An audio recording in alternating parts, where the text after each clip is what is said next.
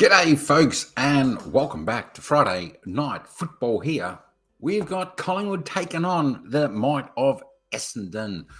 Should be a fantastic evening tonight, and it's going to be a game, well, of chances, I think. I think whoever takes the biggest chances or capitalises on their chances will take out tonight's game. So it's going to be an absolute cracker. Of course, both Essendon and Collingwood are coming off losses last week, trying to capitalise on the victory. Of course, Collingwood, they are sitting sixth on the ladder on 36 points. Of course, they're, what are they? They're 16 points. They're about 4 games off top. And, of course, Essendon sitting fourth on the ladder on 38 points. Only a half a game. So if Collingwood can win, they will leapfrog and they will head into third position at the end of today's game. Taddy, how you going, brother? What's happening?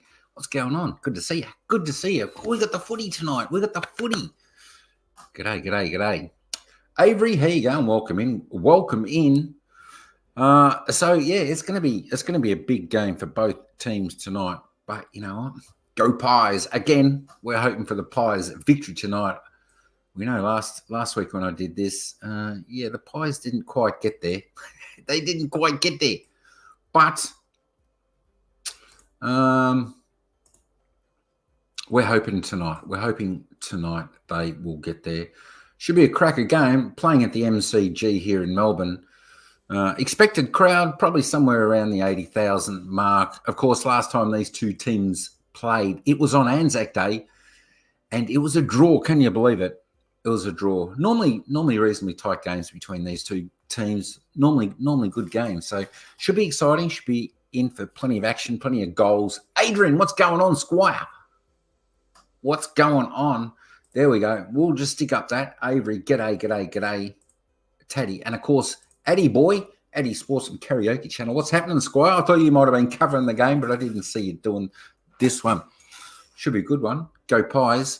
I think if we win this one, we will leapfrog Freo. Come on. We'll leapfrog Freo. At least till when they play. Good stuff. Let's have a little bit of a look at the lineups. Where are we? Here we go. We got the lineup. So for Collingwood, we've got ins of Charlie Dean, Lockie Schultz, which will be a great inclusion because he'll certainly miss down the forward pocket, doing a lot of his bullocking work down there. So he'll be good. Expect him to kick a couple of goals tonight. Ned Long looks like a new player, so he may be debuting for the Pies tonight. And, of course, we've got the outs of Beau McCreary, which injured himself last week with his hamstring, I think. Injured anyway. Lockie Sullivan omitted. And John Noble injured as well. 2 good players there. Well, 3 good players going out. But we've got Lockie Schultz there that will make a bit of an impact there for the Pies. It should be good. Of course, for Essendon, we've got Dylan Shield, another star player coming back in for the Bombers. He'll certainly help their line out. And, of course, Jake Kelly and Nate Caddy, of course, going out. Dyson Heppel. Managed, they say. Managed. Well, there you go. I don't know why you'd manage him in such a big game like this, but there we go. He is managed, same as Todd Goldstein. They're gone for the other ruckman tonight in Sam Draper. We'll see how they go. And Jai Menzie has also been admitted. Andrew McGrath there for Essendon celebrating his 150th game. Good luck to him, but good luck to the Pies tonight. And, of course, there are the captains going in for the coin toss. And the winning captain will decide which way they want to kick, to the left of screen or to the right of screen. And there are the lineups there for you to take a little bit of a look at. Good stuff. There we go. We've got the umpires down there, Nick Foote, Matt Stevick, Jamie Broadbent and Craig Fleer. Let's hope they get the decisions right tonight and do it all well. Ryan, g'day, Squire. How you going? What's going on? What's happening, young fella? What's happening? Thanks for coming. So that is the lineups, and we've got about 40 seconds to go. Let's head back to the match preview. I will reload that in just one moment. No, it's hang on. Where is the one I want? The summary, isn't it? We'll leave that there. Reload that, and that should bring the worm in. I think. If not, I'll fix it somehow. What was I going to do? Here we go. I was going to shoot this up. Where is it? There we go. There is the odds for today. Collingwood going in as favourite at 156. Can you believe it? I can't believe the Pies are actually favourite. They've been winning some of their matches. They've been getting over the line, but only just. Their starts have really been struggling, where the Essendon sort of come out running. So if Collingwood get off to a slow start again, that's definitely not good for them, and Essendon could take advantage of that.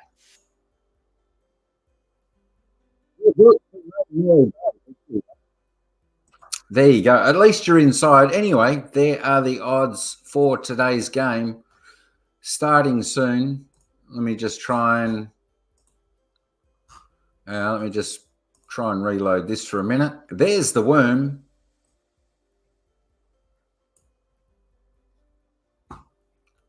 All right, so that looks a little bit better. As I said, Pies going in as favourite against Essendon. We're wanting the Pies to win, of course. Go Pies. All right. Tine Bem Yahoo Mega Love shout out. The manager is in the house. How you going, Lang? What's going on? Here we go. The ball's been bounced. It is being taken away by Essendon. A quick kick into their forward line, and Essendon has taken a mark. And, of course, they are going to have the first shot on goal. 50 seconds into this game. He is about 10 metres in from the boundary. Kicking from about 50. Comes in. Tight angle. It's a wobbling ball, dropping short and marked in defence by Collingwood. Takes off. Dean kicks to the side bottom, who marks it amongst three Essendon players. Handballs to Markov, but incorrect disposal and holding the ball. Jones back into Essendon, who's taken a mark on 50. Too far out to score. Kicks it over. Merritt takes a mark inside 50. Acute angle for the Bombers, who's going to have another shot on goal. Zach Merritt, he scored 10 goals in 2024, so going quite well. Brings it in on the wrong side. Left foot. Looks good off the boots. Straight through the middle. And Essendon gets the first goal of the game. So for all those who were on the first goal kicker, Merritt for the Bombers has done that job. Essendon 106 points to Collingwood yet to score. We've been going just over 2 minutes in the opening quarter. What's up? Tina, our team is playing tonight. Of course, our team is Collingwood. This is our team here. We haven't yet to score. Ball's going back in the centre. Was down. April City, mega love shout out. Thanks for coming in. How you going? Good to see you. Hey, April. Mega love shout out from Tina, from the manager. All right. Ball's been bounced in the centre again. Essendon come out with a clearance, but Dacos grabs it. Can't connect with a handball. Bombers pick it up. Jump all over him. And the umpire's going to call for a bounce. Ball up. Merritt, Darcy go at it. Tap down to Nick Dacos. To Lipinski. To Maiden, who kicks a worm burner wobbler. Essendon pick it up.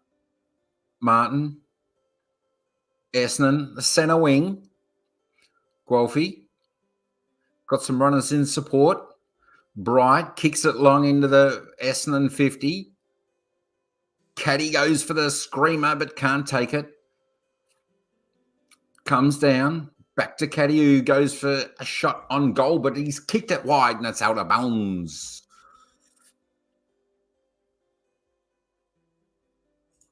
I don't know about that. Out of bounds on the full. Collingwood take the free kick in. Kick to side bottom, who takes the mark. Short kick to Pendlebury.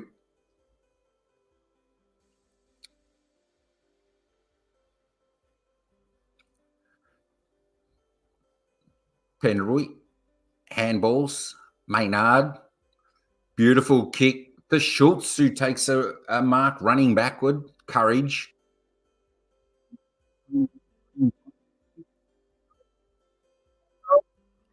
There's the mark for Howe for Collingwood. And Collingwood are going to have their first shot on goal. Coming into 4 minutes of play in the first quarter. Looking for a goal. Here we go. Jeremy Howe around the body goes for the snap kick and he puts a banana right through the middle and Collingwood is on the board. Collingwood, 1 goal. Essendon, 1 goal. 6 points apiece. As the time ticks down, 4 minutes gone in the opening quarter. That's more like it. Come está, Brie. There we go. We've got to have our coffee while we're watching the footy here, folks. Don't forget, who do you think's going to win the game today? That's the poll. You want Collingwood, my team, the manager's team, or do you want the Boo the Bombers? So a good job by Howe there. He was about 30 metres out on about a 45-degree angle, put it round the corner and slotted the first for the Pies. Ball bounced back up in the centre of the ground. Essendon do the clearance. Down to centre forward. Stringer pushes it out. Shield for the Bombers. Still got it. Redman. It's got the mark.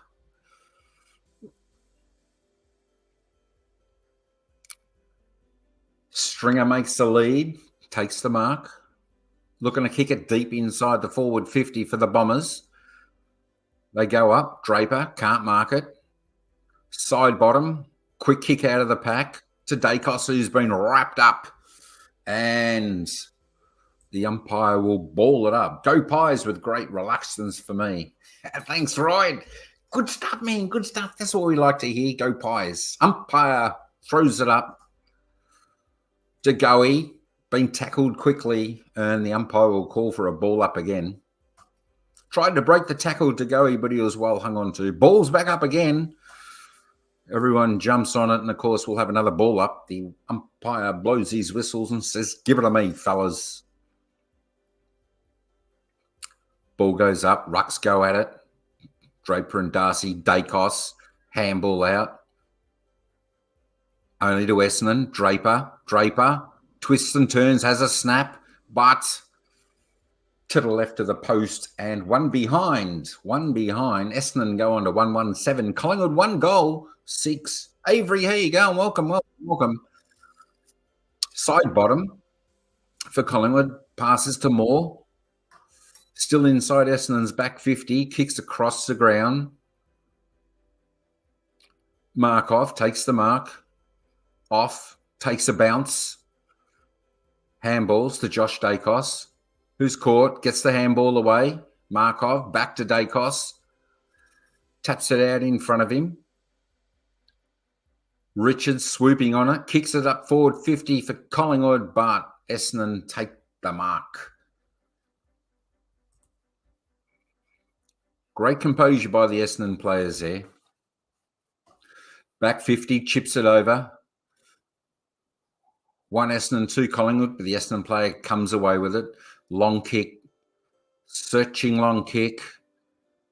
Draper now runs onto it. Handballs over inside 50 for Essendon. Durham. Gresham snaps. Players everywhere. No one can take possession. Essendon now. Langford around the corner for a snap for Essendon, but hits the post, and it's 1 behind to the Bombers. Whew. Bombers 1-2-8. Collingwood 1 goal 6. Out of the back line, Maynard for Collingwood. Finds Crisp.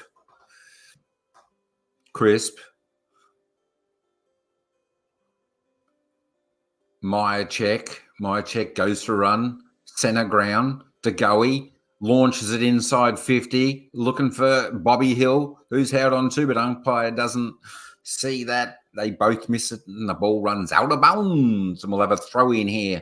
25 metres out from Collingwood's goal.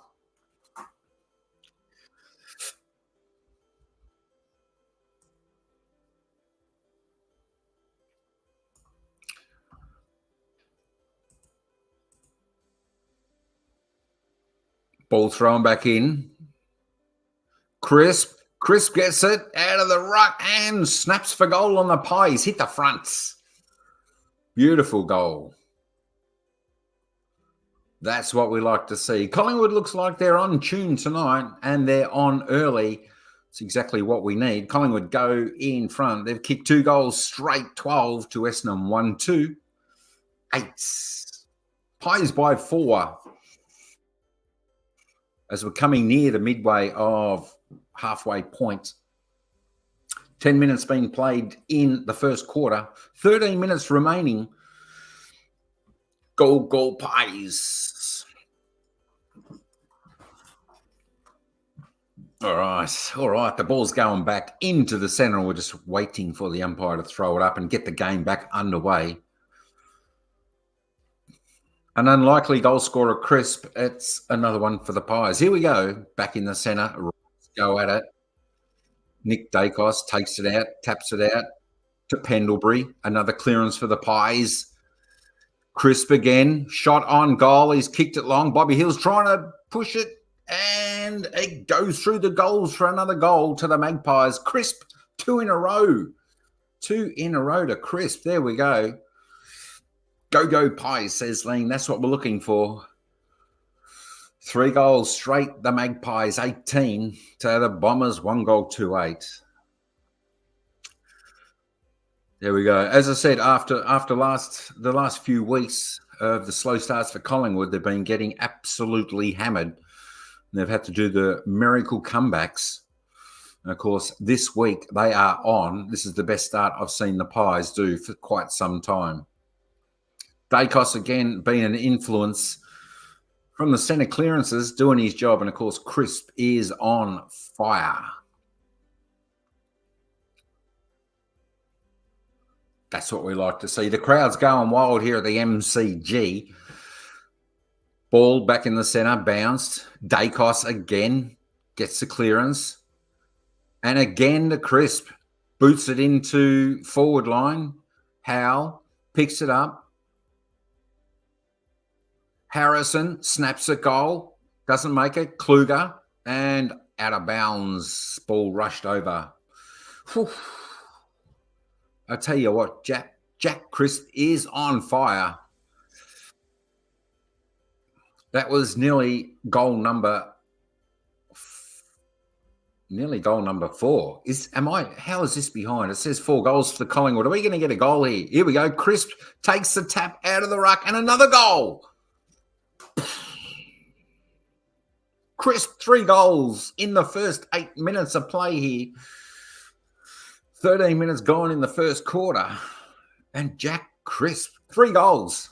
The last 3 goals. There is smiles all round. Here we go. Collingwood go on to 4 goals straight, 24. The Bombers 1-2-8. Wowee. As the commentator's saying, Jack Crisp, he's playing like Superman. That was just incredible. Whew, I tell you what, this is exciting, folks. The Pies are coming out hard. They're coming out strong, and they're just playing electric football here. Ball back in the centre, bounced up. Darcy gets a tap. Dacos tries to tap it out. Gets tackled at the side bottom to Darcy, but the Bombers wrap him up and the umpire's going to call for a ball up. Ball bounced back. Ruckman go at it. Again, Dacos takes it out. Clearance to side bottom, who kicks it to centre half forward for the Pies. Essendon come out with the ball, though. Martin, a little look away handball. McGrath kicks it out to centre wing, trying to find Caddy. Back to Jones. Quick snap, but only as far as side bottom for Collingwood, who takes the mark. Oh, dangerous kick, but he finds Pendlebury, who takes the mark. Looking for his options. Pendlebury goes out wide. Found DeGoey for a mark. DeGoey to Howell. Howell looking for Harrison, who's taken a mark for Collingwood. 40 metres out on about a 45-degree angle. Collingwood get their chance for another.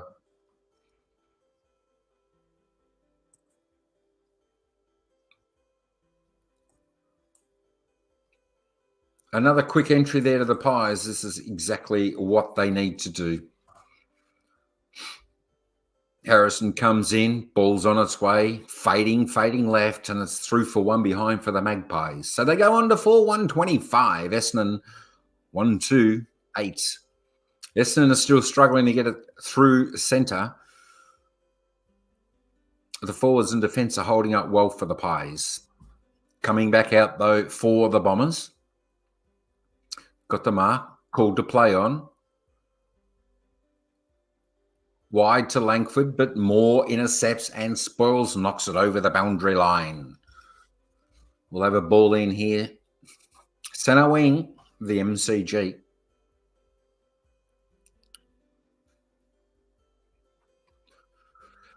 Whew, what a game. What a game so far. This is what we like to see. Ball thrown in. Josh Dacos to Pendlebury. Back to Dacos. To DeGoey. Back to Dacos on his left. Kicks to Quaynor, but finds the Essendon player just a little bit too short. Jones goes sideways to Dersma. Now Ridley. Finds Draper out on centre wing for Essendon.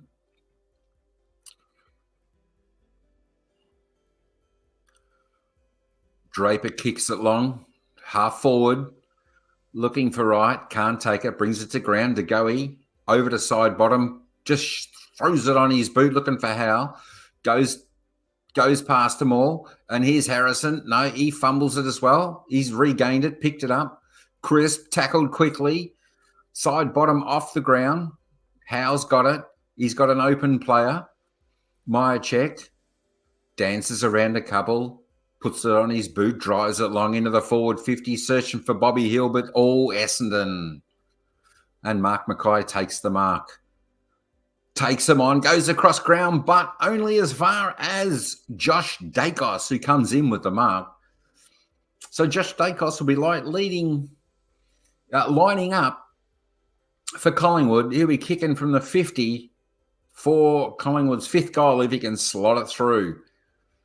A bad kick. So Dacos, instead of going, he's gone for the short kick, and Collingwood take a mark. 25 metres out, just on a slight angle. Bit better position. Collingwood finding their way through the roadblocks everywhere, Essendon quite easy.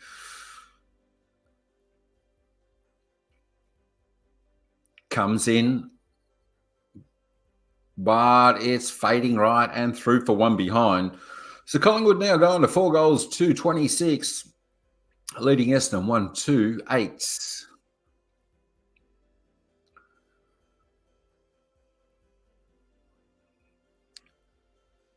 Play on. All right, here we go. So Essendon got the ball. They've got the mark. They're just outside their defensive 50. Short pass, mark for Essendon. He's looking to go sideways.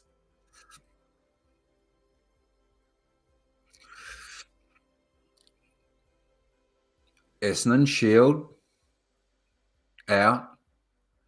Kicks, marks to the Bombers. Handballs, Dusler. Back to Mackay. Chips it, but only as far as Will Hoskin-Elliott for Collingwood. Hoskin-Elliott goes forward, but intercepted by Essendon, who gets the ball back. Got a mark. Handball's on. Merritt drills it into the forward 50 for Essendon, and Essendon will get the free kick. Chris taking the arms of Caddy for Essendon, and Essendon will line up for a shot on goal. Whew. So here we go. Lining up.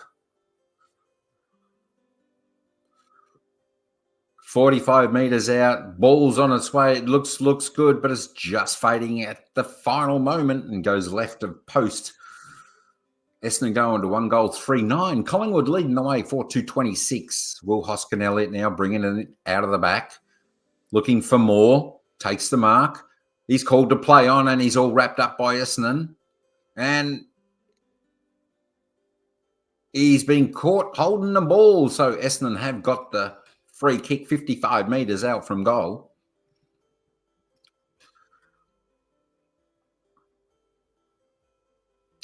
Puts it in short to the hot spot. No one can mark. Essendon have a shot on goal. Collingwood, it's smothered. Hoskin-Elliott gets the ball, kicks it out of the danger zone, but only as far as the Bombers. Perkins, not 15. Cox, he's wrapped up by Collingwood, and it's holding the ball. Great defensive work by the Magpies. Whew, and they'll get out of trouble here. All right. De Goey's got the ball now. Kicks it down the centre wing, looking for Myercheck, but Draper comes in for Essendon, who takes the mark. Draper about to drive them back into attack. Kicks it down the line. Pack goes up. No one can mark. Bombers come out with it. Shield. Martin. Kelly kicks it inside 50 for the Bombers, but Hoskin-Elliott's there. He'll clean it up. Kicks it to Dacos, who kicks the side bottom, who's taken the mark. Side bottom. Short kick to Markov. Markov looking for his options for the Magpies here. Back to side bottom. He's playing a great game. He's all over the ground side bottom. He's doing great. Side bottom going for a short kick to Pendlebury, who takes the mark. Pendlebury again with another short kick to Crisp of Collingwood. Centre of the ground here. On the flank, centre of the ground, goes wide, looking for Cameron, who takes the mark. 55 out from Collingwood goal, chips it over, but for Richards, Harrison, Collingwood snaps at goal, and bang! Puts the left foot banana through the big sticks for the Collingwood Magpies. And they go on to 5-2-32, lead Essendon 1-3-9. Oh, you bought a selfie stick. Ryan. Good stuff. Yeah, I saw that. Good stuff. That's good for you doing your lives at home if you want. Just to keep it stable and all that type of stuff. Sometimes I've used a selfie stick when I've done StreamYard when I've been walking. But if you want to walk and go direct live, a gimbal's probably the best way. Why, Pies? Why? Addy boy, have they started the game better than this year? I think not. They are definitely come out of the blocks running. And Crisp with three in a row. Harrison's doing well. Ball's bounced back up. Darcy Cameron wins the knockout, but only as far as Merritt for the Bombers, who clears it. Gresham takes his chest mark.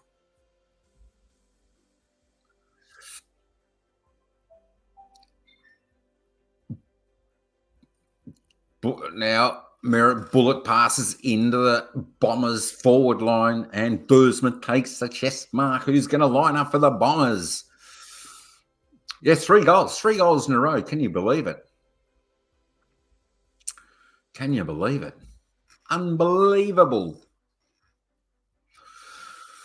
All right. He's kicking from about 30 metres on about a 50-degree angle.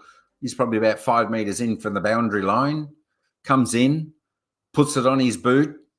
It's going right, pushing right. Doesn't reach the distance, but it's going to go over the pack and through the behinds for 1 point. Essendon now go on to 1 goal, 4-10. Trail Collingwood, 5-2, 32. So Collingwood, the last 4 goals of the game, Hoskinelli out of the back line, kicks it long, looking for Quaynor. But Essendon come with the mark. It was off Quaynor's hands, and he asked him the question, was that really a mark? But the umpire said, it'll do me. Essendon drives it long back into their forward 50 to the hot spot. All go up. No one can get it. Schultz, Paddy, Perkins for Essendon. Handball's over. Alfie has a snap on his right foot, but to the right of the goals, and it's through for 1 behind for the Bombers. Quick back out of the back. Maynard looking for Crisp. Takes the mark. Crisp going forward down to Schultz, who takes the mark. Out on centre wing, Nick Dacos. Pinpoint accuracy to Howe, who's 60 out. Howe kicks wide, looking for Meyer check, but too wide, and it's out of bounds on the full. Essendon ball. Essendon ball on the Gold Coast point post. On the Collingwood point post, Essendon's got the ball. But there we go. Back in, kicks it long. Draper goes up. Brampton over the top with a spoil, and it goes out of bounds. And the umpire says, I'll throw it in, fellas. 2 minutes left in the first quarter here. Collingwood by 21. Looking good at the moment.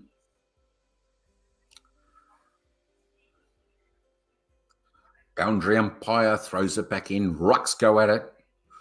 Draper wins the knock. Dacos takes it, but he lets it go. And, of course, he didn't have possession. He was tackled, and it's holding the man. So Dacos putting it back in.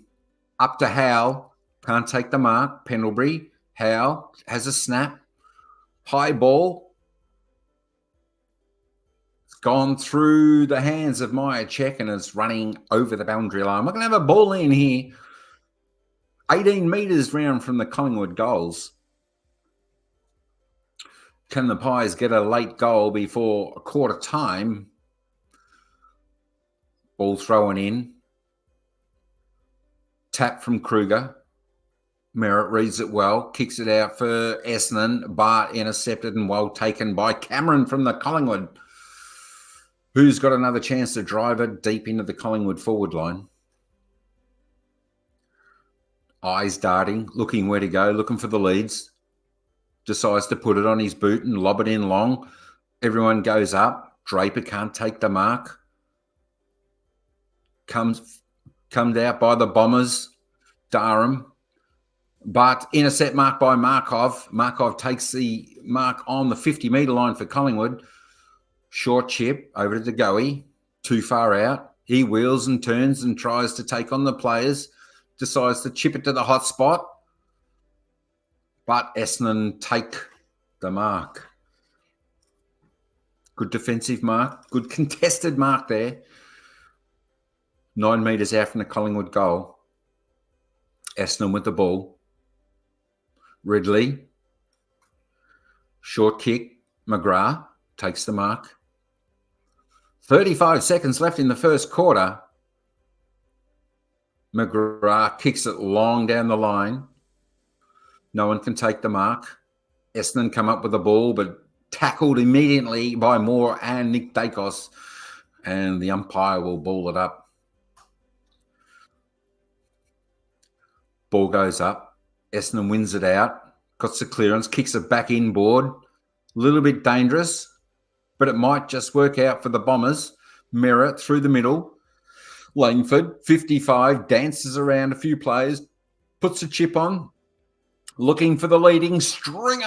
The package has taken a mark with 4 seconds to go for the Bombers. And Stringer's going to have a shot after the siren. 12 metres out, just on a slight angle. This should be no trouble at all for Jake Stringer, the package. This should be Essendon's second goal of the term. Stringer has kicked 21 goals, 10 on set shots for the season. What can he do?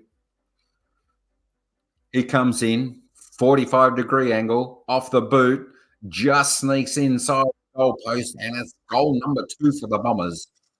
Essendon, after the siren, go to 2 goals, 5-17. Trail the Magpies, 5-2, 32. And that is quarter time, folks. That is quarter time. There we go. I tell you what, it was an exciting first quarter here at the MCG, Collingwood versus Essendon. As we see, Collingwood did go into this game favourite at 156, Essendon 237.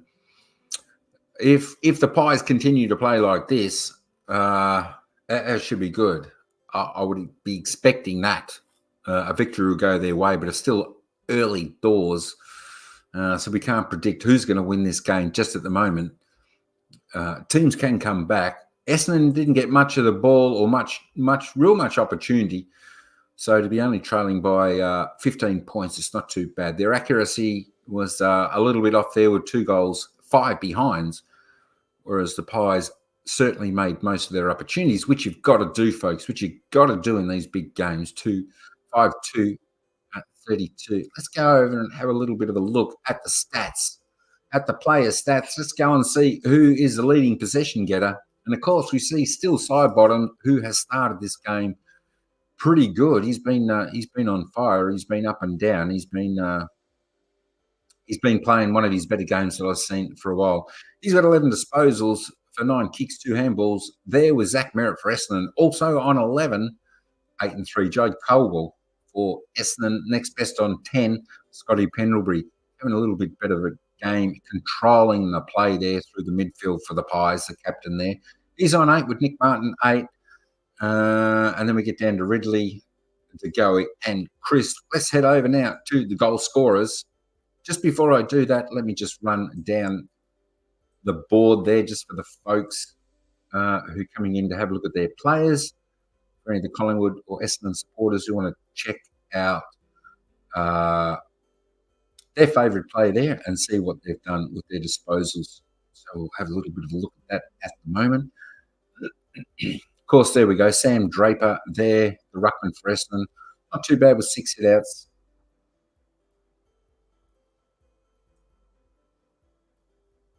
Andy McGrath with 3. Darcy Moore with 2. Brody Mychek with 2. Yet to score.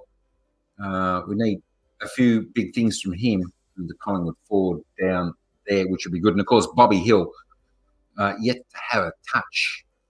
The electric Bobby Hill. All right, let's go and have a look at some team stats now. Let's load them up. So there we go. That is surprising. The disposal count, 83 to 105. Essendon in front there. Of course, the kicks are pretty even. It's just the handballs. Essendon overuse of the handball where the pressure is coming from the Magpies. Disposal efficiency, well, they're actually both ahead of the 2024 average there. Collingwood just up a little bit on that. Inside 50, well, that's not too bad either at about 66.7% for each of the two teams. Definitely way up on the 44 and 51% on the year average. Free kicks, nothing in it, 3 to 4. Stoppages, the hit out, 7 to 8. Clearances, 8 to 6. I should have had a look and see how many Nick Dacos had, because he does get quite a few. Clearances, 2 to 3. Stoppage clearances. We've got contested possessions there. Essendon lead the way, 28 to 20. Uncontested. That's just Essendon chipping the ball around a little bit more. Turnovers, 14 to 12.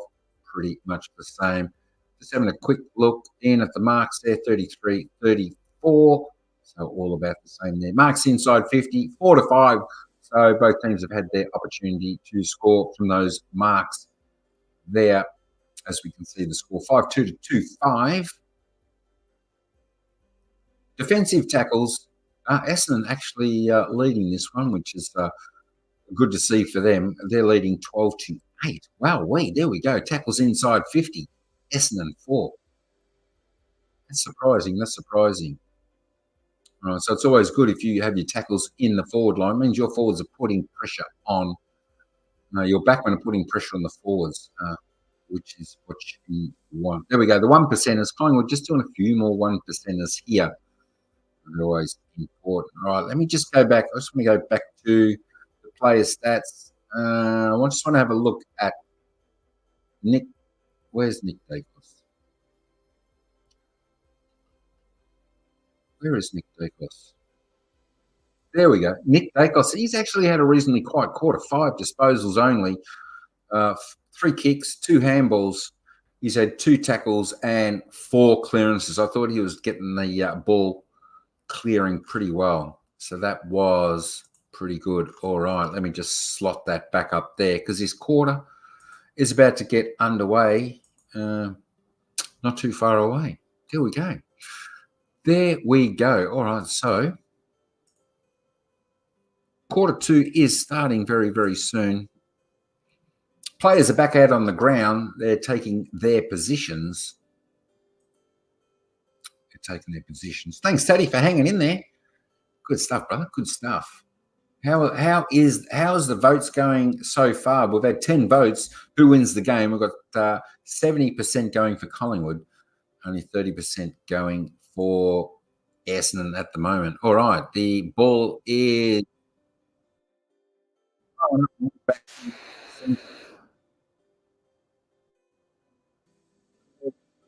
to the ruckman, to Darcy. Handballs are to Dacos. Nick Dacos gets around Durham, kicks it to Richards. Jones back with a fly, spoils, and the ball runs out of bounds. So we're going to have a ball in 25 metres around from the Collingwood goal into attack in the opening minutes of the second quarter. Ball thrown in. Draper gets the tap out. Everyone misses. Richards tries to swoop on it, but taken out of bounds. We're going to have another throw in here.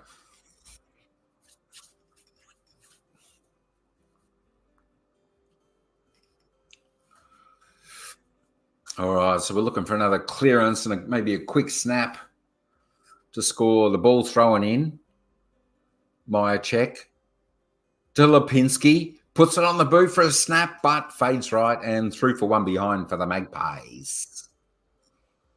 Magpies go on to 5-3-33. Lead Essendon to 5-17. That was nearly the start that we wanted for the second quarter.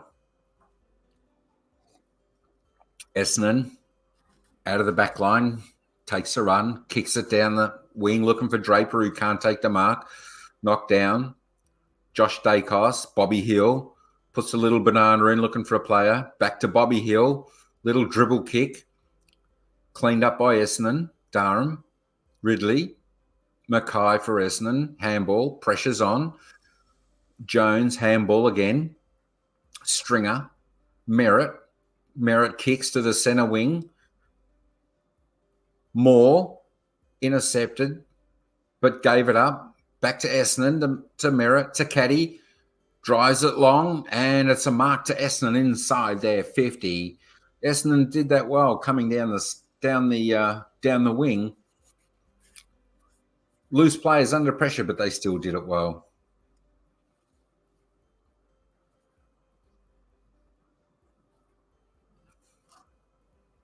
So there we go. Essendon will take the shot on goal. He'll be kicking from about 49 metres, pretty much right on the boundary, left side of the goalpost. Kyle Langford, he's had 5 disposals so far, coming up for his 6th. Comes in, he'll be kicking right on 50, runs around, opens the angle, kicks it. It's not coming back, not even making the distance. Moore goes up to spoil and through the behind. For a behind for the Bombers. 2-6-18, 5-3-33. Will Hoskin Elliott now with the ball, about to take it out from defence, has a run, kicks, looking for Cameron, he can't mark. He's got the ball. Quainer, quick kick out. Crisp under it. Can't take the mark. Back to Essendon. Caldwell to Jones, under pressure. Back to Essendon. Kelly has a mark. 65 out, Essendon. Drives it long, looking for Draper. Comes over, can't take the mark. Merritt's crumbed it. Left foot snap. It bounces, but bounces wrong and going through for one behind again for the Bombers. Moore now out of the back line for Collingwood over to Pendlebury. Handballs back to Moore. Moore kicks long, looking for Quainer. Schultz back inboard to Lipinski, who takes the mark. Looking for the lead of Howe. Overruns it, but he takes the mark. Good body work from Howe. And Howe will take a mark for Collingwood. 25 metres out on an acute angle. Maybe about 10 metres inside the boundary. Howe's had 7 disposals, 4 marks. He's had 1 goal so far. Coming up for his 8th. Now let's see how he goes for this kick. Lining up the goals. Twirls the ball in his hand. Walking in. Jeremy Howe off the boot. Looks good. The ball's coming back. And the umpire does not move, the goal umpire.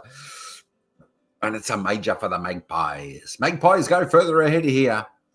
6 goals, 3-39. Lead Essendon 2-7. 19. That's what we want, Magpies. Go Pies. Go Pies. Go Pies. Go Pies. Go Pies. Go Pies. Go Pies. There we go. Jeremy Howe is on for his 2nd goal. Usually plays down back, Jeremy Howe. Takes all the great marks. But they've decided to put him down forward, and it's definitely worked a treat over the past week or two. And he's doing his job well. Of course, Jeremy Howe was a forward when he was over at Melbourne. And since he came to Collingwood, he has been playing down back, but now up forward. Back in the centre, the umpire bounces the ball. Cameron wins the tap out. Essendon got the ball, but quickly tackled by Pendlebury. And the umpire says, ball it up, give it to me, fellas. Goes up. Ball in dispute. Essendon get the handball out. Durham. Dribbles kick. Gresham. Sneaky kick. Caldwell over. And Langford has taken a mark. 2 metres out from the Essendon goal. Runs around, plays on quickly, and kicks the goal for the Bombers. So there we go. The Bombers have kicked their 4th goal, I think it is, which will put them on 4-7, 40, 31. No, they're 3-7.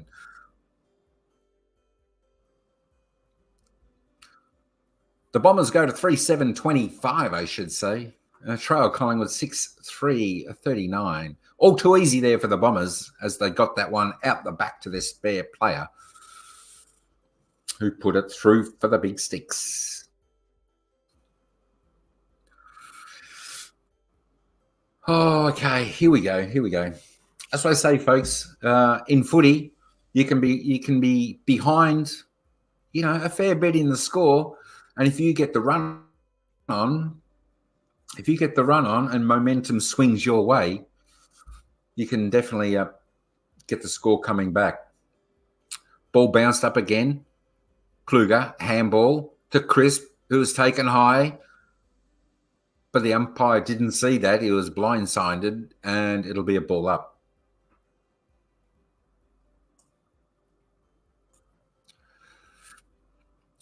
To Goey now, to Pendlebury. Clears the ball. Up to the half-forward flank. Bobby Hill. He weaves and takes a bounce, chips it over, but he chips it to no one. Essendon got the ball, Ridley, handballs it out to Martin, to Dersler, to Kelly. And he finds Perkin for Essendon's, who just settles a bit. Now he takes off, kicks it wide, kicks it long down the wing, over the back. Essendon swings, handballs, caddy.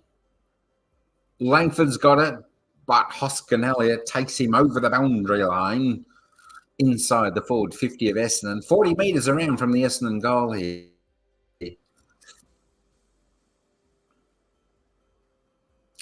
So we've got the boundary throw in. Ball's coming back in. Rucks go up. Kluger. Nick Dacos. Kick. Smothered. Ball's in dispute. Dacos off the ground. Straight into the Essendon player. Essendon's got it, but tackled by Dacos. And it's going to be another ball up. We're about 56 metres out from the Essendon goal. And the umpire's going to bounce it up. Bounce it up to Goey. Fresh airy. Dacos off the ground. Harrison picks it up. Tackled instantly. And the umpire will ball it up again. Half forward flank for the Bombers. Bombers win the tap. Quick kick. Only as far as side bottom, who takes the mark. Defensive 50 for the Pies. Side bottom kicks it out. Finds Pendlebury, who's controlling the corridor. Pendlebury still looking for his player. Finds Maynard. Maynard kicks long out wide to the wing. Beautiful kick to Hoskin Elliott. Lipinski leads up. Doesn't choose to him. Instead, goes to Markov. Markov is going to either short pass it or go deep into the forward 50. Takes off, has a bounce, extra grounds, goes forward pocket, drives it long. Looking for Jeremy Howe, but can't take the mark. Well spoiled by Essendon, and it's over the boundary line. We're going to have a ball in.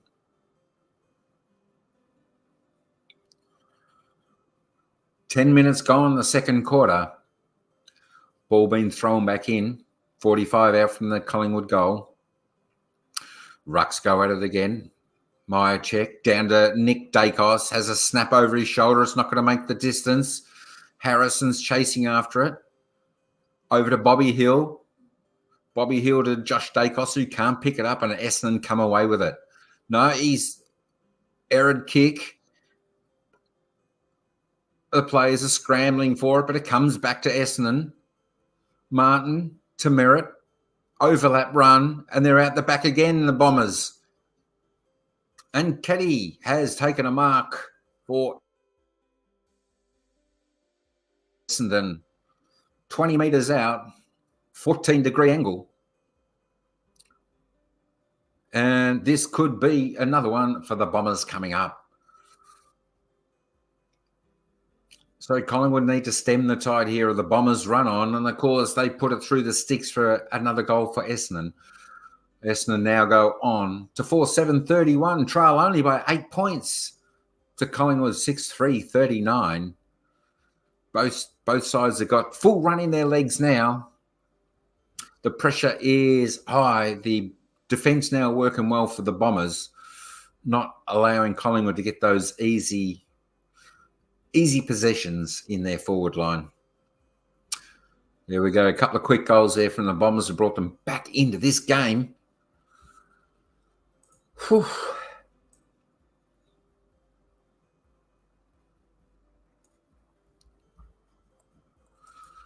Oh, I tell you, it's an exciting game.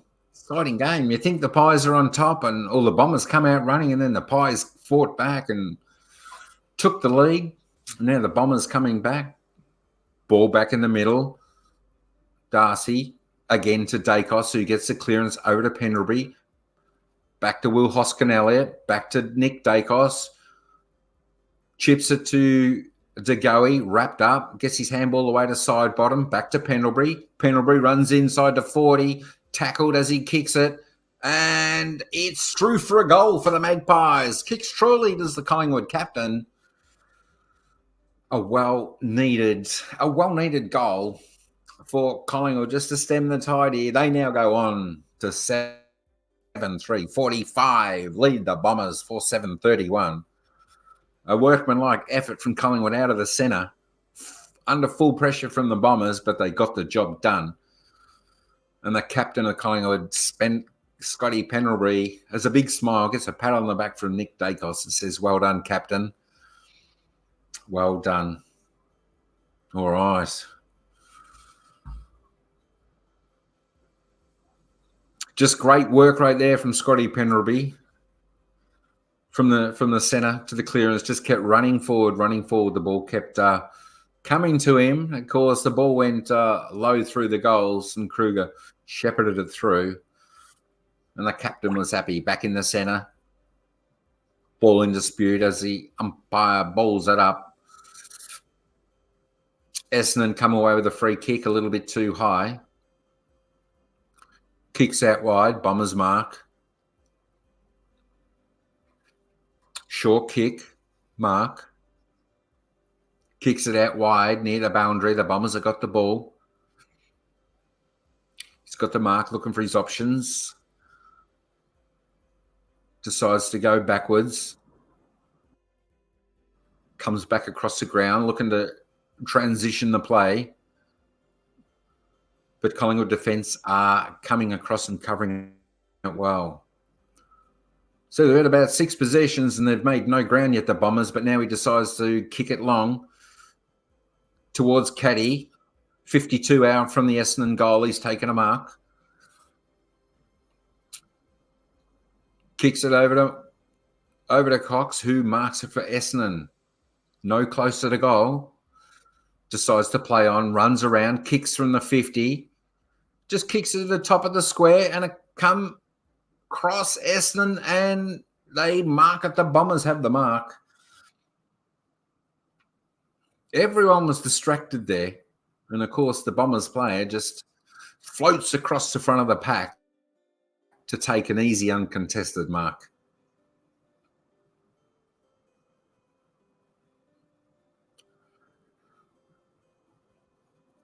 So,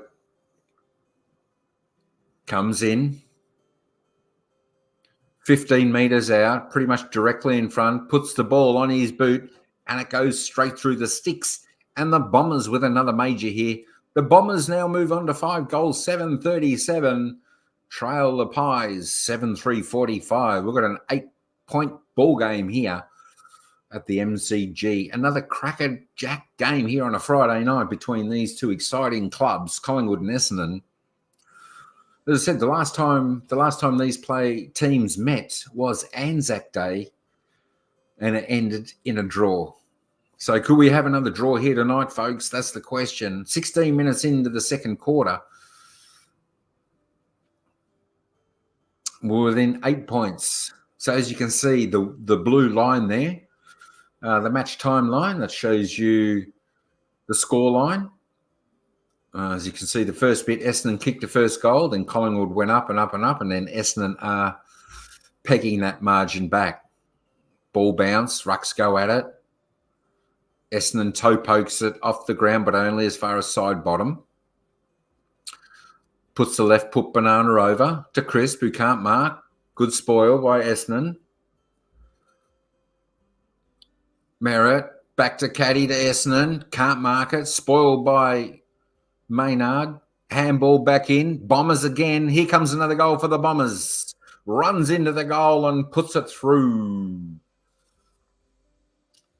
Who was that who kicked the goal for the Bombers then? Let me just have a look. Let me just wait and have a look. Hopefully they'll let me know.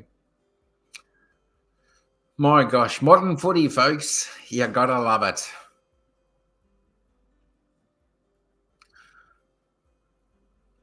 That's the thing. You can score so quick. You can kick goals quick. You know, unless you're 9 goals up going into the last quarter, anything is possible. And we're still only halfway through the second quarter.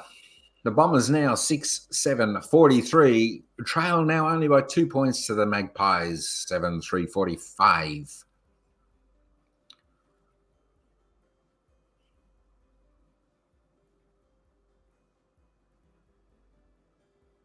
So the ball's back in the centre now. Who's going to win the clearance? Rucks go up. Cameron gets the knockout to side bottom. Back to Darcy. Puts it on his foot. Redmond. Kluger. Can't pick it up. Quaynor handballs it. The ball's in dispute on the ground. Everyone can't pick it up. Chris finally gets it, throws it on his boot, kicks it deep into the forward pocket, but Essendon come away with the ball again to Dersma. They link up well. McGrath, backhand ball. Another Jones scrubby kick, but only as far as side bottom. Back to Maynard. Handballs to Will Hoskin-Elliott, who handballs to Josh Dacos. Will he pinpoint? No, only as far as Draper, who takes a good mark inside the back 50. Hey, Brett, how you going, Squire? How you going? G'day to all from young Brett. What's going on over there? What's happening? All right, the package now, down the wing. Stringer, Essendon are out. They're on their own. Can he find a target? Handballs it over, but no good. Cameron missed it. Side bottom, dribbles it back to DeGoey, who's got it back for the Pies.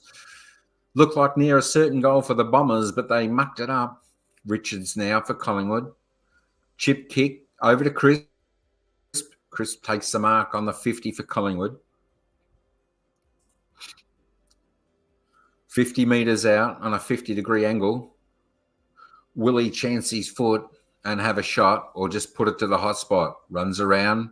Just puts it to the hot spot, looking for a mark. Hill over the top. So is Essendon, who thump it through the behinds, through for one behind for Collingwood. Collingwood move on to 7-4-46. Lead Essendon 6-7-43. McGrath now from the back for Essendon. Has a run. Kicks it wide and long. Essendon mark. Kicks it back to McGrath.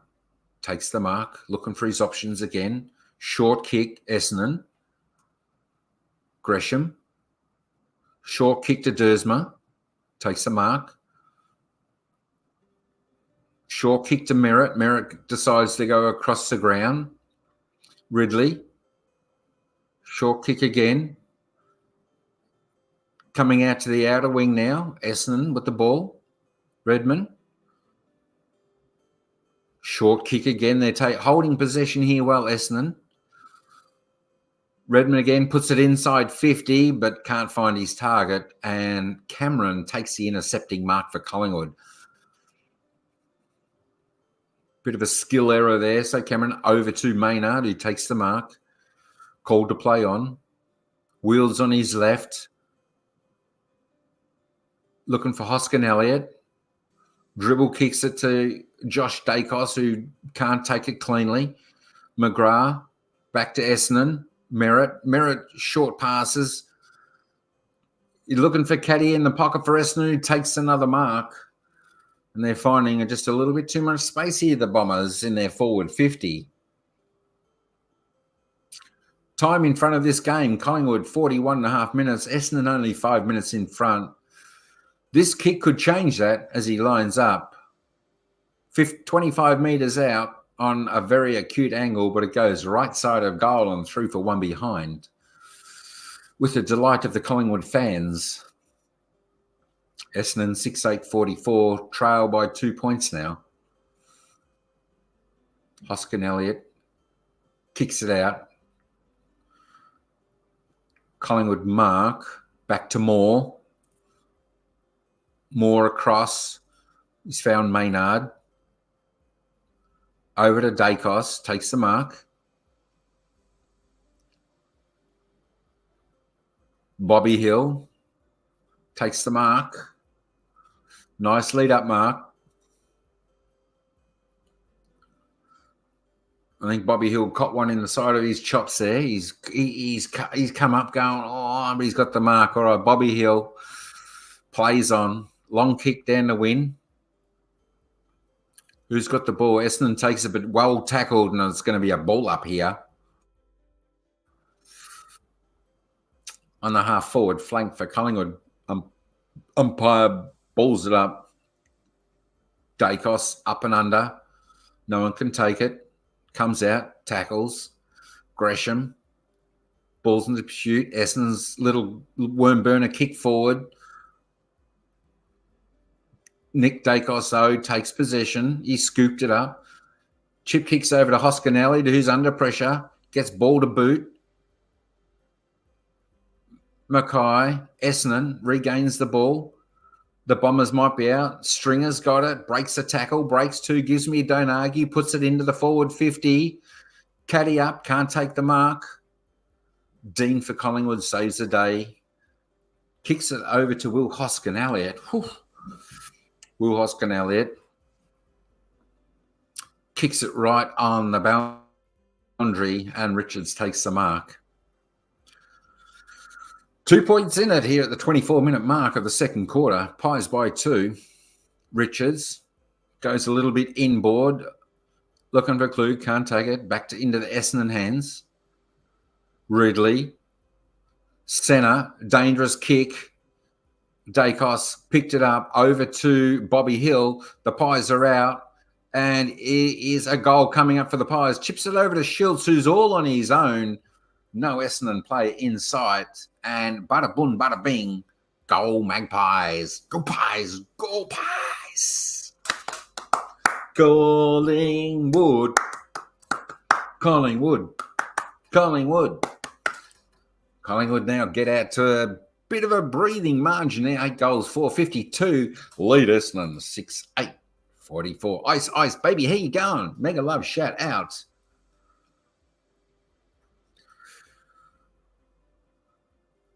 Icy baby is here in the house. There we go. Thanks, Icy, for coming in. Yeah, do what you need to be. That's all right. That's all right. Good to see you here. Hope you had a great day. Hope you've had a great Friday. And I hope your weekend's going to be even better. How's that? Hey, Paul, how you going? Squire, what's going on? Hi, Mike. I'm watching from a restaurant on the shore of Payo Lake. Sounds good. Are you actually watching the game? It's a good game. It's a good game, Paul. Stringer's got the ball in the forward 50 for the Bombers. Breaks the tackle, handballs it back out. Handballs it backwards. Crisp is onto it with the Bomber. I tell you what, this is a fierce game. Crisp, toe pokes to Goey. Over to the champion, Nick Dacos. Kicks it to Hal. Can't take the mark. Ridley, tackled. Gets it out to Kelly. Whew. What a game, what a game. Essendon kicks it down the wing, but only to Pendlebury. Pendlebury marks now. It's going to put it back into attack for Collingwood. Kicks it to Dacos, left and right. Looking for options. Handballs it back to the skipper, Pendlebury, who kicks it up and under and up into the forward 50 of Collingwood. But Mackay from Essendon take a saving mark. Good stuff, Paul. I like that. Yeah, you can find a place there you can watch the game. That's awesome. That is awesome. G'day, Paul. Icy. How you going from Taddy? All right, so the ball is out of bounds here. 65 metres around from the Collingwood goal. We're going to have a throw in.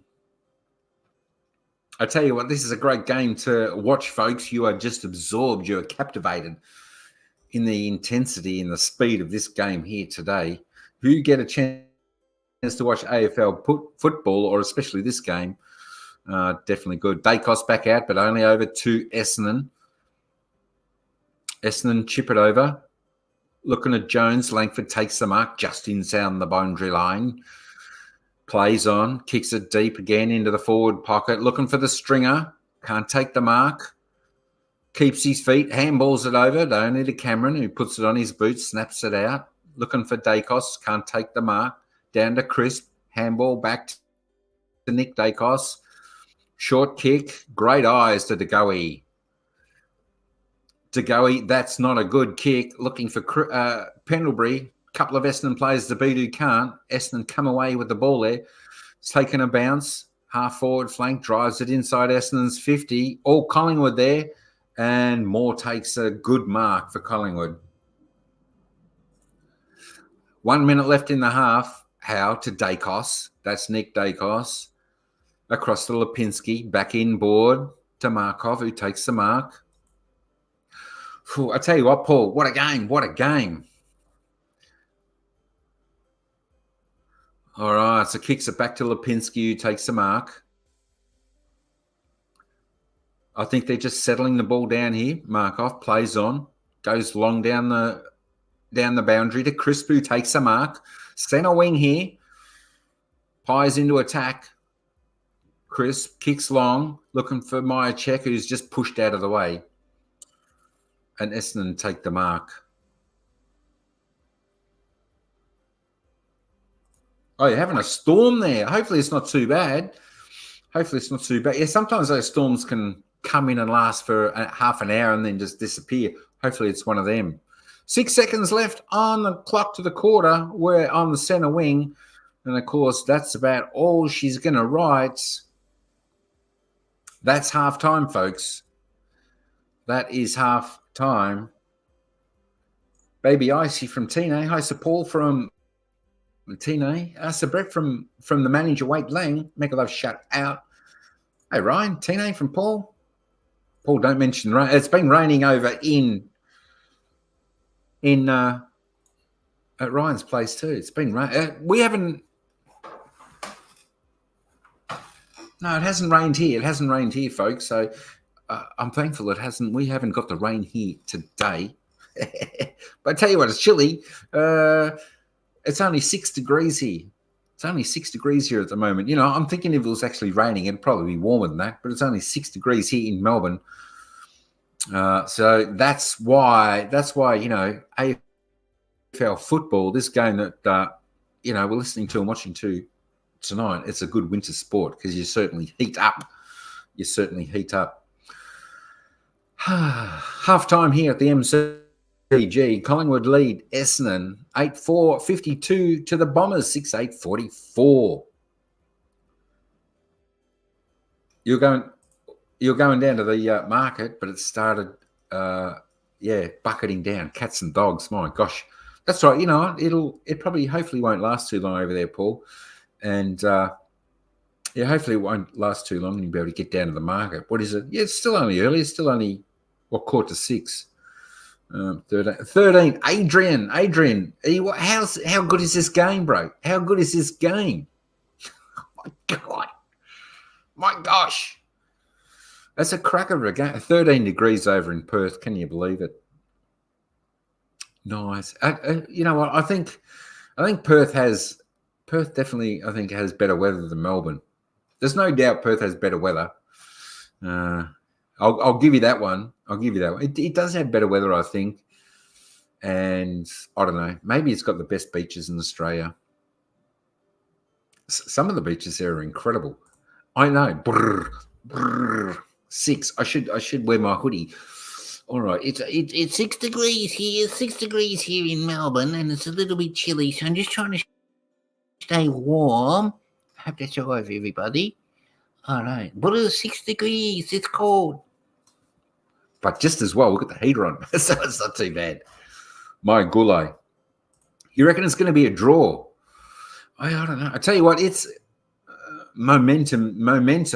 Momentum is such a big thing.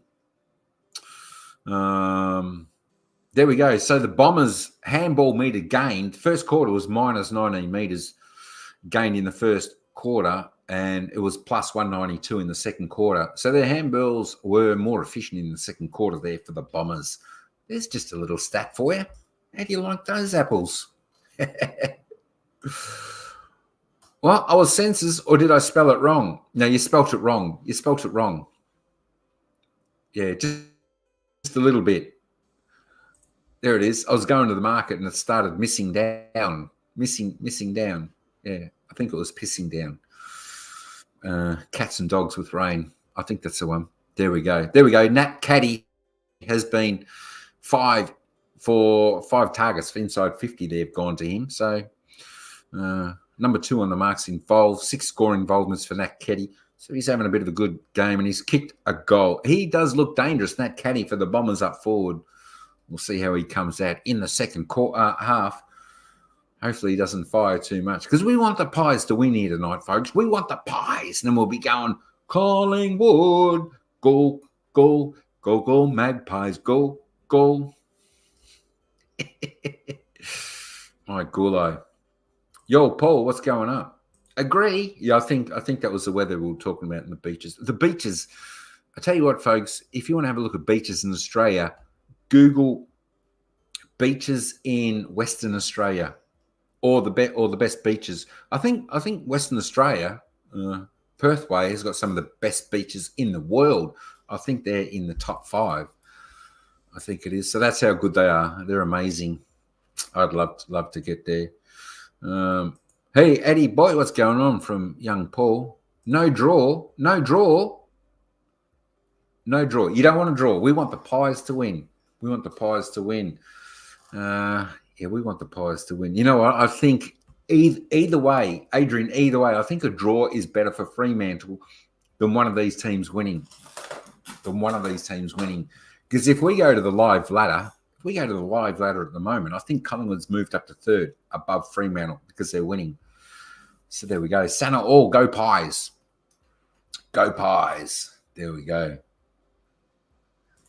Yeah, I got it. Yeah, that's all right. No worries. Look, a selfie stick. A selfie stick is all right as long as it's, as long as it's stable. You know, when you got it in. Actually, you know what? I'm using my selfie stick at the moment, Ryan, and I've actually got my light where it is. You know, it pulls out, and I put the phone in. I pulled that out and put my light on. I don't know whether I can show you. Hang on, try and have a look at this. This is how I've used my selfie stick.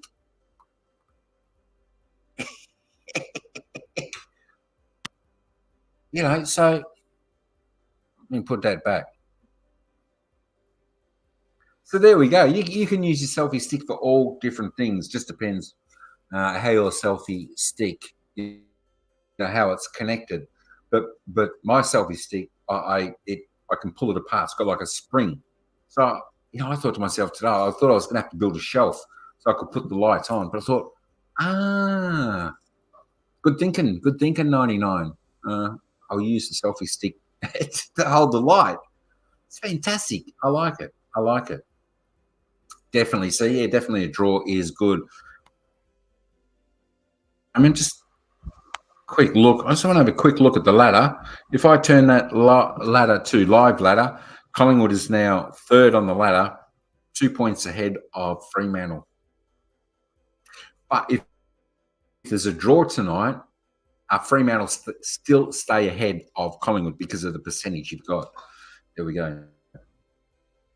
You strongly disagree. Coffs Harbour has the best beaches. You need to, you know, some of the beaches there might be all right. You know, like the beaches here, we've got beautiful beaches here, but have a look at some of the beaches in Western Australia.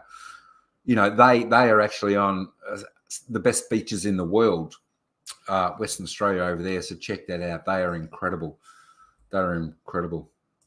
You're just going on Essendon. Oh, just going on form. Essendon should kick away, but I'm rooting for the Pies. Go Pies! You know, that being said, you know, Collingwood do come home strong in their games. You know, and I'm tipping. You know, like I think both teams are actually on. Both teams are on in this game today. You know, I don't think it's a matter of one team has got the better of the other team. The other team's not doing what they need to do. You know, I think they're both doing their thing. They're getting the run, the play. I think their efficiency is pretty good. Their skills are pretty good. There's just high pressure. That's why there might be a little bit of fumbling here and there. That's just because there's so much pressure. You know, but both teams are having a good crack in this game. So this is still anyone's game. You know, and as Adrian said earlier on, it could be a draw. But yeah, I don't. You know, the funny thing with that, Paul, I don't know whether Collingwood's actually better when they're behind than when they're actually like a goal or two in front. You know, I think they're good when they come from behind, and they're good when they actually put a margin on their opposition and just smother the opposition, you know, and tick away. But sometimes they sort of go into their shell a little bit I've noticed when they're like a couple of goals, actually.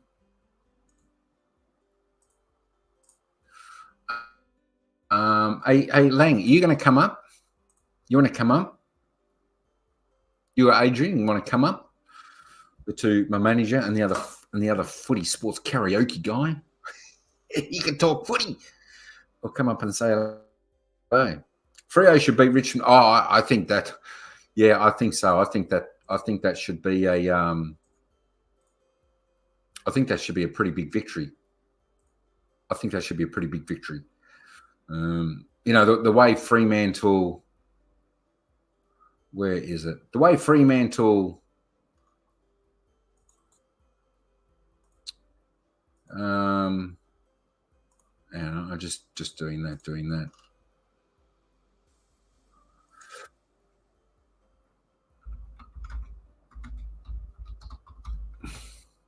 The way Fremantle played last week, against Sydney, holy Toledo. You've got to think that he's a good. I know Adrian does the best lives. I've really got to do lives like Adrian. I started to do that a little bit like that, Adrian. But like you, when I do the footy, I might do some more footy, but I'll put I won't use StreamYard. I'll use like direct, but then I'll put the live commentators that comes through. So that seems to work okay as well. I know he's a good man. He comes to support Adrian. He's a great man. Go Richmond Tigers. We'll win tomorrow, Addy, says Ryan. I don't know, Ryan. I don't know. Fremantle are going pretty good. And that was the best game I'd seen Fife play for a long time last week. A long time. La, la, la, la, la. Adrian, did you leave your own live? I know. I tell you what, Adrian doesn't need to be there at his own lives. And he still gets, what did you have, like, was it 2,000 or 4,000 views on your last live yesterday? I think so. What do you mean busy cooking for dinner? Maybe Adrian will come up. Go, Addy, save me. Go. What is? 7 o'clock. 7 o'clock. Santa all. Yeah, Adrian's welcome to come up if he wants. No worries at all. Yeah, I will. If Adrian wants to come up, he can. Let me put that down there for him. Adrian or Tine, if you want. And then you can come up and let us know. There we go. Just under 5K views, 60 watch hours. Good stuff. That was the Philippines basketball. I think I had a look. I'm always dropping into your lives. Whether I leave a comment, I'm always dropping over there and keeping your tab open and watch and listen. And then sometimes I put the Ronald McDonald with the fries and stuff like that. But that's great. It shows you how popular. The basketball is, and your channel, Adrian's channel, is doing really well with his live stream. So that's fantastic. We love to see that. We like to see Eddie Boy doing great with his sports stuff. It takes a while, but you get there, mate. You get there. It's good stuff. I mean, there's some games that get. Draw. I was chanting. I put my name as what I put Blue Pies, and I said, and my headline was draw.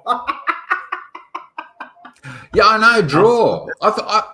I thought originally you were saying you think it's going to be a draw, because they're always so tight. They're always so tight, and it was a draw. That's what I picked it because the one that happened on Anzac Day, wasn't it? Yeah, of course, yeah. Anzac Day, right? Of course, yeah. It's two. Yeah, that's right. I know that was a draw there. Can you believe it? Yeah, we've had three draws. Yeah, Freo in that one about about what round are we up to? About a month or two ago, Six. yeah. They were in a draw. Yep. 3-0, yeah. That's right. Yeah, that's right. There's been a couple of teams.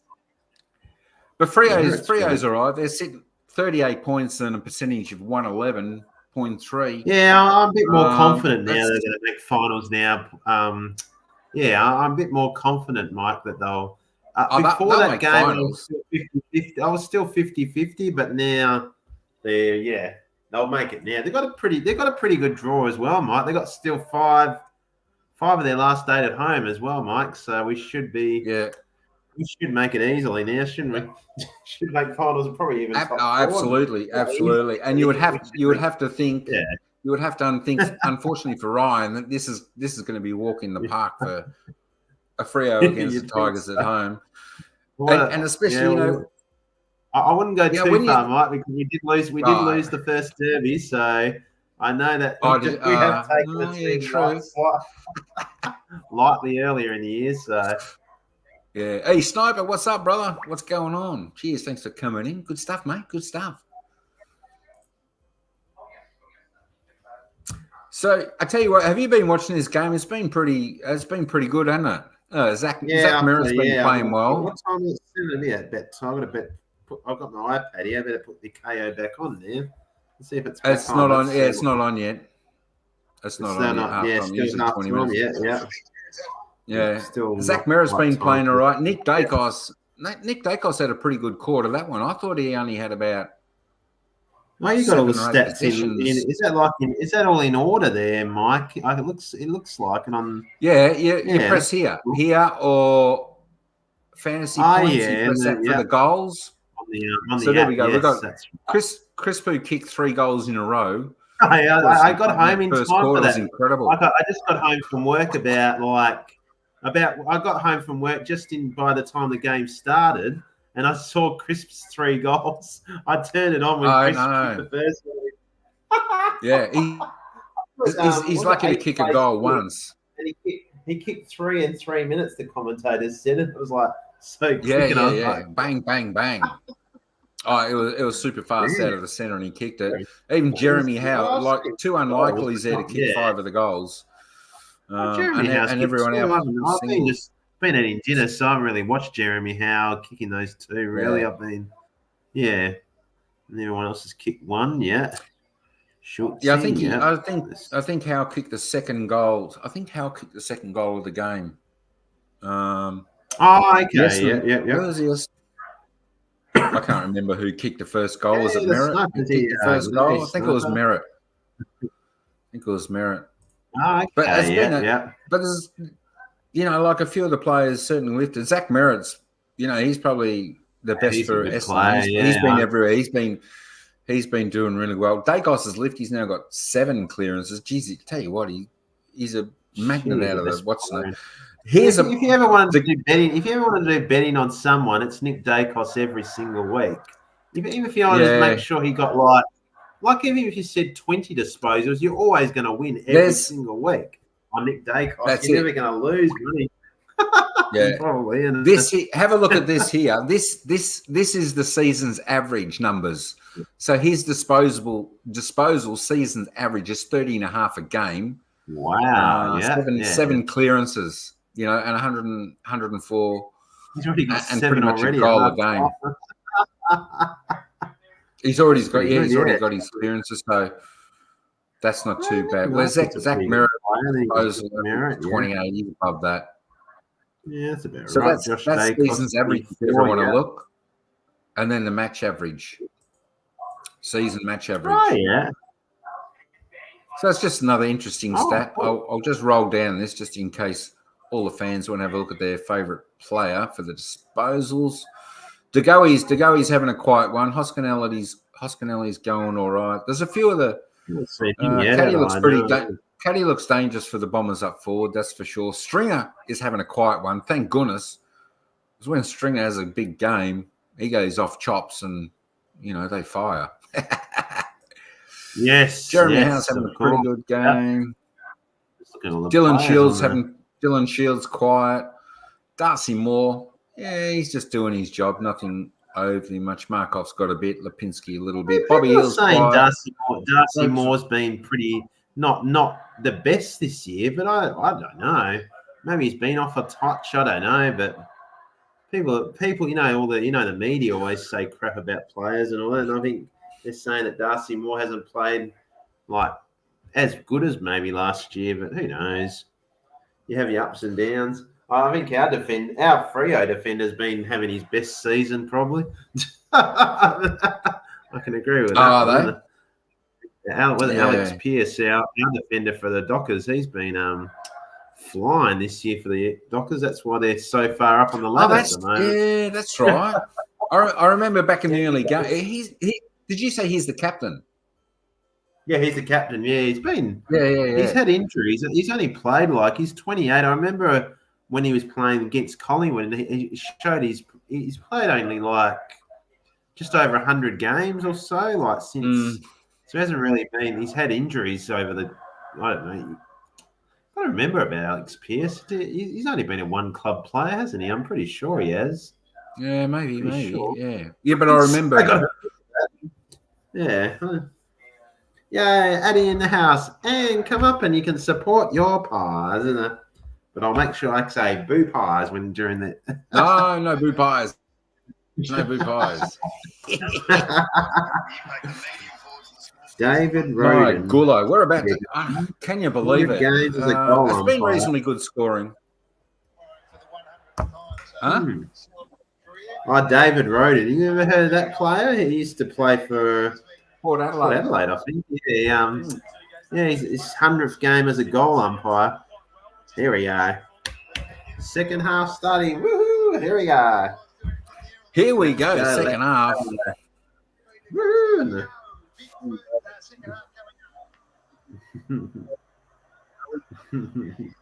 Who's on fire? Kicks it down to the forward line, out wide. All Bombers. My gosh. Out to the wing. Yeah. Who's that? I don't care who wins it. I'll try and figure out some of the players. If you, let's see. What do we have to here? Who's got the Bombers? ball here? Kick it long. Down to the forward flank. Everyone goes up. Spoils down to the goey. Handballs to side bottom. Yeah. Side bottom's caught. And it's holding the ball. That's holding. Yeah, I thought they'd call it. Yeah. Essendon got a call to play on. Kicks it out wide. My gosh. The pressure's good there from the Bombers in that second half. Kicks it into the Bombers forward line, and it's a mark. The package, Stringer. And the package takes the mark, yeah. If he gets on fire, the Bombers lift. Yeah, I remember him. I remember the package guy when he used to play for the Bulldogs, Mike. He was a pretty Bulldogs, pretty good for the Bulldogs, in the day, yeah. And he was there for a while, I think, at the Bull. I can't remember now how long he was, but see, if you don't really look at how long. Some people actually really dedicate their life to AFL, but I don't really look at how long they've been there, and we haven't got time for that in our lives. No, that's it. Stringer comes in, kicks at the left of goal, and it's through for one behind. A big side comes over the Collingwood supporters. Collingwood still leads 8-4-52. Bombers 6-9-45. Maynard out of the back line. Has a run. Kicks. Looking for Hoskin Elliott, I think. Over the top. Schultz. Out of bounds. I think it was last year. Was it last year Stringer came back off injury or something? And they said, he's too fat. You're too fat. Have a look at it. Yeah, I think so. He took that bit. Yeah. I was trying to wonder what you were saying about that. Yeah, I remember the fat comment. Yeah, but And since he copped that flack, he's really worked on himself and come good. Look at this side bottom fumbles again. Bombers on shot on goal inside 50. Kicks it left. Thank goodness, and through for one behind. GS I tell you around, aren't they? Gee, thank goodness they're not taking their opportunities. They should be mark off the side bottom. Side bottom to Quaynor. They should be. Essendon not giving Collingwood much space here. He's just going to have to go long down the line. Nudged under it. Myercheck, who's doing nothing tonight. He's got a lift. Bomber's got the ball, drives it back to the 50. Up to the mark. Moore comes in. Handballs it to no one. To Essendon. Picks it up. To no one again, but to go. He picks it up. Gets a little handball away, but the umpire says no. Holding the ball, yeah. Holding the ball. Umpire, look. Woo! Holding the ball. Gosh. He's got a left to go. He's got. Maybe they need to put him down forward or something. Bombers drive it into the forward hot spot. Cameron lays on it, gets it out. Schultz, Dacos, handballs to nobody. Howe's got it, tackled. Going to be a ball up. They jump all over him. Yeah, as a Freo supporter, I don't think it doesn't matter who wins tonight because it's going to be so even the ladder, isn't it? It doesn't really matter to me really who wins right now because we've got that extra 2 points, except that Essendon are on the same points as us. So you're saying that probably Collingwood's better to win because of that extra. Well, I think points. maybe probably Collingwood out of the back line. Markov helps because if Essendon wins, they go to 42 and they'll be ahead of us. So by a game, but. You never know. That's what I thought. Maybe a draw. Maybe a draw. We play Essendon later in the year, so that might. Yeah, you never know. That game against Essendon we play later in the year might be interesting. So yeah, it should be good. We don't play Collingwood again, do we? I don't think we do.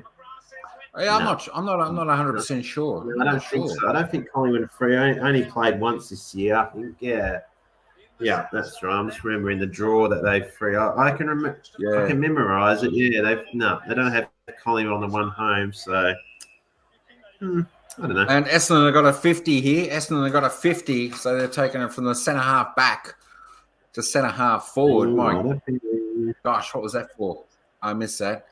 Essendon got the ball. They're going to drive it deep inside. It goes for a short kick out wide, but only as far as Moore, who takes the mark. Roden does like his job. Exactly right. He's always smiling when he gives the signal. It's good to see a happy umpire.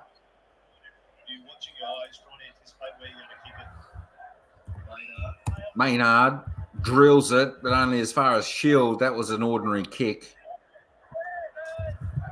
Comes back inside. Another ordinary kick. Lipinski.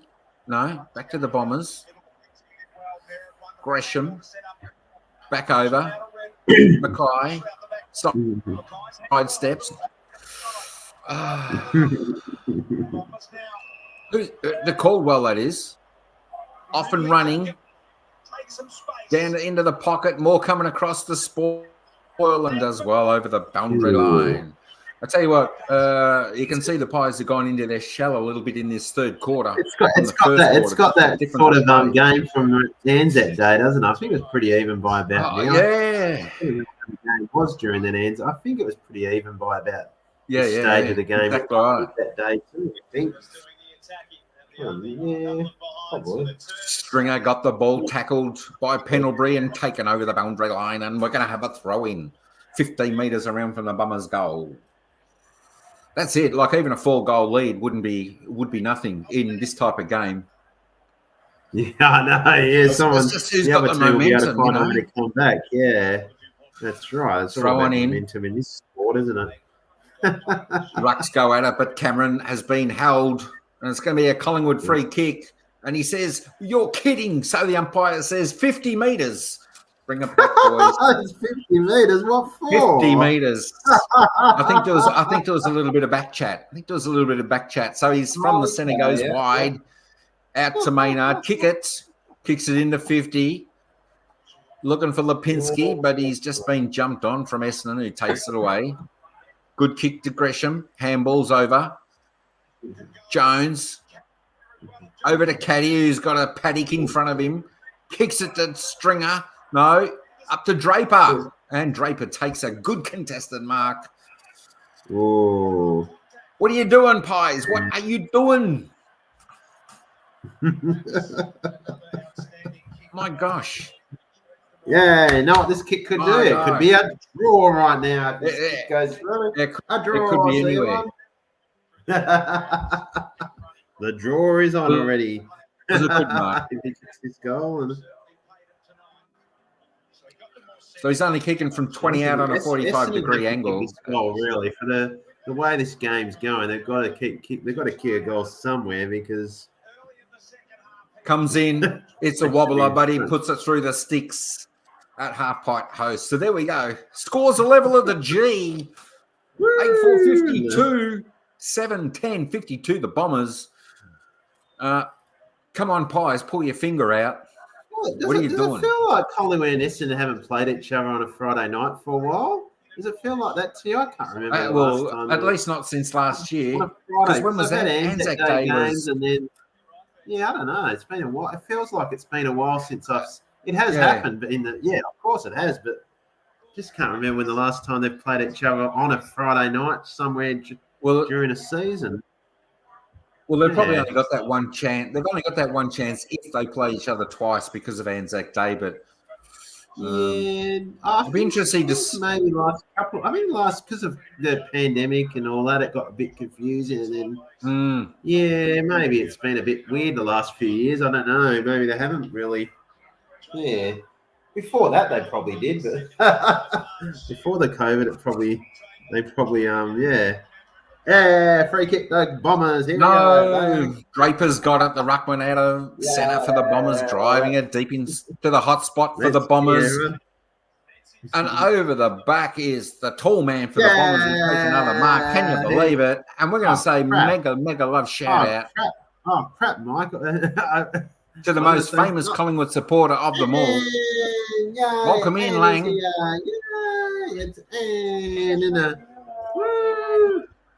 Yeah. Hi, Andy. Let's put the rose in between the thorns. We've got boo pies. No boo pies. Comes in, kicks it straight through the goals, and Essendon hit the front. Woo! Here come the Bombers. 10 minutes into the third quarter, and the Bombers go to Collingwood's losing now, and isn't it good timing? And Collingwood's losing. Yeah. Boo Bombers. Boo Bombers.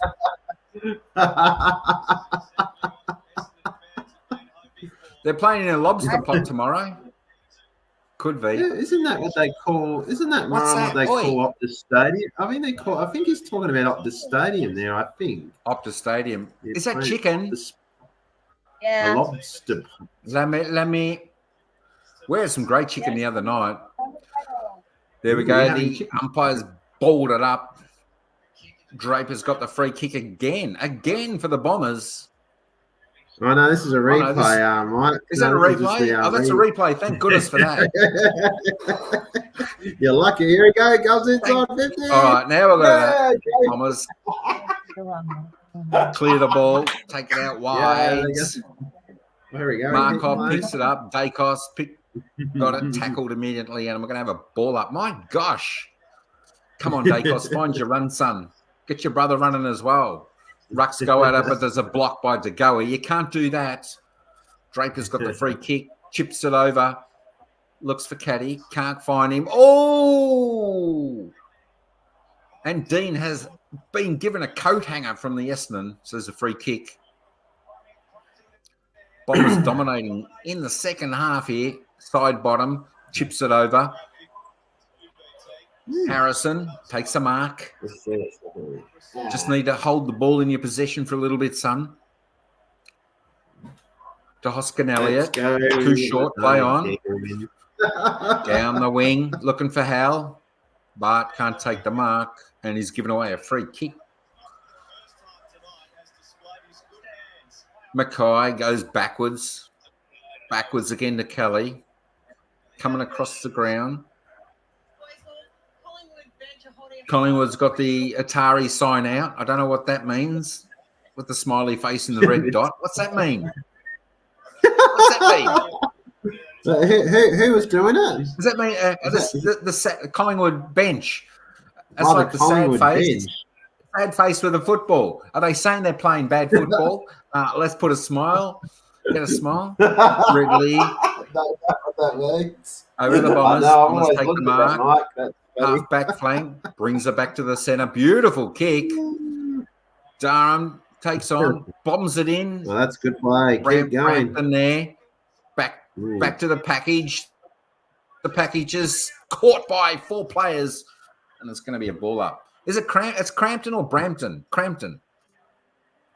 Crampton, I think. Yeah, that's right. I've heard. Crampton. Yeah. 24 to 36 inside, 50s to the Bombers. They're well on top. Ball in dispute. We're going to have another ball up here. 17 metres directly in front of the Collingwood Essendon goal.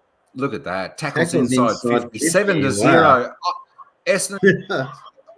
Quick snap, but through from behind. Oh, my gosh. All right, Moore's got the ball from the back line. He's about to bring it in. Oh, where did Lang go?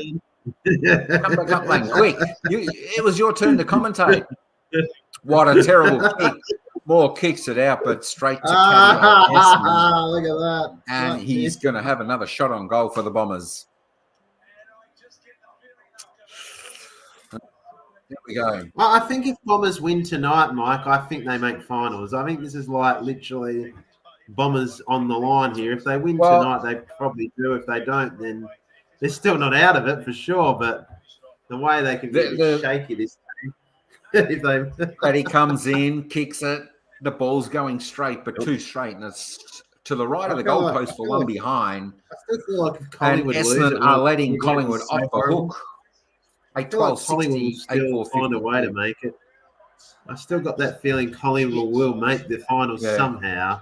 Doesn't matter what happens tonight. Still, it's a worry. They got such a hard run home in the next half a day. Yeah, it's so tight as well. Yeah, I know. You can't really lose. You can't really just lose games, can you? To think that you're gonna. They got Geelong next week, don't they? I looked at that. They got Geelong, so. Yeah. I'll tell you this: if Collingwood make the finals, you better look out. If you're an opposition team, because they're Collingwood out of the back line. Crisper's got it. He takes a run, boots it to no one, and it's wobbled off his boot out of bounds. Essendon regain the ball. That's okay, Lang. Just jump back up. I'll bring you back up. Essendon kicking it down the line. Bringing it back in board a tad. Pack goes up, but Crampton takes a good. Oh, what a mark! That's Kluger. That's Kluger. Kruger or Kluger. I can't. Oh yes, yeah, that's right. He's a good player. He's a good player. Good kick. Gee, they're up by 8 behinds. They should be up by about 4 goals at least. I always think they should be up by about at least 4 goals here. Let's just say that at least. Yeah, half the behind. So that means they should be should be something like that. 4 goals at least or something. Yeah, but they're not. Left foot to the centre. Deep inside Collingwood's 50. No one can mark. Lipinski down to Schultz. Puts a banana on it. Oh, he's hit the post. Oh, it was banana kick. And Collingwood finally get a score on the board in the third quarter. 16 minutes gone, 8-5-53 trail. See you later, Teddy, and good night to you, Ryan. Thanks, Teddy. Yeah. Thanks, Teddy, for dropping in. Have a good rest of your Friday, young fella. Night all from Ryan. Thanks, Ryan. If you're heading to bed, if not, good man. Good man. Thanks, brother. Ball goes up, holding, free kick to Collingwood. There we go. Chips it over to side bottom. Who's that? Lipinski. That'll do. He's driving it in long to Schultz, who's been pushed out, gets under the ball, grabs it, tackled, tries to get rid of the handball, but the umpire says, "Give it to me, boys," and we will ball it up. 45 out. Bucks go up. Schultz, no. McGrath, no. Essendon fumbles. Out of bounds. Right on the 50. Only out of win for Collingwood. I can sense a goal coming on here for the Pies. We need a quick goal here to bring it back to 1 point margin. This is going to be a cracker of the last quarter. You can just feel it. That tension is building. I can feel the draw. I can feel another twist in this season again. Schultz, snap. Yeah. In dispute. My check comes through, gets tackled high, but the umpire didn't see that. Let's eat, guys. Come up and let's eat. And come up and let's eat. Come up, mate. Tap down. Penrith loses it. Essendon regains the ball, gets a quick kick away down the wing. Only as far as, Crampton, he lost it. Back to Essendon, tackled. And Crampton takes it over the boundary line. Centre wing for Essendon.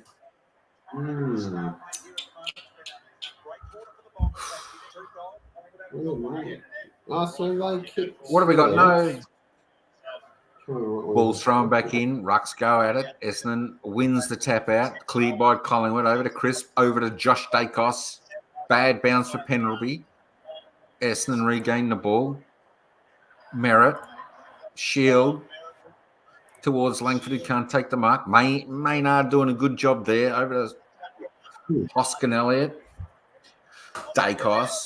Who's he gone to? He's gone to no one. He's gone for the boundary. That could be deliberate. No, the umpire's giving him the benefit of the doubt. I can't believe that. I thought that was definitely going to be deliberate. I didn't see it well enough. I just said probably. I wasn't looking. Yeah, because they don't miss kick. It was. Some of them are a bit strange. Back in. Time. Most of them are right these days, but I don't know. Rucks go at it. Kluger taps, but come through Shield, who got the clearance. Bombers. Caldwell. Gives you don't argue. Breaks the tackle, puts it inside forward 50. He got through everyone. Oh, it's out of bounds. Out of bounds. The umpire said it was out of bounds before the kick. Will bring it back. Was it? Didn't look like it. Maybe let's have a look. Let's have a look. Oh, he put in his arm on the other side of it. Did it? Was it? Oh, I tell you what. I've seen worse when he put it on his right arm. When he passed it over his right arm, it was pretty tight, but wasn't it? Yeah. So the ball went back in. Essendon got the tap, but straight off the Collingwood boot over bounds. Essendon with the ball. Chips inside the Bombers. So Aaron takes the mark. 51 metres out. Plays on. Kicks it to the hot spot. Players up. Who's there? No one. Kruger. 6 bites to the Jerry. Can't take the mark down the side. My God. Nearly. Just needed both hands, not one. Throwing up. Who's that? Out to Penrith. To side bottom. Back to Dean, who puts it straight over the boundary line on the full, and Essendon come away with another free kick on the forward 50. I touched off the boot, says the umpire. Thank you very much. So we're going to have a throw in. 48 metres around from the Essendon goal. I don't know if Dacos he's had one possession, so he needs to lift one possession. Wow. Dacos in this third quarter. Cox from Essendon grabbed the ball, take it, but tackle. We're going to have a ball up. 55 around from the Essendon goal. Come on, Pies. Rucks go at it. Essendon get the clearer. Play on. Langford's got it, but tackled by 3 Collingwood. And it's another ball up. Oh, this is exciting. Goes up, down to Dacos, who has a clearance. No mark paid to Collingwood. Ball's in dispute. Picks it up. Tackled by Essendon, and is all wrapped up. Thanks to Net. That's what we want. We want Pies to win. They're down by 7. That's a close game. I tell you what, it's nerve-wracking. It's nerve-wracking. It's nerve-wracking. Thanks to Net. Hey, yo, Adrian from the Net. He said he's getting a drink. Ice baby in the house. He's in the beach. Just cooking. Dacos. Smothered kick as he gets the clearance, and we're going to have another ball up. We're going to have another ball up. 20 metres out, straight in front of the Essendon goal. The umpire is gonna for sure will win. I hope you're right. Tapped down by Kruger, Nick Dacos over to Crampton.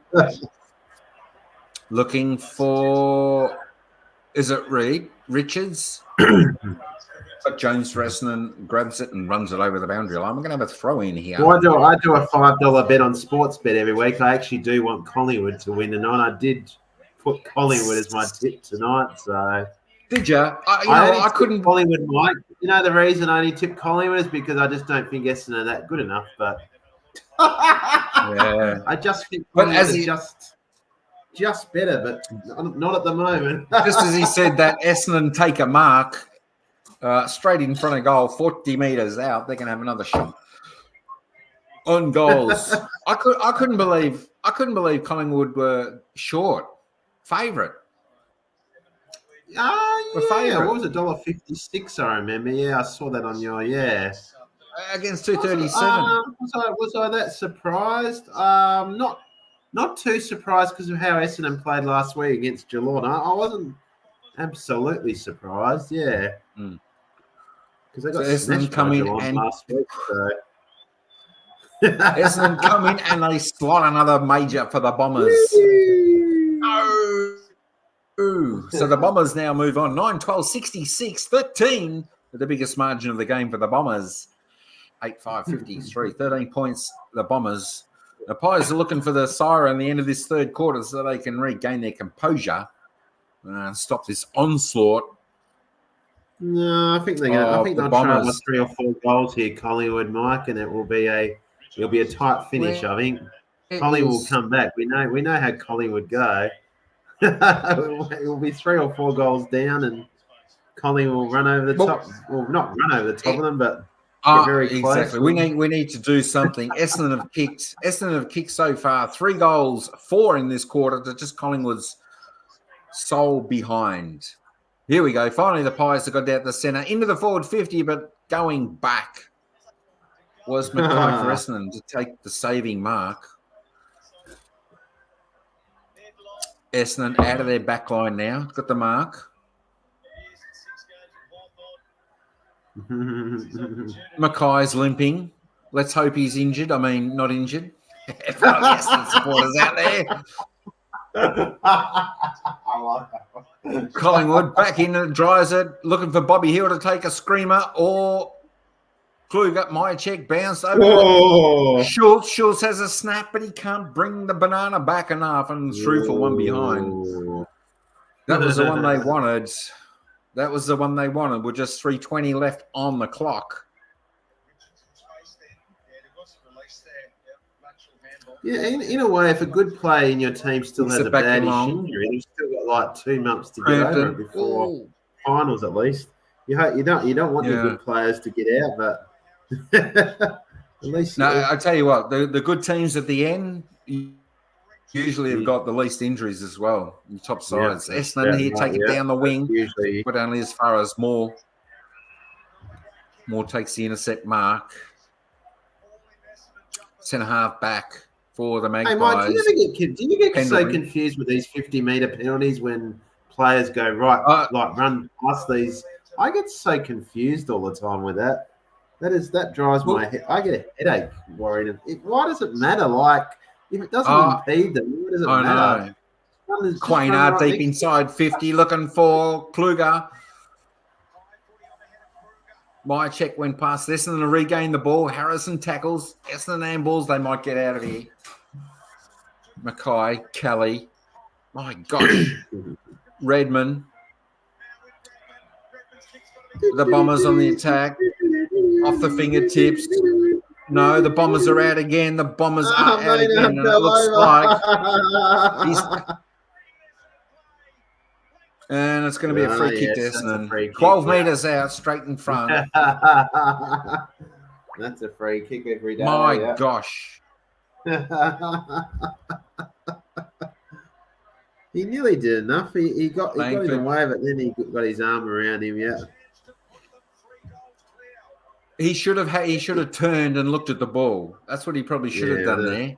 Because if he's coming down low for a mark, he must have realised. He would have turned around and grabbed that. He would have marked that probably, and then he would have run back the other. Definitely.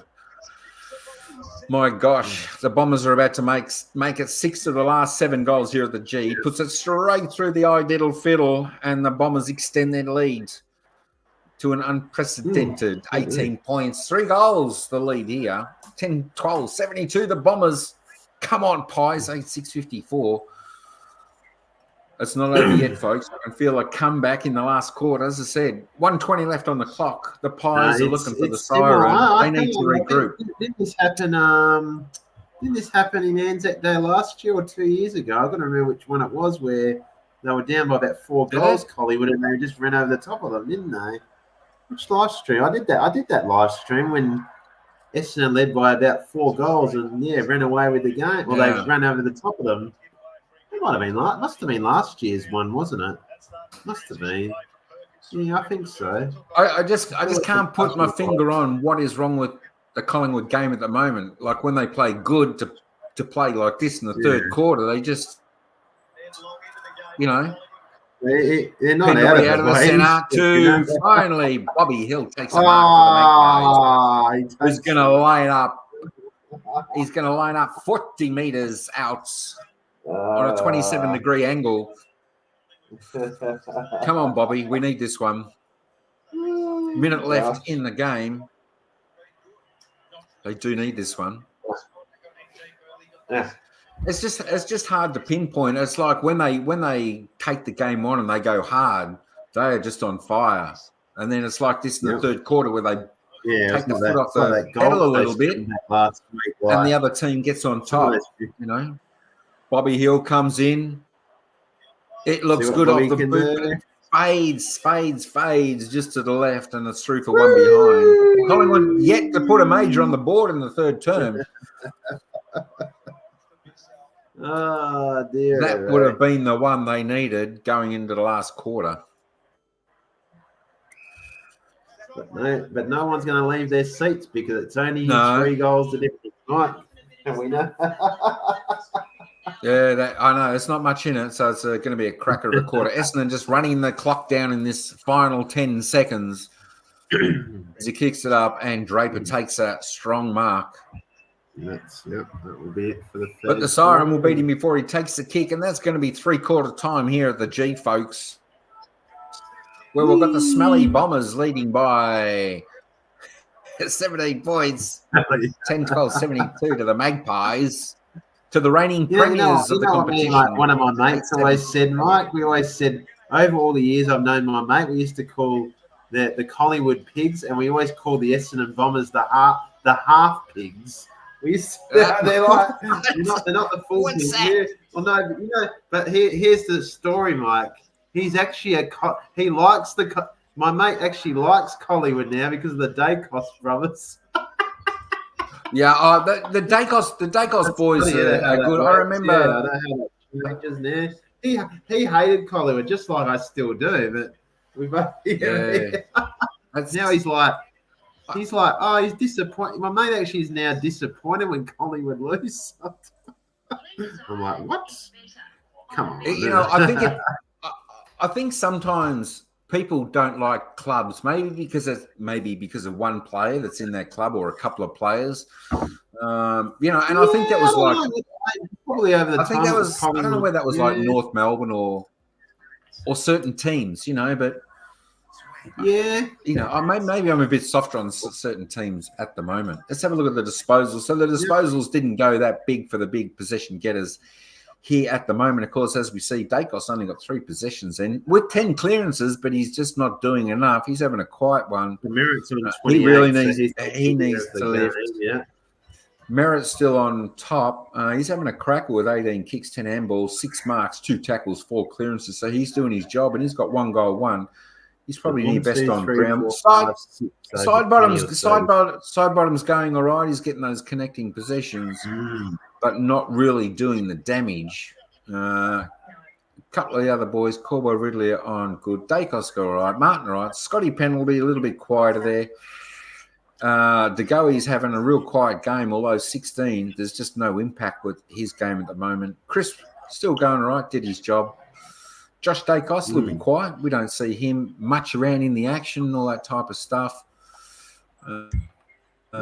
Redmond's not too bad. Mackay's going okay. He had a bit of a sore foot at the end. Shield, well, he's just there. He's a bit like a couple of the others doing his spots, bits and pieces. So, and then we come down to a few of the quieter ones. Caddy did look dangerous up there for the Bombers with 11 disposals, 8 and 3, 5 marks, 2 tackles. He's kicked 1 goal, 3, so he needs to straighten up a little bit. Lockie Schultz has been a bit quiet also. Played a little bit higher up the ground. Stick to the forward, son. Stick to the pocket. Do the damage there. A couple of those snaps. And that snap late would have been nice. So there we go. We need to lift. Let's have a look over here at the goal list again. Of course, nothing much has changed in the goal scoring. 3 for Crisp. Langford now is up for 2 for the Bombers. Howe for 2, and then just singles to the rest. There we go. What about the team stats? Look at that. Essendon well ahead on the disposals. That's because they love to chip it around. They kept it in their hands for a fair bit more of the game.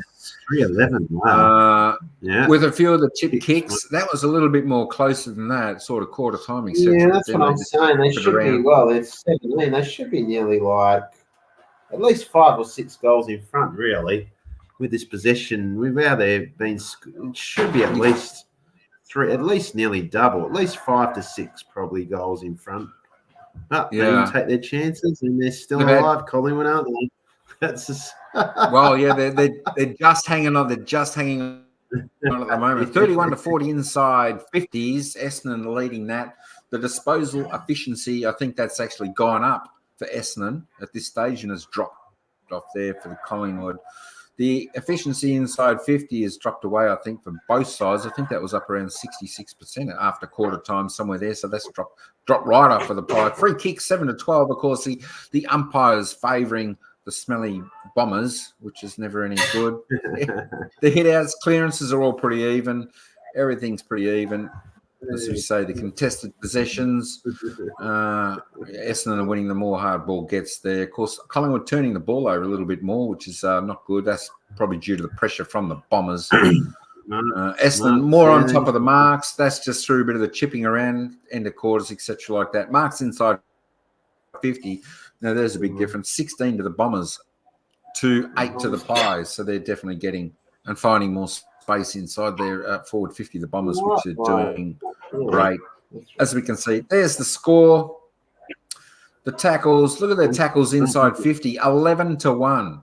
11 to 1 for Essendon. Essendon's on their season average already at 11. Collingwood's average is 11.9 a game, and they've only got one. They need to bring that pressure this quarter. And start to fire, because that is unacceptable. And I'm sure that is what the coach should be saying to them at quarter time. Let's get our pressure back in this game. Let's bring the game back onto our terms, because we're playing Essendon's brand of footy, which is not good. All right, let's get back to the summary. Let me just pull this back up after checking the stats and that. So this is still anyone's game here. As we're not too far away, getting underway in the final quarter. There we go. Center all. Come on, Pies. Lift. Can the Pies storm home again? That's it. That's a fascinating final term of Friday night football here at the MCG. Awaits in what is a crucial top 8 clash here. Who's going to win? Is it going to be the reigning premiers or the smelly? The Craig McRae, Collingwood is 14-14 when trailing at 3/4 time. 14-14. Wow. Yeah. I mean, that's I thought it'd be a bit better than that. My gosh. Anyway, the ball's been bounced. Essendon get the clearance into the forward 50 to Essendon. Handball's over, but side bottom just stands there for who's a hospitality. Say, you do it, no, mine. They both wait until the Essendon player get it, but then he's tackled and it's going to be a ball up. Lift. Do the 1%ers. Get in there. If they get to their season average, they probably win the game if they get to their season average. If they get up there, they'll probably. Hoskin Elliott chips it. That's put down by Chris. Essendon regains as a snap over his shoulder, but it's going unfortunately, it's going straight over the umpire's head. First goal to the Bombers. As I would say in my channel, I'd be nearly close to putting this in the fridge already. My fridge door is closed at the moment. It's not opening. It's not even shivering to open yet. But 43 seconds.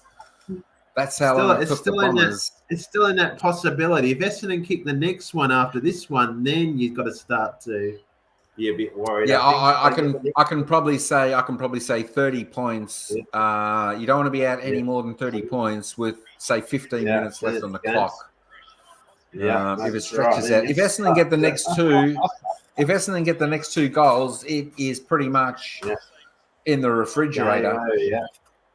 Vitally important. Collingwood they just haven't kicked a goal since half time, since the second quarter. Bounced up. Essendon throw it out. Umpire doesn't see it. Driven into Caddy. Wonderfully, and he goes over the boundary line. On the 50-metre mark, Essendon's forward line. They've probably now they're getting reward for scoreboard now, aren't they? Essendon now they're finally what they should be doing now, shouldn't they? They've been the better side since since half time, really. I think that's it. That's it. Absolutely, they just dominated since half time, the second quarter. Yeah. He's gone around and about. He's done a 360. That's going to be holding the ball. The ball. Son.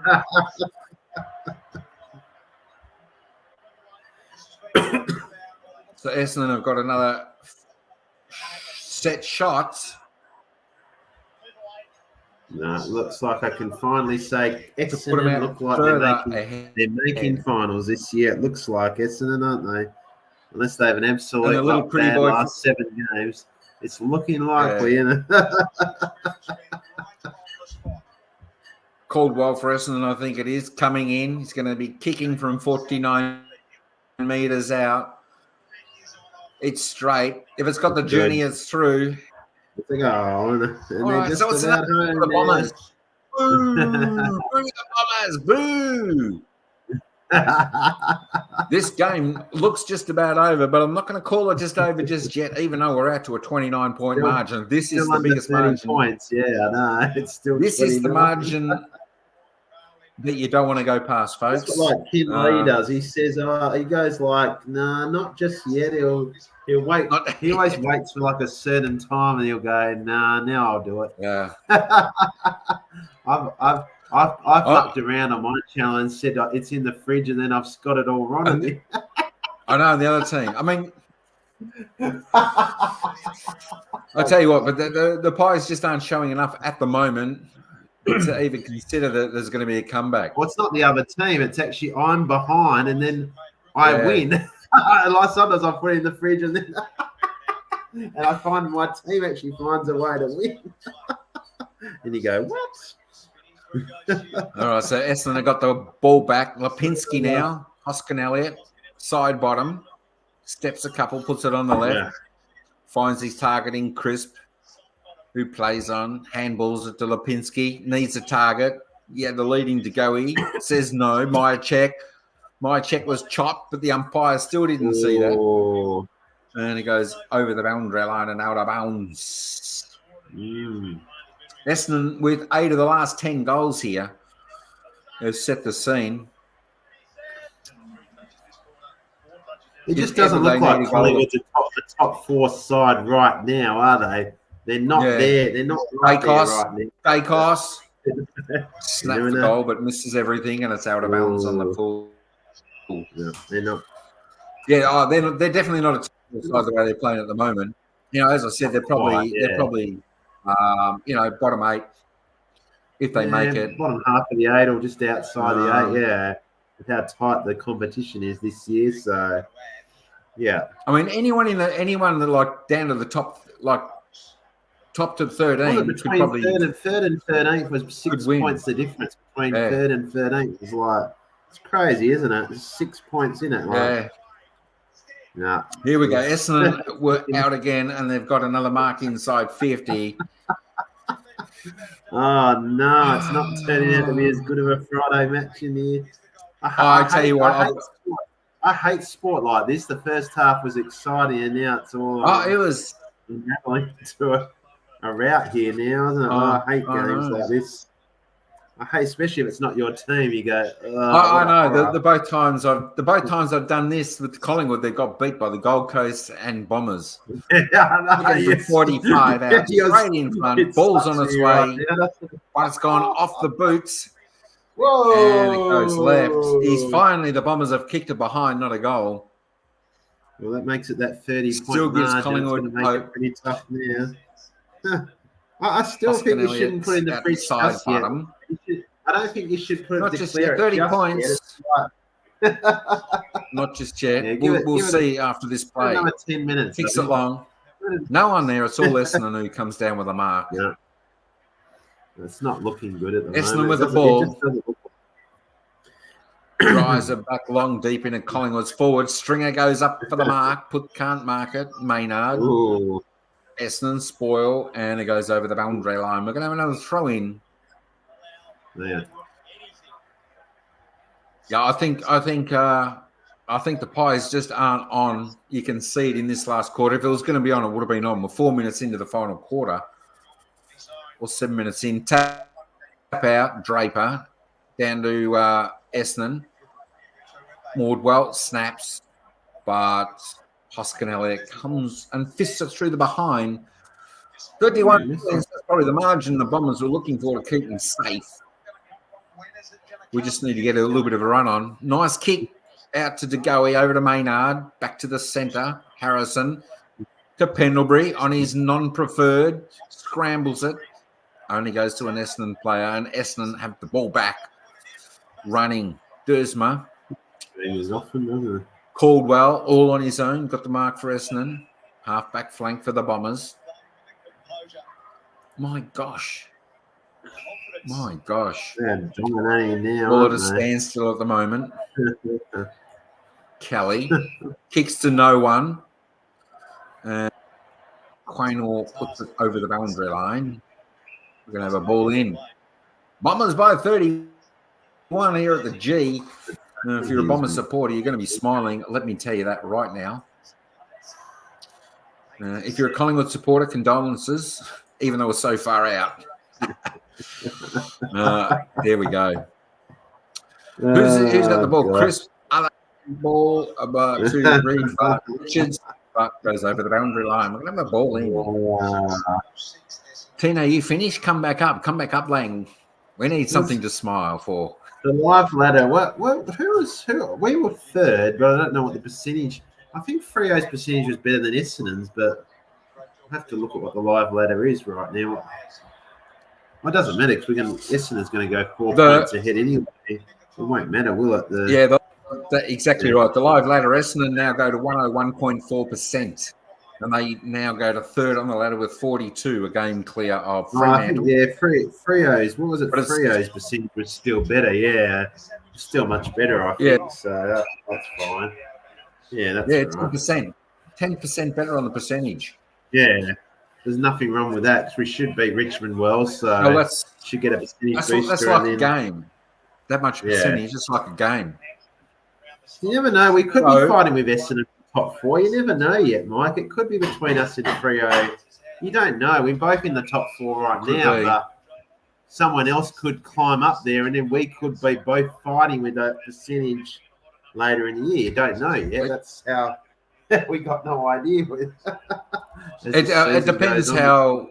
I think it depends how Geelong and Port Adelaide go this week. I remember Freo's percentage was over 120 before that Bulldogs game, and then we lost by 11 goals. So that gave it a bit of a fun, but it's still all right. 111. Here we go. Harrison's got the ball running through the centre for the Pies. Has a shot on goal. No one home but the ball is going to bounce, and it's going to bounce truly for the Pies. And suddenly. Finally, after a quarter, that is Collingwood's first goal since the second quarter of the game. Collingwood now go on to 9-7-61, trail the Bombers 12-14-86, 27 points the difference. 25 points, I should say, 25 points, and the Pies are still in this game.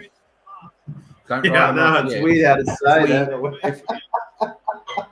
With 25 points, that's only 4 goals. Plenty of time. 13 and a quarter minutes in the game. You can never take your eyes off it, can you, Mark? Exactly. So we need the Pies to kick the next one. If we kick the next one, that'll get their momentum. That'll get their spirit going. That's what they need. We need an exciting game, exciting finish for the fans.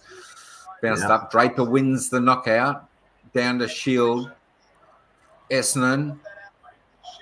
Inside their 50. Chip over. Looking for Ride. And Essendon take another mark inside 50. All too easy as it has been from the third quarter onwards. Yeah, well, the worm just confirms it, doesn't it? Collingwood started got even at time, and then... Yeah, the worm has done a mirror. Mirror on the wall. Who was the better team tonight of all? And the mirror has just flipped. Comes in. I think if he kicks this is about 25 out. 25 out from the boundary line. Yeah, I think that's about it. Right through the middle. I think that's about it. The Bombers stretch their lead to now what is a winning lead, I think. I think that is going to be a winning lead for the Bombers. Wow, wowee. Damn, isn't it? Can you believe it? Since half-time, only put on 1 goal 3, and Essendon have kicked 7 goals 6 since half-time. 8 at quarter time, 15 at quarter, 8 at half, and now... Yeah, it's a bit disappointing, isn't it? They had a good start, Collingwood, but they've gone backwards since. I think it's not that Essendon picked their game up. I think that Collingwood's game's just dissipated. I think this is a finals team this year. We can admit now. I think Essendon's a finals team. Out to Markov, who gets the free kick too high.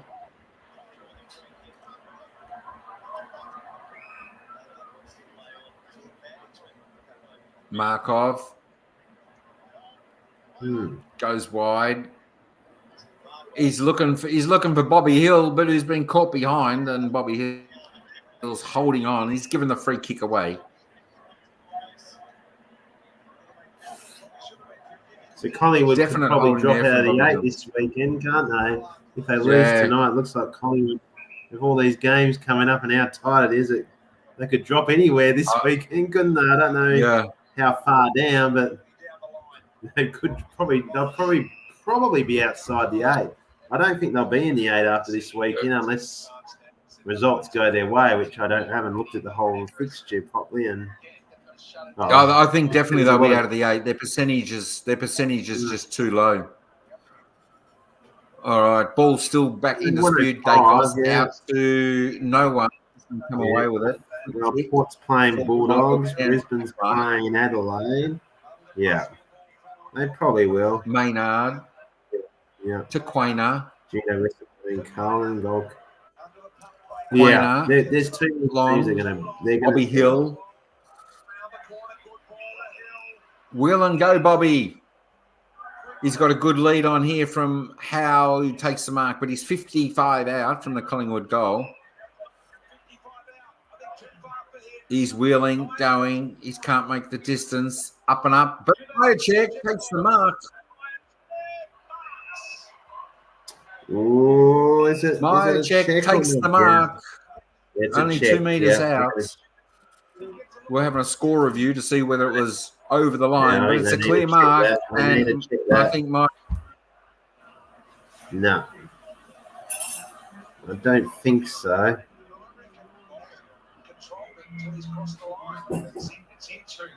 That's got to be. Surely that's a mark. No, maybe it's bobbled and it'll after be he's behind crossed there. the line, bobbled it across the line. I think when things not going your way, folks, for your team, this is what happens. Yeah, It bobbles out of their hands. That's a mark when you're leading. It's not a mark when you're losing, isn't it? I think that's still got to be called. I think that's got to be still called a mark. Close.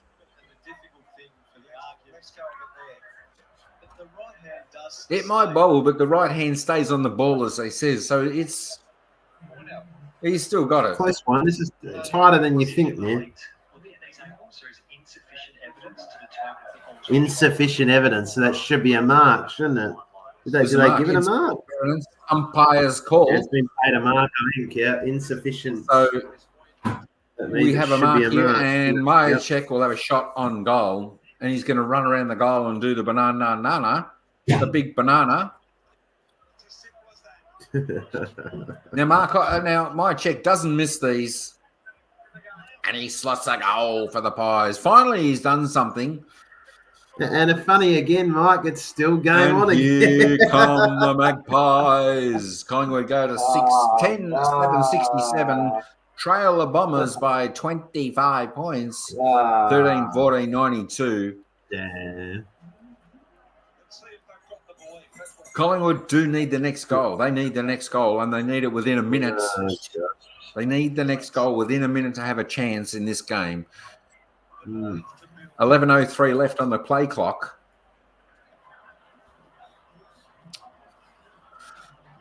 Yeah, I've got to remember this, Mike. This was about the same.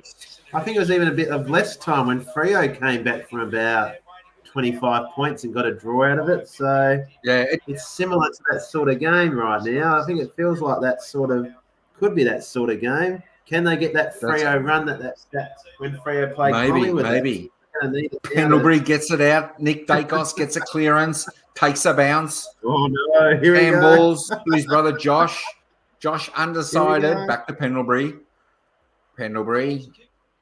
Usually good kick of the ball. Looking for someone. Decides to go long. Straight to the goal. Here we go. Howell. No, can't take it. McGrath grabs it. Just wraps it up. We're going to have a ball up. More like it. Maybe Howell could have got a chopping of the arm for a free kick there, but umpire said no, balls it up. 20 out from the Collingwood goal. Howell couldn't control it. Essendon. Little snap kick. Ooh, Dacos. Nick sidesteps, but runs it out of bounds. And he's been pinged for deliberate. I don't know how you do that, but Essendon got the free kick there. Back pocket of Collingwood. McGrath takes a run, long kick down the wing, out of the fence. Caddy takes a good strong mark in front of Moore.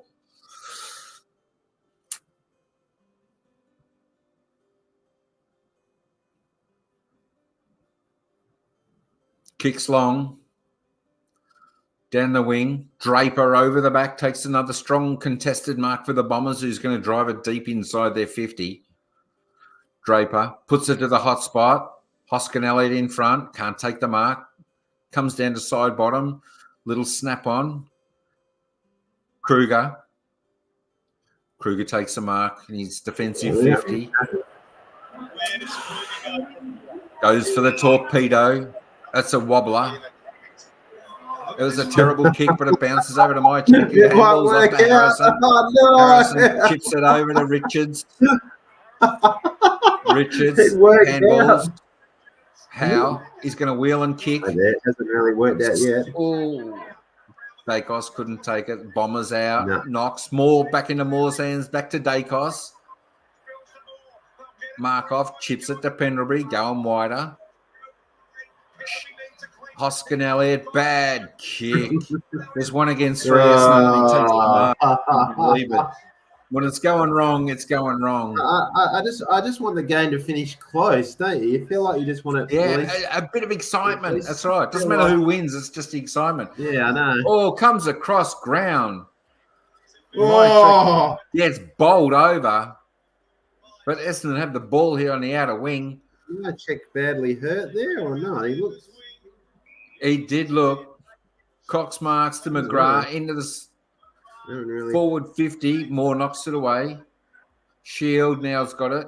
Chips over to no one. It's all Collingwood. DeGoey. Handballs over his head to Harrison. Harrison, another handball over his. Under pressure, the Pies here. Hoskin Elliott, though. Out on the wing. Chips over. Howe. Long way out from forward. Hoskin Elliott. Like they don't have enough time, but the chips over to Dacos. Juggles and just can't take the mark. And it bobbles out and out of bounds. Have a throw in here. Mike. You just want it to finish close, don't you? Yeah. Oh, no. Another couple of goals would be all right. Let's see what happened to my check. Oh, no, I don't. He's still holding his arm. Yeah, he got whacked in the ribs. Bit of arm extension. Oh. Throw in. Only there. Draper hits it forward for there, but comes down to Dacos. Down to Hoskin Elliott. Handballs. Kruger. Goal, don't they? Goes for a shot on goal and slots it through for the Pies. The Pies get a well-needed goal. Look at this.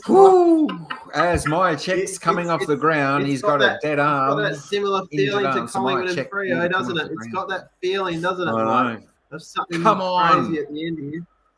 It's something. Pies go to 11, 7, 3 goals to difference. It's got the similar feeling right now. 19 points the margin. My draw prediction plenty of time. Alive, I'm telling you, it's going to be a draw, Mike. I don't know. Will it? It's 3 goals, 1 behind. 3 goals, 1 behind. There's plenty of time. Who said it? Lee Matthews or Kevin Sheedy? A goal a minute. There's enough time. Yeah, I know. 7:38 left on the clock here. Yep. Yeah. It could be possible Collingwood may play their sub here. It's a long quarter, isn't it, Mike? It's really 23 minutes and there's still it's going to be a long 7.5 minutes. Ball gets up. Essendon win the ball, but he's tackled. Drops the ball.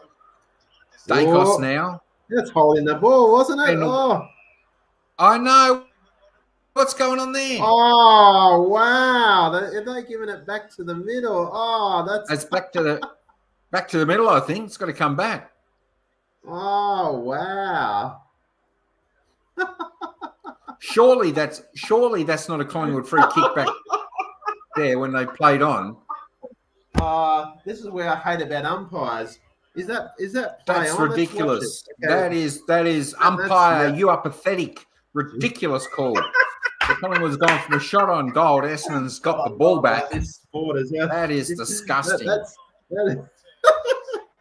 Here we go. Another forward entry by the Pies, but Dylan Shield takes the mark. Calms it down for the Bombers. That is disgusting. Umpires, you ought to be sacked. You're a blight on this game. Get a grip. My God. Essendon out to the wing. That's my laugh of the night. Oh, my God. Collingwood get the ball. Tackled by Essendon, but Markov's been taken high, and it's a free kick to Collingwood on the outer wing. That was definitely advantage, that play. My God. That was a goal to the umpires for Essendon. That's ridiculous. That is ridiculous with a capital R. That's 19 points down, drives it back into the Collingwood 50.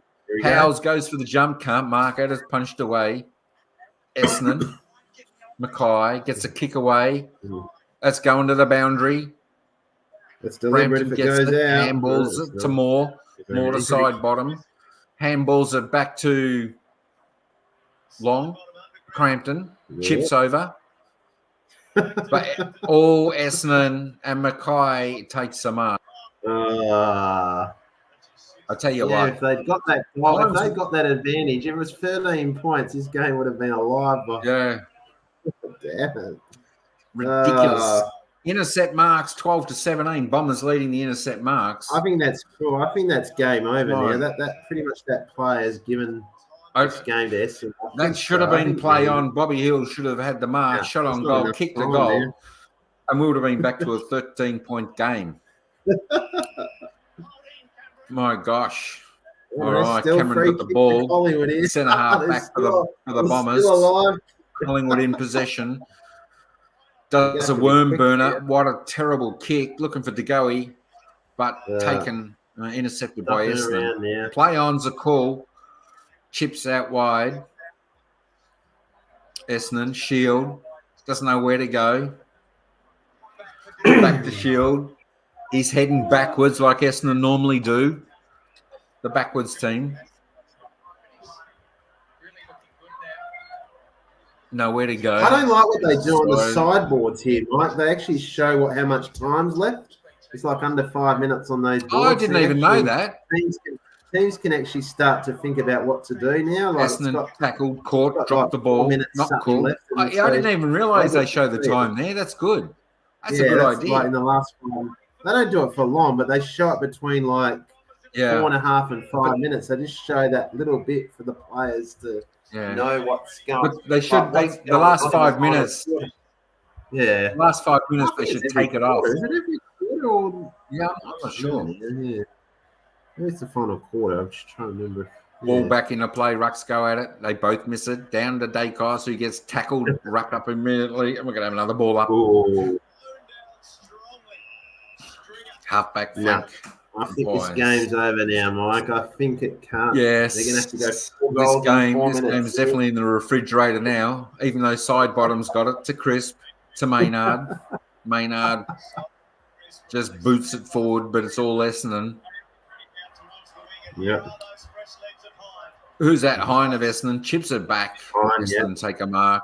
Coming, Laverty. They've been centre wing for the Bombers. Now going sideways, just chewing a little bit of the clock up. Back and forth, back and forth. No forward or backwards, just sideways, side to side.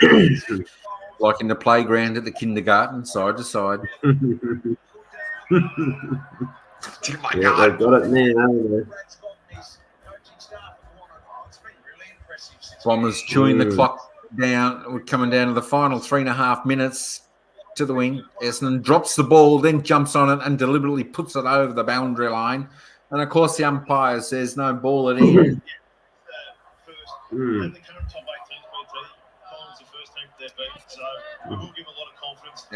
Sent to wing here. Thrown back in. Rucks go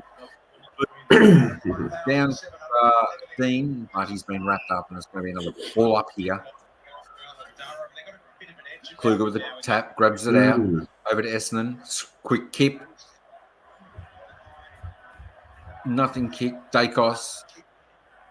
Cramp. Now we get into Markov. He's lucky handball, side bottoms, coming through the centre.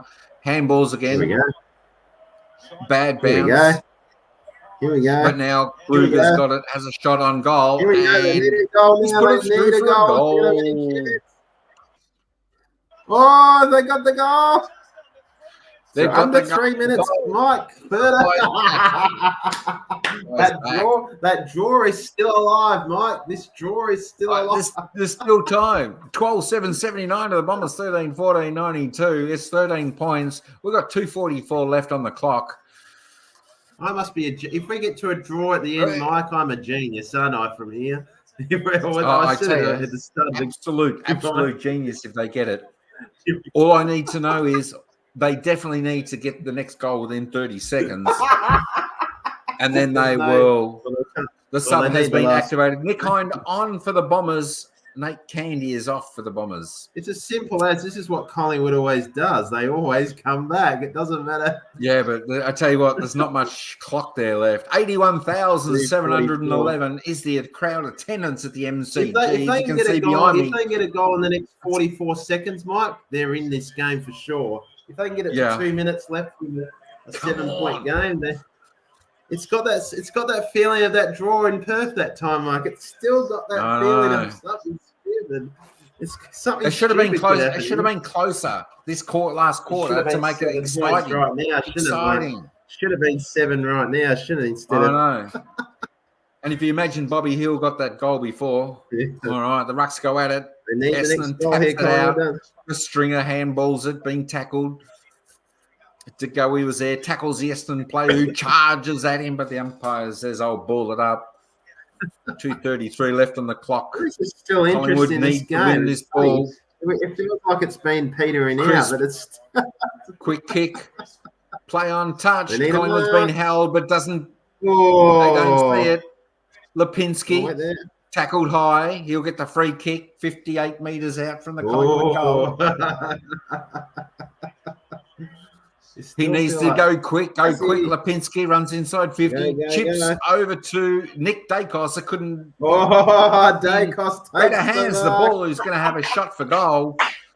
Forget about taking the mouth guard out, son. Leave it in your mouth and go back and shot the goal. 154.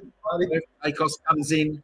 Nick Dacos, 30 metres out, kicks it, but it hasn't even got the distance. It fades left and it's through for one behind. That could be the vital behind. The vital behind Eddie G. We're back to 2 goals with 1:41 on the clock. All right, let's get a goal within the next 40 seconds. Mike, they need a goal in the next 41 seconds. They need a minute to keep themselves alive, don't they? Collingwood need to man up. The last thing they want is Essendon to mark the ball, and they'll just suck the time of the clock up. 1:31. Umpire's going to ball it up. With my 9-game bet, I only need a draw to keep it alive. I only need a draw in my 9-game bet. That's all I need. I just need these 2 teams to split the points, and my bet continues. So this is why I need Collingwood to kick 2 goals here. Come on. All right, ball is over the boundary line. Okay, Mike, for this last minute 20, I'm going to cheer Collingwood hard. Let's go, Collingwood. Yes. Let's go. Tap in, Kruger. Essendon. Here we go. Ooh. Package, kicks it. Essendon bound, but only Collingwood own. Crampton there. He's got it. Handballs off. Collingwood out here. Chris into 50, but no one's home for the Bombers. That could be the ball game. Oh, no. That could be the ball game because Essendon will go backways, sideways, forward, left, and back. They needed a mark there if they were going to. My gosh. So on the Collingwood's goal line, Essendon have the ball and about to take it out of defence. Markov lets Essendon take an easy mark. No, 34 seconds. This is game over. Essendon are chewing the clock up, and that's it. The Bombers are going to win this by 2 goals. After an extremely disappointing third quarter by the Pies, this is where, or the second and third quarter, this is definitely where the Pies have lost it. Over the boundary line, 8 seconds to go. Yibbida, folks. That is all. That's all, folks. My gosh, can you believe? I can't believe it. Again, 2 in a row. And you got Geelong next Friday night, Mike, so it doesn't get any easier, does it? It does not get any easier. As I said, I think over the next 6 weeks, coming down in the final 2 seconds, there it is. The siren has gone here. The siren has gone, and the Bombers are victors. Congratulations to the smelly Bombers. Boo the Bombers. Boo the Bombers. But I'm a good loser for my team. So well done to the Bombers. Because you're still alive to make finals. You're still on 9 wins. You're not out of it. Yeah, that's what you say. True. You say to yourself, it's a loss that you go, oh crap, but you go, you're not out of it by any stretch just yet. Exactly. I think you've got to be. Reality sets in, and you got to think clearly about. Starting to think that but the reality is your top 4 chances are starting to get a bit slimmer now every week. Now, if you start losing, I think our top 4 chances completely gone. Yeah, gone. Yeah. After tonight, as I said, it looks like you're going to be 6 points behind 4th spot. So it looks like Freo should win tomorrow. So you'll be 6 points behind 4th spot, and then. We've only I'm thinking we'll be our percentage is just a bit low. I'm thinking we'll be out of the 8 after this week. Yeah. But still, still finals chance. Also should beat North Melbourne. I think Port and Bulldogs are playing each other, and they're the same sort of win-loss. Well, you know what? GWS I think although the Suns have been going well, North Melbourne is a chance. Yeah, I know. North Melbourne's a bit of a... You wouldn't mind putting a bit of money on North Melbourne tomorrow, wouldn't you? Because Gold Coast can't get away from That's a bit of. And of course, you got Port Bulldogs sitting 7th and 9th. I mean, who do you want to win that? I don't know. You've got that's going to be You've got Geelong playing Hawthorn, who's 5th and 13th on the ladder. How big's that game, Sally? Geelong and Hawthorn's Sally a big game, isn't it? Out of nowhere, that's like absolute if Hawthorn monster. wins that, they're right in the mix to make the 8. If Hawthorn can go down to Geelong and beat Geelong, it'd be like the season would just go crazy again. Yeah. Well, Geelong's 155 favourite against 241 Hawks. I'd like to have my money on. I'd like to have my money on Hawthorn. They're a big chance down there. The Giants against Carlton. Of course, Carlton are going to be favourite, even though it's at any stadium. 10th versus 2nd. So I mean, this is where you need to win. And the teams like the Giants, and even if Hawthorn beat Geelong, Sunday's games are pretty easy to pick. I can't see. It looks like Melbourne, Sydney, and Brisbane should probably win all those games on Sunday. It's like you would think so. You never know with Melbourne. You just never know with Melbourne. You never know. Yeah, I know. That could put Fremantle in a good spot if them winning and some of those results, some of the lower teams don't win. That could. I know. There's going to be upsets somewhere. There's going to be a big upset that you go, what the hell happened there? Like, I don't know if it'll be this round. I don't know if it'll be the last round of the season. We don't know. There'll be some stupid game that you go, how the heck did that happen? We'll say that. Exactly. How the hell did that happen? Bombers defeat Magpies the first time since 2021. Wow. It seems like they haven't been. There we go. Collingwood for so it's been three years since Essendon defeated feels Collingwood. Like they haven't played each other on a Friday night for ages. It feels like it, doesn't it? I don't know if that was exactly. Look, I think the Collingwood coach is definitely going to get into the players, and they're going to make the players question themselves. What are they doing? You can't just get out here and expect things to happen. Because they did play. For me, they played pretty soft football. They had a couple of patches there, in that first quarter, where they were good, and the first start of maybe the second quarter, and then Essendon were just in total control. They just dominated. Even when Collingwood had that little spurt back in the end, everyone said that Essendon feels like they've had a pretty easy draw this year. Essendon, I think a lot of people have said that. So. And that shows on the ladder right now. They've had a pretty easy draw. They haven't really beaten anyone in the top 8. They've just beaten everyone that's outside the 8 pretty much, except Collingwood tonight. So, yeah. That being said, you can only beat who you play, Yeah, it doesn't matter. And their form's good. They're a fast side. They've got plenty of run. So the next few games. I think Essendon's been fast for years, but they just haven't made finals.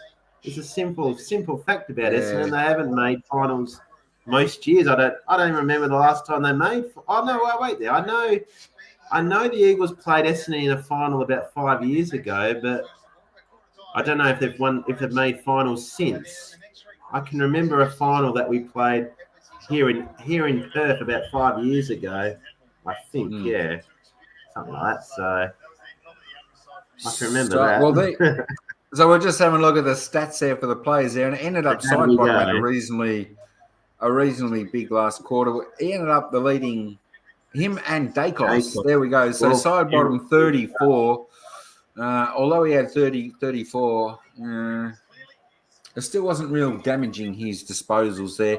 Nick Dacos picked up, of course, he got his average for the year, which was 30.7 or something, the average. So he hit that 31. If I had a bet on those two players, Dacos and Merritt, they both got 30. You could do that on bet the bets. I think 30 disposals or something. You would have got that right tonight. Those two top players there. Except I don't know if Sidebottom would have been. I don't know if you would have betted on him to get over 30. But probably, definitely not. But have a look. I mean, if you through watching the but even watching the game, even Dacos with 31, he didn't look that damaging, did he? And he had 12 clearances. 12 clearances, so he didn't cook a score. I watched this nearly all the whole game. I don't think it was that. It felt like you couldn't. It felt like you only saw him for half the game nearly. That's the sort of game it felt like for Dacos tonight. No. But it was probably Merritt. It was probably best on ground. I'm not sure. If they said who got best on ground, but it was probably Merritt. So just run down some. So they all had reasonably high stats for quite a few of the players there. I would say who would be the best on ground? It could be Merritt. Probably, I don't know. If you're going for a best on ground for the winning team, probably.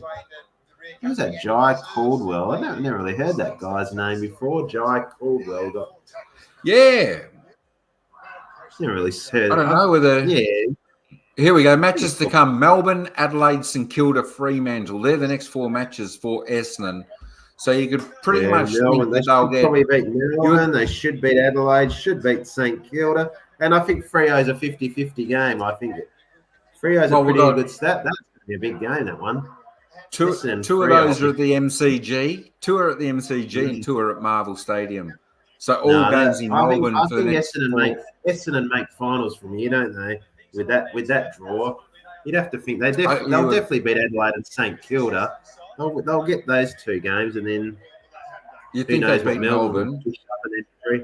I think Freo will beat Essendon that day. It's already in the bag. Freo will beat Essendon that day, so that's all we need to know. Yeah.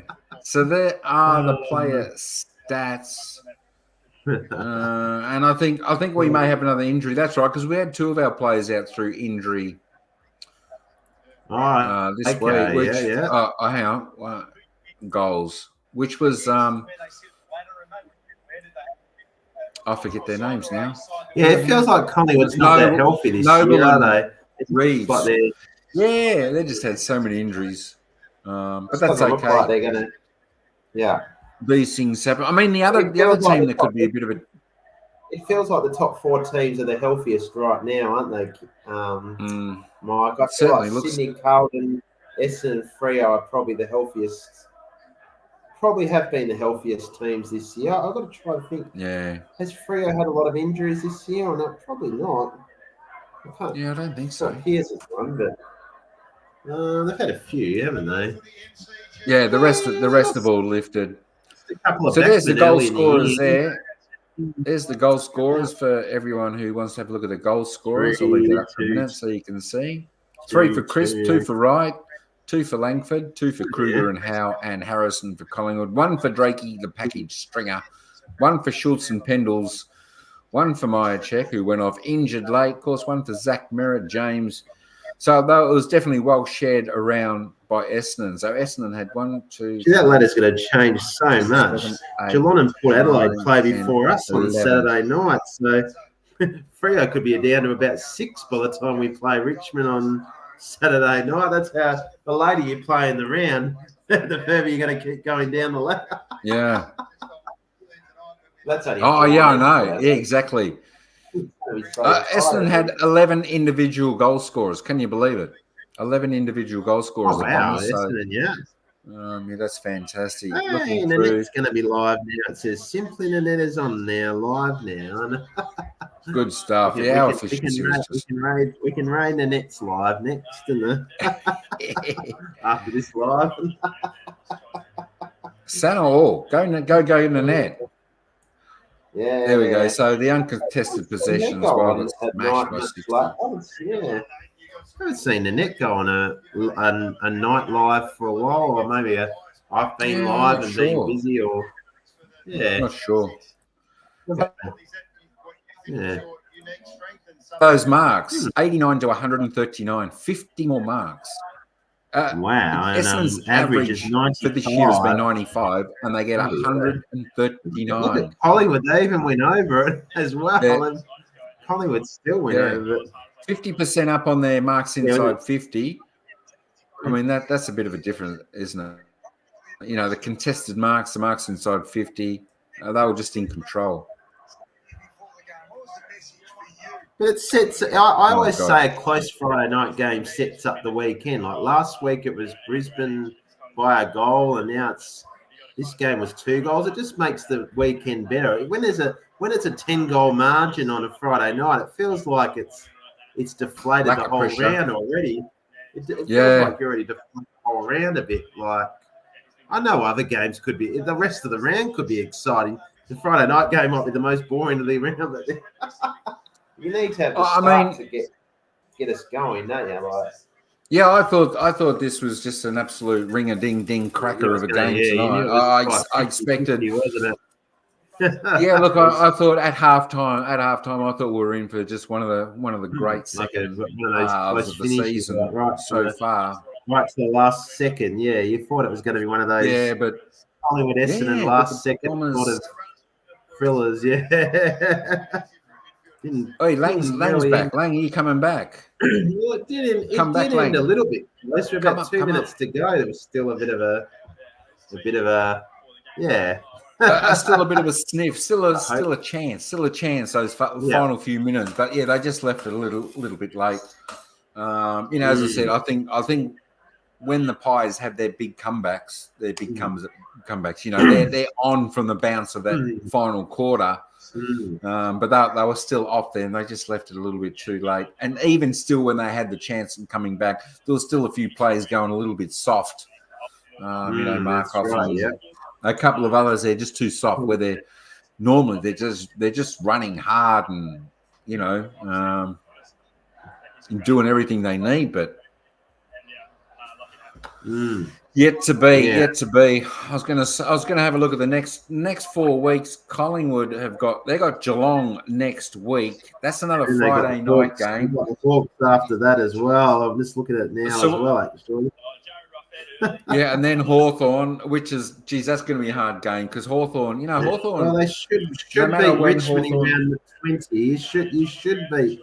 You would think you'll beat Richmond, but who knows, right? Well, we definitely should put that.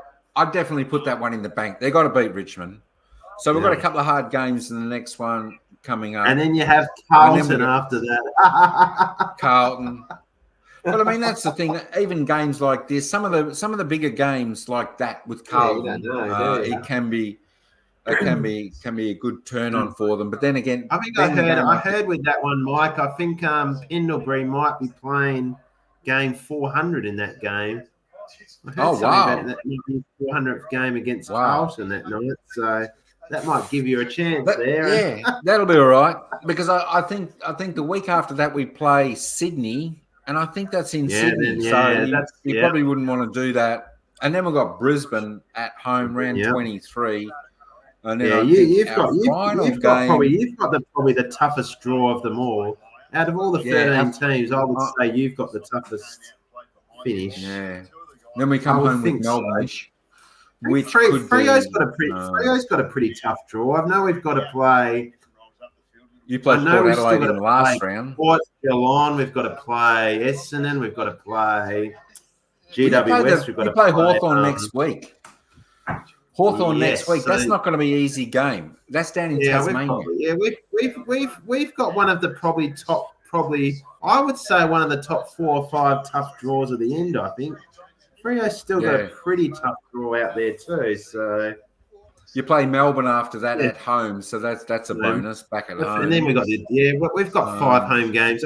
We feel like we usually win at home, so then you got the Eagles. Really you probably got a couple of 2 to 3. You probably should win 3 of the next 4. That'll pretty much be good. I think you play Port Adelaide at home in the last game. The tough one. Yeah, all our home games we should get done, and then that away games, who knows? Well, all you can hope is that Freo bring the form that they did last week against Sydney. Sydney. And when they smashed Melbourne by 15 goals that day, that was crazy. That day, that about a month ago, that was the one. Yeah, that was the one game that was just like out of this world. Really, you get one of those games occasionally where you just go. Everything just went right from the bounce of the ball to the end of the game. It was like, if you don't get if they bring that form, they're got to be. Other teams have got to be quite scared. Yeah. But I'm thinking this year, if we don't pull our finger out, we've got injuries. I think we'll be lucky to make the finals this year. Although it was a slow start, Brisbane had a slow start. They're looking all right. I think this week we could have an upset, a good roughie. Could be Adelaide against Brisbane. The only good thing for Collingwood, I know everyone barks on it, but it's because of their draw where they get to play a lot of their games at the MCG. They're always going to be in it, aren't they? They're never going to be out of it. It's not like they're going to be. Yeah, they're always going to be in the game. I don't think it's. That's what we talk about Collingwood, don't we? We always know they're going to be in the game, but how many of them are they going to win, Mike? Are they going to win? Well, we got 7 games after this round, so we've got about that. They're probably going to need to win about 4 just to give themselves a chance, aren't they, Mike? On 9 wins right now, they're going to have to probably win 4, and that may not even be enough, Mike. I think they have to win at minimum 5, because it's so tight. Year, they're going to need 14 wins. The only good thing is there. It's just, I think 14 will definitely get you there. It's just 13 with a good percentage. 14 will be, anywhere in the top 8. I don't know. It's somewhere in the bottom half of the 8 at least. Yeah. The only good thing with teams, a lot of teams at the moment, is they're so close that there's going to be little gaps opening. So now's the chance if those middle teams can win, it's going to be a bit of an advantage. Collingwood just about need to win next week, don't they? It's suddenly got to that stage. Oh, they have to. You probably definitely have to win. It's like a sort of. But going on today's game, I can't see them beating Geelong. I can't see them beating Geelong next week. Unless they pull their finger out. It looks like my check's going to be under a cloud whether he comes back and plays. I think we're not sure. Yeah, I don't know. Geelong's been up and down the last 2 months, so I'm not. Geelong. That's right. Geelong had a good win. Geelong had a 45-point win over Essendon last week. They played 7. Does anyone still laugh at that? They were 7-0 before they lost like 6 of their next 7. It's crazy how that. They were 7 wins and 0 losses to start the season, Geelong. That's how quick the season has changed for them. Like they were favourites after 7 rounds. They were literally favourites to win this season, and then. It's going to be fascinating. It's going to be fascinating. I tell you what, I don't know what the odds are for Fremantle to win the flag, but don't write them off. Yeah, I think they'd still be about. $20, Mike. I don't think it. I can look at the ladder right now. It'll tell me on the. I think it tells me on this ladder, on the AFL ladder, doesn't it? Oh, does it? What their odds are right now. Let's have a look. Yeah, here it are. Freo's odds. Oh, there's even less than that. It's $13. 13. So they've come in. They probably would have been 30 last week. 2, 3, and then they beat Sydney. Yeah, they're about the 4th or 5th favourite to win the premiership. Freo, Sydney, Carlton, Collingwood, Brisbane, and then us. Oh, we'll definitely drift big time. We'll drift big time after that. I don't think. Yeah, it's Sydney, Carlton way in front. Then it's Collingwood and Brisbane the next bracket, and then it's Freo, wasn't it? Yeah. Carlton's a big chance. I still wouldn't write off. I probably still wouldn't write off Brisbane at the moment. Yeah. That being said, it probably depends on what happens Sunday with their game. If they can beat Adelaide, then they're going to jump right up as well. Yeah, they'll be up to 38 points suddenly. They'll be on equal points with Freo if Freo do something stupid on the weekend. Freo will win. Freo will win, and they'll Freo's a big chance. They'll go to third. They'll go to third again. I'll go back to third, and then that's right. Yeah, Carlton have got that extra game. My gosh, can you believe Essendon are third on the ladder, and they've only got 99.9%. Their percentage is just so low. And they're meant to, and I thought they had one of the easiest draws of the year so far, and they're only still on 100%. You would have expected them to, if they've had the easiest draw, you'd expect them to have a pretty healthy percentage. Maybe they've Maybe they've been thumped in a few games. I can't remember Essendon's season, but I think Essendon's percent went up to about 101.4 or something when they were out to about a 28-point lead, somewhere there. But then with the I was over few goals we got back, it was until then. But that's just a terrible worm to look at, I must say. Maybe their 5 losses, they've had a few thumpings. I can't remember who they've lost to Essendon off the top of my head. But well, they lost by 45 last week to Geelong. Yeah, okay, there's one. Yeah, that's a decent loss. Probably earlier in the year they lost. Oh, they might have lost to Sydney, maybe. I'm not. Did they play? I don't know. They played. I think most teams have lost to Sydney this year. I think they lost to Carlton. Sydney only lost 2 games. Yeah, I think Carlton beat them by no, I don't think it was a really big margin, but who knows? Sometimes you have that 100% percentage because your games are so close. Maybe often that could happen. You could win the low percentage. The low percentage is possibly. Yeah, it could be that sort of Sometimes with teams, I know. I'm just looking. Brisbane must have had some big wins because I know they started like Collingwood with. Yeah, no. What's their percentage? The first 5 losses. 121. 121. Yeah. Yeah, how does that work? They had that 79 point win against Port Adelaide about 2 weeks ago, wasn't it? Yeah. A week ago? What was it? A week? No, 2 weeks ago. Yeah. 2 weeks ago they beat Port by nearly 80 points. So that's where you get. And I think they've had some big wins at home a couple of times as well. Yeah. I think they've won a couple of home games. So an incredible win for the Bombers and the fallout. John Ruff joins us from the Herald Sun. What's the fallout? Let's listen to the fallout. Freddie Myercheck looked in pain himself. No doubt about that. And real concerns for priority because the Collingwood Football Club has confirmed that it is a pectoral issue. And clearly a pectoral issue, yeah. He's got a pectoral injury. How do you say it? Pectoral, like on his arm. Pectoral? Pectoral? Yeah. Something like that. That was in that hit when he tried to spoil the ball. He got in there and it pushed his arms like a bit of an extension. It looks like this sort of season's going to be so tight. Collingwood's either going to just make it or miss it. Like they were premiers last year, but it's going to be a bit unlucky if they miss it. Like there could be like 3 or 4 teams on vying for 8th spot. You don't know how tight it could get to that end of the season where there could be like 4 teams on like 13 wins, and it could just come down to who has the best percentage, probably. So if you're looking for teams to win to put us out, it's either got to be Port Adelaide, Brisbane.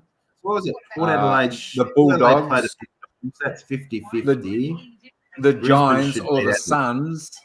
If any one of those teams win, that'll put us out. Better percentages. Everyone's got except Port Adelaide. Port Adelaide's percentages and Melbourne's percentage. No, Port Adelaide's 101.1%. So their percentage is not good either.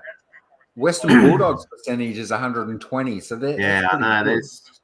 That's why Bulldogs have been talked about making the 8. Yeah, that ladder. I mean, that percentage makes. They're a big chance. Who they got? What did I say? The Bulldogs. The Bulldogs have got Port Adelaide. So, I've tipped the Bulldogs. I don't trust Port Adelaide still. After what I saw 2 weeks ago, I've had to tip the Bulldogs because they got smashed by 80 points on their home deck 2 weeks ago, Port Adelaide. So I've had to tip the Bulldogs. The Dogs haven't been going well either. So that's a tough one. But if the Dogs win, they'll leapfrog.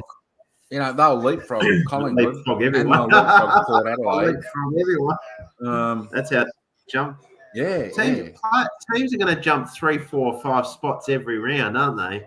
It's going to go up and down like a yo-yo. It's good, isn't it? I like that sort of ladder. It's going to go yo-yo. As I said, like Hawthorn, which is sitting 13th, is only half a game out of the 8. It's only half a game out. So yeah, we are certainly. Well, my bet's over now because Collingwood's won, but I did tip Geelong. I don't just because it's down at home. That's the only reason. I think that's all I've tipped Geelong only because it's at their home ground, not at the MCG. If it was at the MCG, I nearly would have tipped Hawthorn, but yeah. But Geelong haven't been that strong at home anyway. You know, the past year or a couple of years. That's the only thing. I think they've only won like 3 or 4 home games this year. I can't remember, maybe more. The Bulldogs go into favourite. The Bulldogs are favourite against Port. Can you believe it? Yes, I'm just watching. Yeah. Oh, you saw that, yeah. I know. So, you know, the next 4 weeks is really going to determine. I think it's going to put a clear direction on the finals coming up for these teams. Clear it a little. I think it will start to clear it a tiny bit. It could still be similar. To 13 it will. Left but it will start to clear it up a tiny bit more. Well, you get closer to the end, then, don't you? 4 weeks' time, we'll know who's the legitimate. Definitely, and all those teams are going to play each other. You know. So for the folks out there that are not quite understanding. We've got 18 teams in the competition. The top 8 teams play finals. And at the moment, all the way down to position 13, there's only half a game separates. Can I ask you a question about the AFL? Can I ask you about the finals there, Mike? Would you ever like to see a wild card game between like 9th and 10th? Would you ever like to see add another finals team to the top 8, or would you ever like to see people are making that comment about trying to because there's what about when what team coming in? Tasmania coming. What about when there's a 19th team? Would you want to? I feel like we need to make it a bit an extra team when we get to that 19th. I feel like it because suddenly top 8 with 19 teams makes it a bit. I don't know. The only thing is, if you make it too much, then where's the reward in making the finals? But maybe if we get a 20th team, we do a wild card game. When we get that 20th team, then we should do. Yeah. But if you got a wild card, I mean, how does the wild card work if there's 9 teams? Wouldn't it have to be even? Wouldn't it have to be even? No, because then the top team gets the best advantage of winning the premiership. Then probably. That's the only way you'd do the wild card is you'd have to let the top team get the best advantage all the way to the grand final, really, and then the other all the other teams they pretty much do anyway. Yeah, they should. Yeah, well, the only unfair thing is that they don't really get a break. Like I know the top team gets the home final in the week 1, but if they lose it, then they've got to work a bit harder to win it. Then, don't they? So I thought when you're talking about the breaks there, I thought last year when the final home and away season game was played, I thought it was then they actually had 1 week off, everyone, and then they come back and play.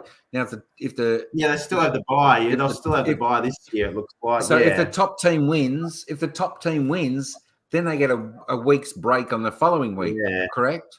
So sometimes that may be a disadvantage because they've already had 1 week off. Yeah, then they play one game, then they have a week off. That too, but I'm only saying that you get a massive break, and if you had wild cards, the top team should only have to play like in the preliminary final and go straight through if they win that. Like everyone else should play qualifiers and eliminations, but the top team should go straight through. All the way to the top 4. Yeah. Or maybe the top 4. Yeah, but they'll probably change it in years to come, won't they? There'll be chances are that when the 19th and 20th team comes in, years to come, there'll probably be a top 9 or a top 10, won't there? And I would think so. They'll probably stretch it out there. They'll probably stretch it out there. It'll probably be a top 10, probably. I think when Tasmania comes in, it'll probably still be top 8 when Tassie comes in. I think so. That's where the Northern Territory. I know. I think they'll probably get Northern Territory or someone like that in pretty quick. I would think to make it the even number. Yeah, I don't know. I don't really want a third team here. I think 2 teams is going to be enough in Perth. I don't think we need it. Yeah, I don't think Perth wants it. I don't think Perth wants it. No. I don't think Sydney want it. I don't think Adelaide want a third team. No. I don't think Brisbane want a third team. Those places can't because of the rugby. You know, it just takes. Yeah, there's not enough. Coast. There's not enough AFL fans, supporters, followers. Yeah. To support a third team, I wouldn't imagine. So that's where the Northern Territory, Tasmania. I think Northern Territory's got a I think But do you think? Do you think the 18 teams is too many? Do you think it's always been like that, Mike, or not? Do you feel like it's always been too many in this competition, or? No, I think it's all right. But they should have. They should have had the fixture, like I said. If they had done it like I said. AFL, if you're listening, do the fixture like I said, and you would have had it working perfectly. That is, there's 18 teams. You play everyone once. Everyone once you play. Then you go off the fixture from the prior year. The top 6 teams play each other a second time. Then 7th to 12th play each other a second time. And then 13th to 18th play each other a second time. I don't know if it's confusing if they've tried it or not. Yeah. I don't think they've ever. It doesn't work. No. Yeah, they wouldn't have. They haven't tried that yet. No, you play each other once and then you do what you said. Yeah. Yeah. The top 6, middle 6, and the bottom 6, they're who play each other twice. Because if you get. Then it gives other teams a chance to win the premiership every year, doesn't it? In a way, because the top 6. Because you don't want the low teams. You don't want the low teams playing the premiership side or the teams that have run first. They're lopsided games as well. You get them twice. Yeah. You know, the weaker sides, and then maybe the team who. Do you think when we get to 20 teams, do you think we'll just play each other once? Then I think we'll get to a stage where when there's 20 teams, we'll just have a one-off. Every team will just play each other once. Probably. But 20 teams is 19 rounds, isn't it? Yeah, that's a pro, and then probably make the finals longer. Then, they'll make it. You know, what? That's what they may do.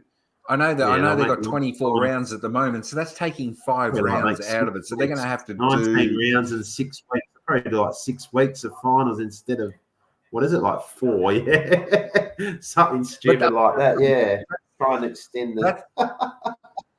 But that's a lot. Five rounds out of the footy fixture. That's a lot of revenue for the AFL to lose, and a lot of TV revenue to lose. 5 rounds. They have to try and fix something else. Maybe I don't know. You play. Even if they put 2 extra finals, it's still not much. You know, because it's like I know. It's like 90 games. 90 games lost. In the end, the best teams win it anyway, don't they? Every year, it's always the best teams find a way to win it. It doesn't really matter what the fixture really. Exactly right. You know, every year. That's right. Some of the weaker teams, they may get it. Bit of a lot. They may get an easier run there. That's okay. You know, everyone knows like Collingwood won it last year, but they were probably they probably had one of the toughest draws last year, didn't they? Probably had one of the probably top 2, 3, 4 toughest. I don't know. You can't remember a draw from every year to every year, but and then like you go through all the teams that have won it lately: Collingwood, Geelong, Melbourne. All those teams must have had interesting draws. Who knows if that was tough or not, or just too easy and they won it. But but they're big name clubs. They're not going to get really easy draws, are they? Probably. Like Richmond nearly won 4 premierships in a row before 2021, didn't they? They only missed one of them. The Eagles got that and thankfully they didn't. Because I think there's still only one team. There's only one team in history to have won 4 premierships in a row. And I think that's Collingwood. That's Collingwood, isn't it? Yeah, right. I've talked about that in the past with my friends and all that. Yeah, 4. Yeah, we'll look that up. Yeah. I mean, these days it's a lot harder. You know, like Hawthorn went on their run, Essendon went on their run, Brisbane went on their run. Yes. You know, Brisbane they looked unstoppable. Then Geelong went on their run. Like Richmond and I thought we were going to go on a little bit of a run. In the times that we've lived watching sport, AFL, we've seen teams be on their runs. I've been young enough to see, like, the Eagles had a good patch in the early 90s when I was a very young kid, and watching them. Well, I didn't really watch enough of it before they won all those premierships. Then I started watching footy more after they'd won those premierships, the Eagles. So I didn't really get to see that. Yeah. I've only ever been to one grand final, and that was West Coast and Geelong when West Coast won it. It was actually pretty good. I was sitting about 24 rows back behind the goals. It was good. Oh, wow! Yeah. That's 30 years ago, for a Collingwood supporter. This is for a Collingwood supporter. So, folks out there, you've got to understand. When we go to the football, the crowd is normally 80,000 anyway, so it's massive.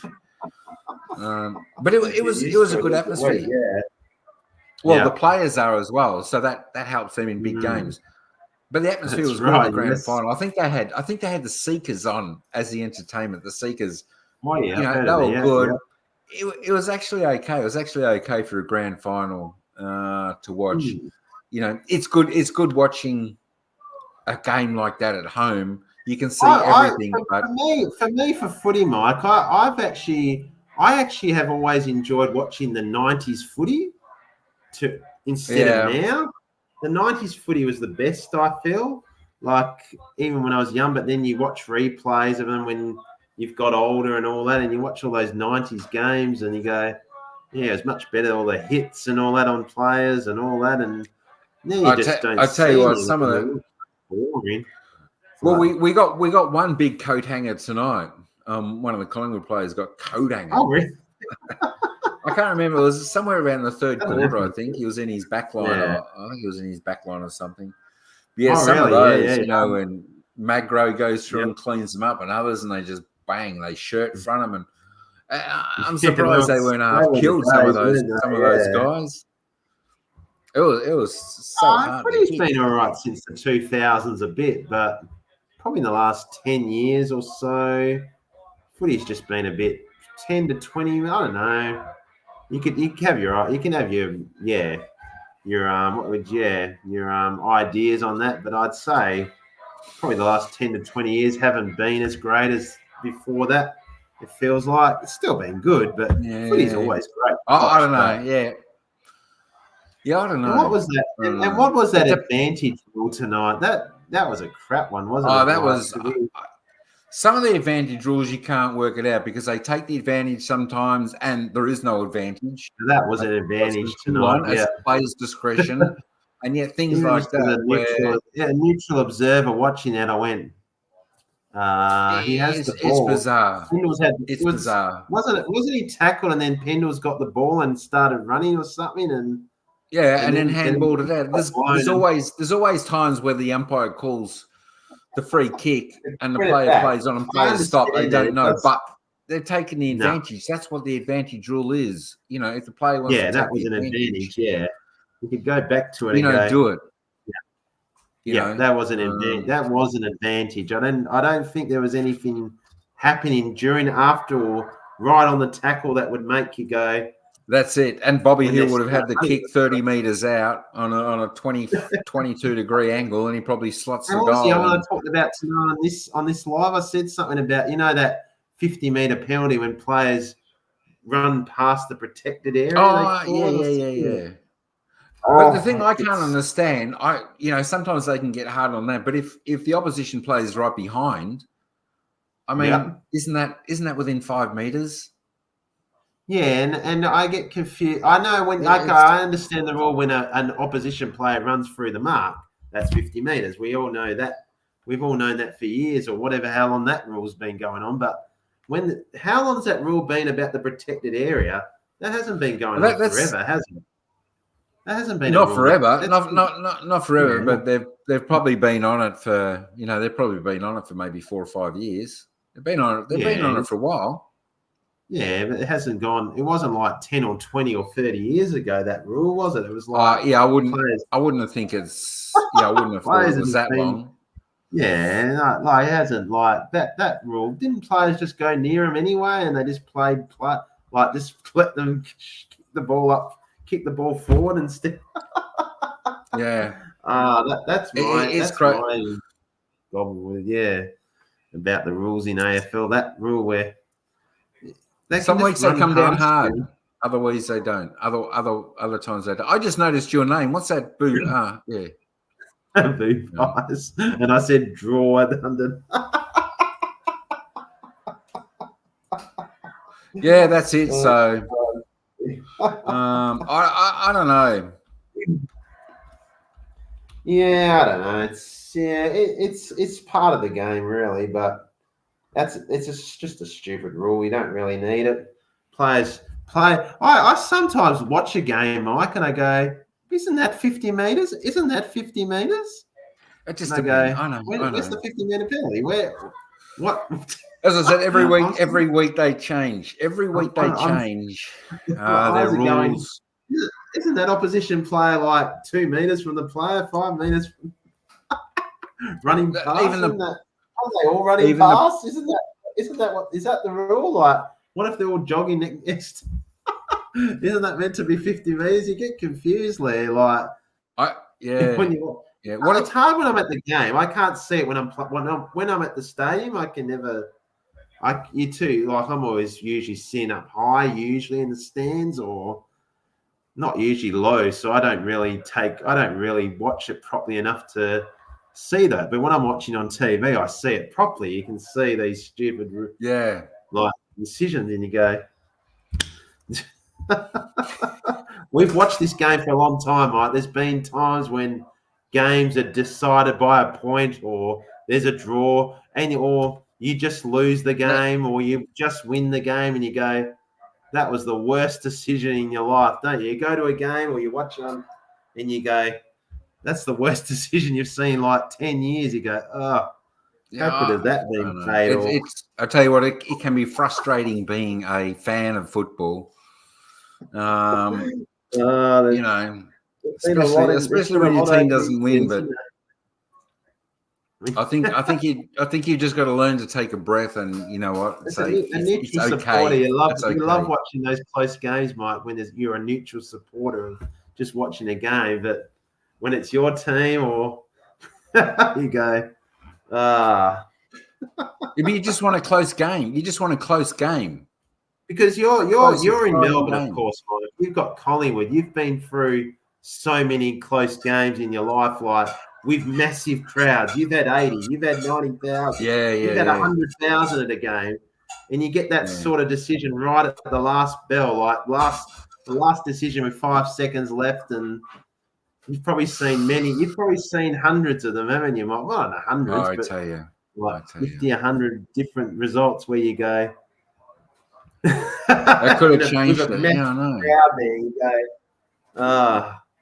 Like all those Anzac Day games and all those like finals, of course. Finals are massive, aren't they? Like where a decision goes down to the right. Absolutely. It was, I remember that decision. I think Fremantle played Geelong in the final down at Geelong, and the bald bloke for Geelong just dropped the ball, and the free kick was there. Everyone knew it, but Fremantle didn't get paid it.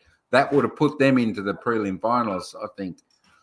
But I think the next week they come out and Fremantle won. Then they got to play. Did they play the grand final? 2013 they did. Yeah, that's right. Yes. Yeah, that would have been back there. They did it the hard way, where they should have gone the easy way. They should have had the win over Geelong down at Geelong. Yeah. It's just the decision in the last seconds of the game, like when Draper. It's always in the last 5 minutes. We always remember last 2 minutes, 5 minutes of every game. Yeah, you don't remember any of it now, but you know what I mean. And whenever you watch a game, it doesn't matter what happened for 90% of the game, does it? No one gives a shit about. No one gives a shit about what that 100 other decisions in a game. Like, who cares what happened on that? Remember when Draper just laid on the ball, like a chicken laying on its egg, and it was called. Wasn't that game against? Wasn't there a game earlier? Was it this year? Was it Adelaide and Essendon played it? Yeah, I think it was Yeah, this year that was Draper. Lied on the ball and this should have been the ruckman. Siren win, but should have been a free kick. That's something. Now we can talk about. That's something this year that was right on the bell. Like it happened. He should have blown the whistle about 1 second. Should have blown the whistle just before the siren went and gone free kick to Adelaide, but. It's just that's right, and they would have won. They would have won. Those little things in this game that frustrate frustrate fans. Through that one decision, you could have been you could have been above the Bombers on the ladder. I know. There's always vying for a top 2 spot. Yeah, I know. That's right. You don't know what positions do. Yeah, you go through the first half of the season. You don't really think about. Well, the first let's say first 5, 6, 7 weeks, you go, that was you might lose one or two of those really close games, and that goes, that's life. But then if you get to the second half of the year and you start losing those really tight games, Mike, that's when you go, fuck, wish we could one of. You do need to win those tight games throughout the year. They're vitally important. Like Freo had those tight games. Freo had those tight games in Adelaide earlier in the season. They're the ones that could still hurt. I don't know if it's going to hurt Freo's top 4 chances, but I love. What is this, Mike? You said I like. Huh? Yeah, Paul was went into one of the places or a bar or something over there and was watching the footy. And I was disappointing Paul, wasn't it? We started well, but then the Bombers just took full control. I feel like pretty much still got to halfway through the second. Freo's still got to be a little bit nervous because they lost those 2 games in Adelaide where they were only lost by like a goal or under, and they're games that you'd want to win at least one of those, and that would probably feel like Freo's definitely making top 4, but they're still could miss. That's the right. Top 4, they're making leeway though, and of course it showed. That showed after last week. Then you go suddenly. We beat. Then you suddenly go, how did we beat a top team? Then you say it feels like it's a little bit even now that losses and then a big win against Sydney feels like we've got back to even sort of way now. So, yeah. He's finished his meal and walked around the market. I was hoping, but I had a feeling. Yeah, he had the feeling Essendon would win. That's right. I had a little bit of a feeling Essendon would win, like the Gold Coast last week, just because I think the Pies are in a little bit of a vulnerable state at the moment. The way their list is, it feels like Pies are going to be in a lot of what you've lost by another 2 goals again. So, and Geelong next week, you're probably going to be in that sort of margin again next week, aren't you, Mike? You might be in that sort of maybe 2 goals. Maybe we don't know which way it's going to go, but it's probably going to be pretty close again next week. You would think for Collingwood at the moment. I think I would have liked to have played Geelong. Maybe like 3 weeks ago when Geelong wasn't firing, but they got they're back now. Yeah, they're back after they got what's name back in the midfield. What's his name in the midfield? I think Geelong's going to make it. It's so hard to pick who's going to make the top 8. They're on, but I just think Geelong always do it. Geelong always make the top 8. It's as simple as they'll find a way. Geelong will. It looks like the top 4 is nearly there. I think the top 4 is going to make it. Anyone after that, and probably Geelong as well. Oh, you hate that name, Paul. I don't love Collingwood. Ew. I'll just put it up. I'll leave it on there because Collingwood lost tonight, Paul. I'll say I love Collingwood only because I hate but they lost, so that doesn't matter. Is that showing up? There we are. There is the ladder. Oh, yeah. Adrian didn't notice that, Paul. I love Collingwood. Adrian didn't notice that. I changed it. Good enough. Much appreciated. Yeah, so we can have a good look at this ladder. Like Paul, you'd be looking at this ladder. All 13 teams are still in this race for the top 8. Adelaide don't look like it. They're only on 22 points, but yeah, Adelaide can't make it now. They're pretty much too far behind Adelaide, aren't they? If we have a look at Sydney, they've won 13, lost 2. Yeah, they're going to finish They've top, won 4 of the they? last 5. They're $3.25 to win the flag, so they're as short can be. I don't think I'd be as good as they're going. I feel like Carlton are right there, aren't they? I feel like Sydney are playing good footy, but Carlton 11 are wins, 4 losses. literally next to them. I feel like Carlton could beat them in a grand final for sure. If they played each other in a grand final right now, I think so too, because Carlton. Yeah. Carlton's got that speed and they can really bring pressure, and I think that's what beat Sydney last week. But $4, geez, that's short. $4. Even Carlton, for the top 2, but they're looking good. Carlton hasn't won anything in about 30 years. No. But they've got the side now. They've got the side now that does look like that they can go all the way. They definitely that being said, they want to put GWS away. Yeah. They got to the prelim, Carlton. You knew they were going to be pretty good this year, Carlton, didn't you? You had to think after last year's performance they were going to probably finish top 4, Carlton, didn't you? So absolutely, Paul. Yeah, I think 100%. They will. I think they'll 100%. I don't think they'll go. I think they'll go. I think that's the lowest they could go this round, couldn't they? Mind you, I'm still thinking Adelaide can beat Brisbane. Yeah, Melbourne could beat the Eagles. Melbourne will beat the Eagles probably. So they'll go to 36 as well. So and a percentage. They'll go to 36, and it depends on their percentage. If they have a big win, they could jump up to the top of 4.6%. Paul, we might be saying they might be down as low as about probably 11th, even the lowest they could probably be after this round. They could drop as low as about 11th, I think. Collingwood, couldn't they? They won't drop to 13th. We know that because everyone's playing each other, so it couldn't be that low. But you are right, Paul. Say they'll finish 10th this round. I think so. If results go, Port play the Dogs. I mean, the Dogs, Paul. The Dogs are a danger. Their percentage is just high. They're at about 120. Yes. They are 120.2%. That's like a game compared to the percentage of the other teams outside of Brisbane. And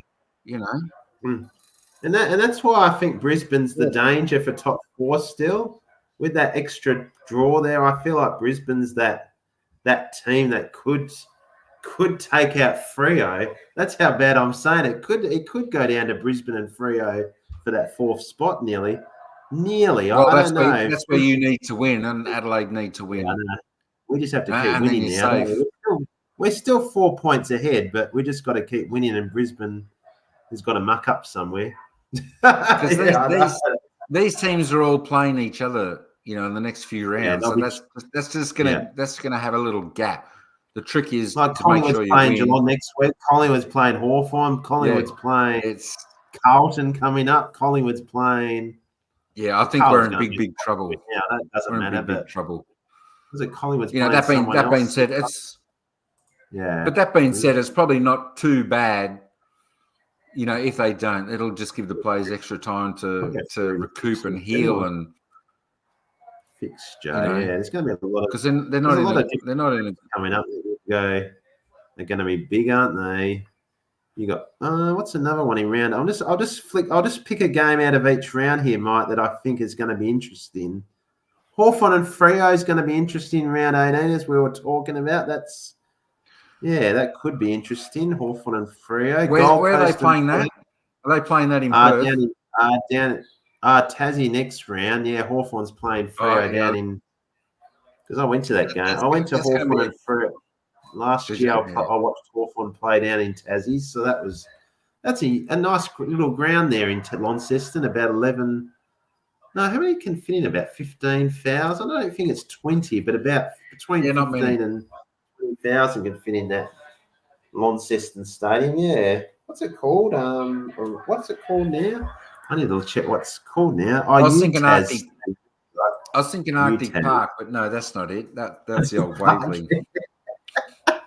Actually, I went past the ground in Canberra when I was up there. They weren't playing. Yeah, Manica Oval, yes. Later, but Manica Oval, yeah. Manica Oval, is that? Is it still that? I've got Tasmania, to look it up, isn't it? No, Manica Oval's in Canberra. Yeah, it's Is that where the Sydney?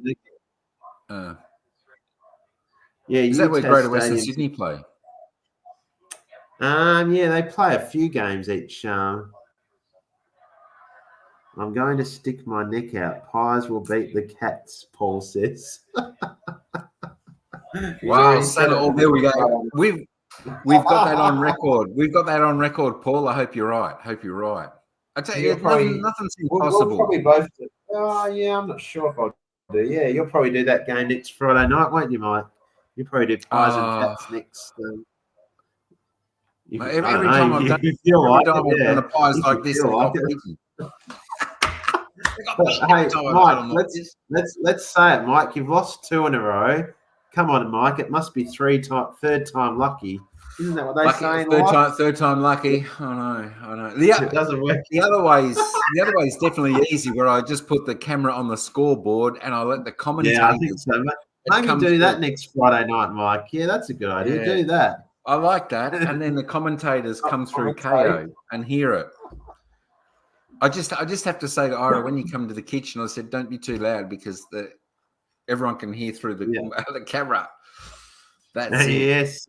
Yeah, well, it's all right to keep the what's it called, the commentary going. That's fine because people can actually listen to watch your live stream, and listen to the commentary. So that's not too bad. Yeah. Yeah. I think you've just got to mute. You just got to mute like a quarter and a half time for the music and the ads that come on because you get a copyright otherwise with the ad with the music. Oh yeah. Okay. Yep. I found that out on the last one. So if you get that, you just go mute music, mute the music only, and that's fine. Oh, okay. Yep. Yep. Just in the actions. Hawks and Freo. That's a tough. That's a tight one to pick right now because Hawks are playing such good footy. The Hawks are really playing good footy right now. They smashed the Eagles by 10 goals last week. It was crazy, wasn't it? I only could watch about a quarter and a bit of that. I just got bored because I knew the Eagles just looked shit from. I was getting excited for that game. I thought the Eagles were going to play well there, and I just went, it was boring when I was out, and I just left where I was watching and just went and something else. The hard bit with that, Paul, is they're playing that down in Tasmania. Yeah. I think Adrian was saying they're playing that in Tassie. Hawthorn always play well in Tasmania. They are in such good form, and I hate Hawthorn more than Carlton. He hates Hawthorn more than Carlton. I thought Collingwood fans hated Carlton. I hate Hawthorn more than Carlton. There we go. I thought Collingwood hated Carlton the most. That's what I've always thought in AFL. Yeah, but he usually hated Carlton the most, but then Essendon was second. I thought it was always Carlton, then Essendon, and then maybe. Yeah. But that changes. That changes. Yeah. Like as I said, it depends on the side. And I love watching Cripps play. Crisp. What's his name? Cripps. Cribs for Carlton. Yeah. Cribs. My good one. That's funny. There we go. Lang, you coming up? Lang, where are you? Lang? That's funny. But I like him. I don't mind Carlton doing well. I like seeing good players like that. Like he's one of the fairest. These guys who are so fair and play such good football. I like to see them do well. And I think it's these other players that are always gunning for the other player to hurt them, or are always looking at the umpires saying, "Oh, the bounds on the full," deliberate. Yeah, that type of garbage. I think that's what people don't like about players, and that's why Maybe they don't like him. Yep. I don't know. I don't mind. I don't mind watching Carlton. I think I think it was Carlton and Essendon, and then I've always thought Collingwood fans hated Richmond after that. Carlton, Essendon, and then that's my order of. That's how I've always looked at AFL. Collingwood fans have hated Carlton the most, Essendon, and then Richmond in Melbourne. I feel like that's after that. I'm not too sure. Maybe you hate Hawthorn. Yeah, I don't know. Carlton was always the big yeah. one. I think Hawthorn always seemed to have the wood over us. Always hard to beat Hawthorn. I think. I think now we just love to beat Richmond because when Richmond were up for so long, you know, their supporters are just all, you know, thought they were the knees bees. Like most supporters, it's good to bring them down a rung or two. Who do I hate the most? I still. Sorry to say this, Mike and Paul. I still hate Collingwood the most, but they've got the day. I still believe in one of my mates. I like the Dacos brothers. I do like watching them play. You know what I mean? It's because of that. You know the old saying. You know the old saying, Eddie. You hate us because you ain't us. You hate us because you ain't us. You ain't us. I like that. I don't know whether I actually got that line out of a movie somewhere that I remembered or really? Yeah. You hate us because you ain't us. I think it was out of a movie somewhere. I don't know who the teams that I don't like the most. I don't know. I don't mind it as much. It's either, maybe because I've got older. Maybe I've got older, and I just love watching footy in general. I don't really. Maybe when I'm a kid, when I was younger, I hated Collingwood so much because most people did. I don't know, but now I don't really care now. To be honest, as long as they're good games. As I said, I think it's got more to do with players, individual players that you don't like in a teams why you don't like a team, or because it's people you know that barrack for a team and that team's going well. I know Freo hates the Eagles. I know that. That's the rivalry here in Perth. Well, that's just a rivalry, isn't it? Because there's only two of you. Freo fans hate other teams. I don't know which teams Freo fans actually really hate the most. Like, they did hate Geelong for a while because there was a good rivalry between Freo and Geelong over the years. And probably because of that decision, that one decision at the end. Yeah. You know, Geelong, where he was caught holding the ball and it didn't go his way. It went for years as well, that one. Freo and Geelong, just trying to think who else Freo has not really... Okay, what's he got? Every time you took your son to the footy, it seemed to be Hawthorn, and they always beat us, so I don't like it. But, you know, Paul, if that's back in...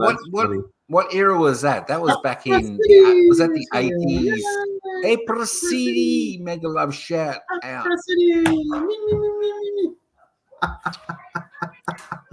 They were the good times with Apra City on live streams. What were we saying? No, I forget what I was. No, I don't know. I can't remember. But that's probably why Freo didn't like Geelong, because of that decision. I saw the Macca sign. You know. My gosh, you know what? I could actually go for a hamburger. I could go for a Big Mac right now and a cheeseburger. I went to Hungry Jack's lunch today at work, and I had one of those new it's a palmy burger at Hungry Jack's right now. It's really good, actually, Mike. It was like the Jack's fried chicken, and I'm gonna have some sauce, like, you know, palmy sauce and all that on it, and it was quite a nice burger, actually. You still call the cat Eddie Hart. Love it, though. At least you call me. Thank you, Eddie. Oh, you still call the cat? Yeah, I say. At least you call. Thank you, Eddie. There we go. Son of all. Say that. Me? I know it's you. No. Oh, hang on. Maybe you're thinking that we're talking the cats. The cats are Geelong cats. She might have seen you do that live last week. Is that right? Geelong cats. That's the Geelong cats. Game, That is the Geelong win. I did 3 games on my channel last Saturday because I was at home all day. So I did Sydney Freo, Gold Coast Collingwood, and I did the Geelong Essendon game as well. I did 3 games in one day because I was home. So I haven't liked Essendon since the 1990 grand final. I can understand that. I can understand that, Paul. Not thinking. Yeah, we flogged. Didn't we flog Essendon in the 90 grand final? Did you flog? I think so, wasn't it? Yeah, didn't you win that? Yeah, you won the premiership in 1990, didn't you? Yeah. Yeah, you won that premiership, Mike, in 1990. Of course you did. That was your last grand final before winning the 2010 one, wasn't it? I remember that 2010 grand final. Yeah, we beat Essendon by 48 points. Yeah. We won by 8 goals. Wow. We spanked them. It was great. Pronounce the G, but he does on that. Oh, does he? I never noticed that. Oh, you're not thinking that about the Geelong Cats. All right, Siggy. Yeah, sure did after they knocked our players out. Oh, yeah, was that Gavin Brown that got knocked out? And then there was that big melee. That's right. Oh, yeah, I've heard that. Sinner song. Yeah. That's it. I know, yeah. I know. Oh my gosh. I know. So I think we've got some games. Yeah, I might do some more. But if I do more over the weekend, it'll just be like just with the scoreboard with the commentators. That'll be it. I think. I only really like to commentate the basketball, Mike, these days. Essendon won. I don't really like commentating the AFL because a lot of our viewers are more from overseas, but I like commentating basketball, Mike, because that's a world sport and everyone seems to know what the basketball's doing. But AFL, a lot of people don't actually understand our AFL, so it's a bit... Yeah, that's why I don't really call the AFL as much as the basketball on my channel. So, I just put the scoreboard up. So, Sinner Son. Yeah, unfortunately, Essendon won that. Who won? I'm eating strawberry. What? You're eating strawberry trifle? Oh, I bought it at the market. Yeah, it sounds good. I tell you what, you're making me hungry. I will have something to eat. I will have something to eat after this. I'm having a Tim Tam. Oh, yum, Tim Tams. Adrian does the basketball. He does the basketball. I don't do the basketball. That's his domain. I'm not going to step in on Adrian's. I'm not going to step in on Adrian and do basketball when I know Adrian does the basketball. I'm not going to do that. I'm not going to do that. That's not right. That's why I even asked Adrian if it's all right if he didn't mind if I did the football because I know. Yeah, because I actually asked Adrian. I'll only commentate if it's like a really big game for like Freo. Like if it gets to the finals and I'm at home instead of being somewhere watching it, I might commentate a final. Or if it's as we get closer to the end as well, Mike. If we get to a game where it means a lot, especially it's going to mean a lot in the next 2 months. You're going to see games. If I'm free, I'm going to be going, I'm at home at the moment watching it instead. I'm going, this Freo game might mean more than anything to make the top 4. Yeah.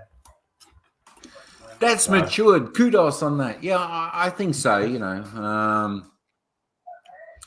it's just a little bit of respect there for Addy down there. I didn't want to just jump in and do sport on my channel, which I don't usually do. Here, City. We're all friends here. Didn't you know that?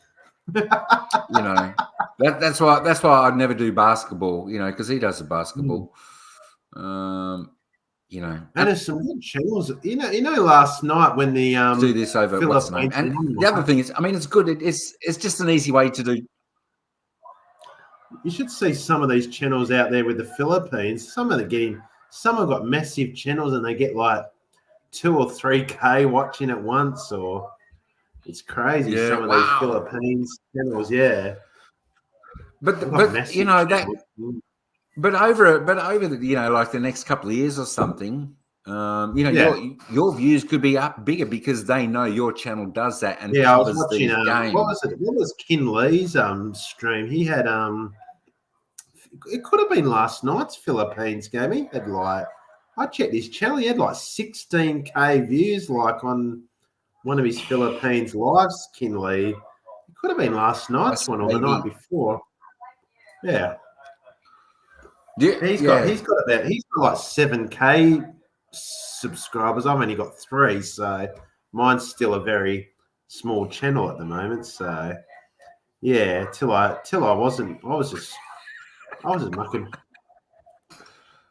But that's right. I mean, King. I exactly commentate like the Spectator. What the? Are you blind? I know. You know, it's hard to hold back sometimes, Paul. You know that following the footy. Go back to the VFL, you wanker. You commentator. I know. Yeah, that's what Mike said about that that decision, didn't you, Mike? You know, in the middle of the jeez. Oh yeah, that's right. Then advantage. all the fans out there must have gone exactly advantage. Yeah, a lot of issues on this. It hasn't determined. I don't think it has determined the game. It was 2 goals to difference, Mike. That was one. That's one goal that could have been.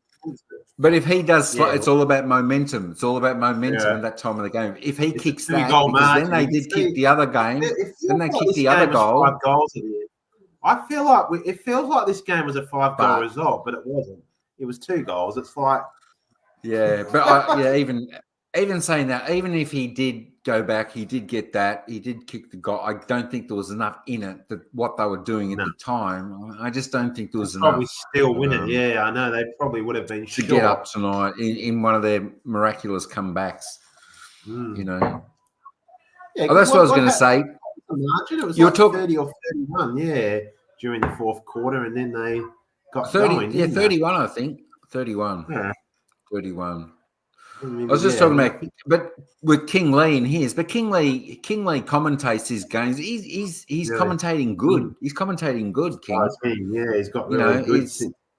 He's someone years ago where he used to just walk around like stadiums, like he used to show us where I think Korea, and then he'd go and look at stadiums, and then he started getting into the commentary about 2 years ago, I think. Yeah, I think it was about 2 years ago he started. Yeah. Look, it's all practice. I mean, you'll be there. You'll be there. Give yourself another couple of years. Yeah. You know, and you'll build your basketball stuff. If these other channels are getting big, they're probably commentating as well. Mike. I think even last night's live, I got about another 10 subscribers. Or wow, probably. I think that's all right. It went up. Good probably, stuff. Yeah, it went up a bit. Probably at least 10. I think. Yeah. I think it was 3.06 up to 3.07 from one live. I think. Yeah. So. Yeah. I'm not sure. Those ones where I get like 5K, I do get more subscribers usually. When you get those, even 1, 2K, 3K, whatever it is, yeah, there's always more subscribers. At least a few, 1, 2, 3, 5 more come through. Yeah, every time you get put up a lot of shorts. You know the thing with that though, you can put up the shorts, but that's all. Mainly people who subscribe are just there to see if you put more shorts up. Why, you know. Yeah, that's why I do. I do sport. A lot of them don't come shorts. Back. I do my sports as a short. It's not a shorts, but it's like I'm not on the camera and I just let the scoreboard tick over and people come in all the time checking my scoreboard. That's what I do more. That feels like I'm doing a short in a way. It doesn't. It's not a. Yeah, you know, it's a 2-hour live. You do a portrait and landscape. So maybe try it both ways. You know, because if you're getting a lot of people in anyway, I don't know. I suppose people who watch the basketball, they're probably searching for it anyway. I don't know, but it's worth trying it both ways to see what happens. Especially. Yeah, you I know? looked at all my analytics. I got like nearly up to about 50 people at one stage watching my live. So last night. So yeah, I'll have to check. I think I've done it both on the footy. I think I've done it both ways on the footy. It didn't make much difference. I think the best time I got was when it was like this, but I did the Gold Coast Collingwood game. And then the rest have been a lot lower. Too. I didn't get like big views, but I got like 400 views just on that. I don't get big views on my footy. I sometimes only get like 100. I've sometimes only got 50 or 100 views on my footy. But that Collingwood Gold Coast game, you were doing it. You were getting good numbers as well as I was. The Collingwood Gold Coast, yeah. That was funny, isn't it? Like, yeah, I didn't get many views tonight on my one. I was lucky to get, I think, 100. There was no one really watching. I mean, sometimes you're just lucky, and sometimes you're not. Yeah. I mean, I thought maybe we got more views because it was Collingwood game. Yeah. But I'm wondering if it was actually Gold Coast. I don't know. You know, people on the Gold Coast would have been. People on the Gold Coast are probably Hollywood supporters on the Gold Coast. You just don't know. You just don't know. Yeah, I know. I don't know, but yeah, it just depends. Depends on the time of day. Maybe Saturday's a good time. Friday nights, I've done them a couple of times before, and there's not as many views. But Saturday might be a better day. I don't know. Maybe everyone's just more. You know, there's a couple of games. Maybe Geelong Hawthorn will be a game. I'm not 100% sure whether to do Geelong Hawthorn and then Giants and Carlton. Maybe not Giants and Carlton. Maybe just Geelong Hawthorn. I'm not sure. You'll probably do Dockers and Tigers. Yeah, I've got to work tomorrow for 6 hours, so I'll be just home tomorrow night, aren't I? So I'll be watching the Freo game. I'll just probably do that on my channel tomorrow night. Oh, wait there. I might not do footy tomorrow because I just saw Kin Lee's going to do what was Kin Lee doing? He's doing Philippines. I might do a Philippines live stream if I'm home tomorrow night. Yeah, I might not do footy tomorrow. Yeah, only because Philippines is on. Yeah, you've got to do where you're getting the views in the Philippines. Yeah. I've noticed you're getting good views in the Philippines, Richmond tomorrow, and you've got to build your audience. That. I'll probably be lucky to get 100 views on that tomorrow night on the Freo. It's Richmond I was just gonna say to Upper City, you know, you can get a lot of subs doing shorts and that type of thing. But you go and have a look if you've got a proper channel. You go and have a look. Some people might have 20,000, 30,000 subscribers, followers, but they still might only get 100 watch views, 100 views on their long form content. You know, and live streams and that. So that to me, that's a Clayton's. Yeah, I don't. I hate subscribe. I hate channels like that now for sure. I've been on YouTube for a while now. Some people got 50K or 100K subscribers, and they still only get 100 or 200. I don't know why. You know, and I think that's where for Adrian he's saying if he's doing the sports.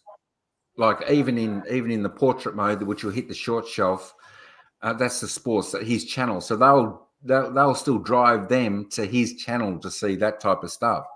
So that's where the need to get super chats because the more views and the more watch hours you get, you actually get a little bit of in the afters. You actually get a little bit of money from it actually from your analytics or whatever it is. It's not a lot. It's not a lot of money. I know that, but it's at least the money keeps flowing on your channel and your hours keep flowing. Like I got 60 watch hours on that live stream last night. So make sure you when you go into like analytics when you're live, make sure up the top it's got turn ads on, so YouTube can put them on. I usually do. I always put mine on. Yeah, and the spots in there, like even like even now, I'll show you. Even now, I just press the thing to say insert ad, so you can insert that whenever you want, or delay ads.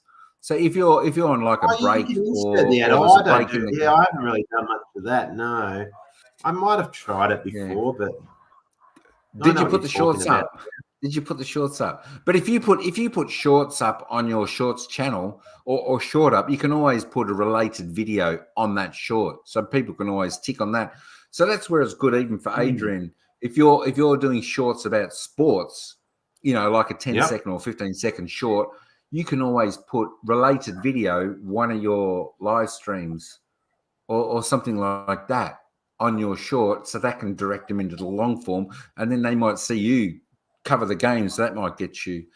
Oh yeah, you could do a short. Oh, I know what you're talking. Yeah.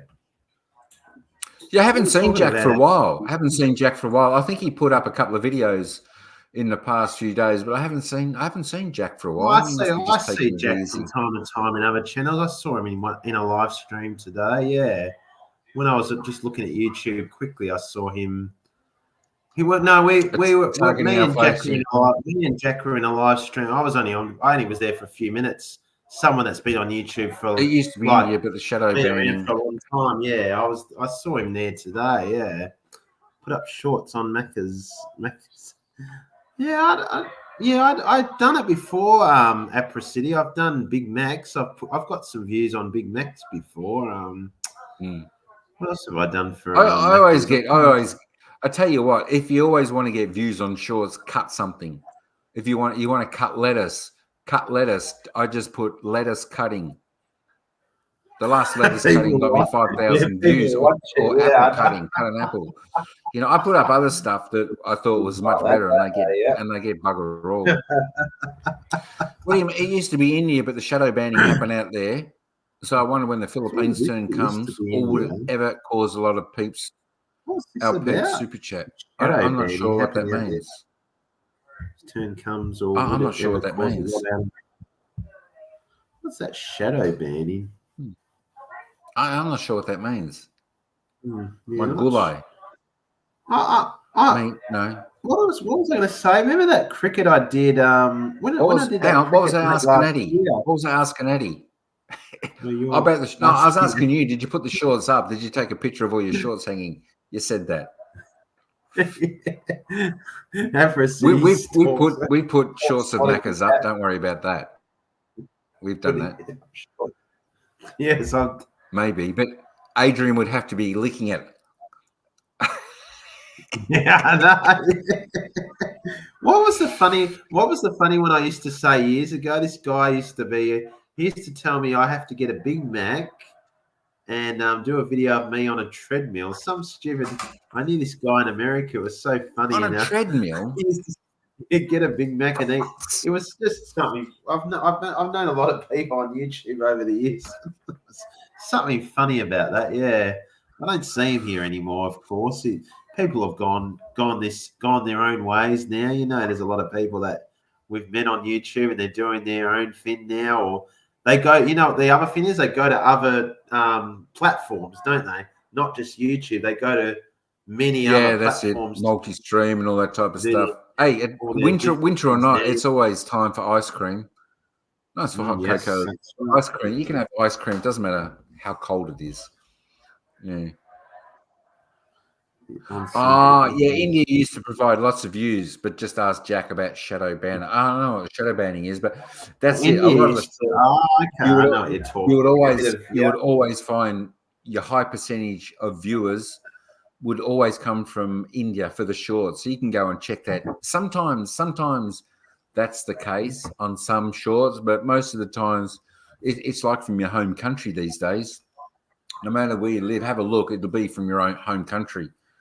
I think that's why a lot of the shorts we used to put up that used to get, bigger numbers, get smaller numbers, because it used to be able to put a short up. If you fry an egg, you put a short up or cut something, and within 3 or 4 minutes of putting it up, you would see the views. Yep. You'll get thousands. Yes, that's right. India always used to be number one on the views list for the shorts. Yeah. Yes, that's right. Yes, I remember. Yeah, that was a while ago, wasn't it? Well, you didn't. Maybe I should put it on some hot-looking scarecrows and poke. Yeah, do it. Yeah. Put it on some Santa all. Then you could run around the back just with a towel on, and go, "You buggers stole my clothes," and rip them off them and run away. There you go. That'll go viral. Yeah, it's always hot there. No, India still hits sometimes. Have a look at your. So if you get high numbers in the shorts, have a look at your analytics for that short. I'm tipping India's pretty close up the top. Just saying. Yeah. After listening to you guys, I just put up a short for fun. Check it out. Check it out now. Check it out. Now.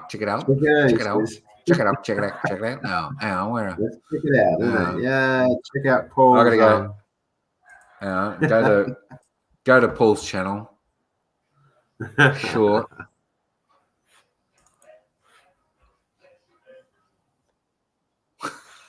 Anyway, where are you? Oh, there he is. Let's find Paul's channel here. Oh my God, he's getting naked. Oh my God, he's getting naked. What the heck? What the heck? I haven't watched it yet. Holy moly. You can just type it in, yeah. Paul in Asia, yeah. Let me. Where is it? There it is. No. The heck?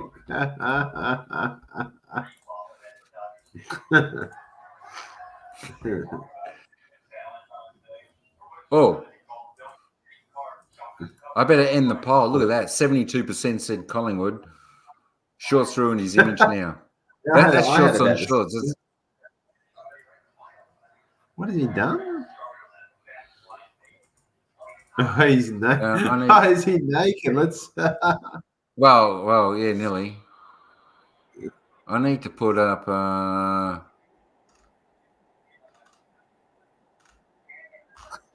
What the heck?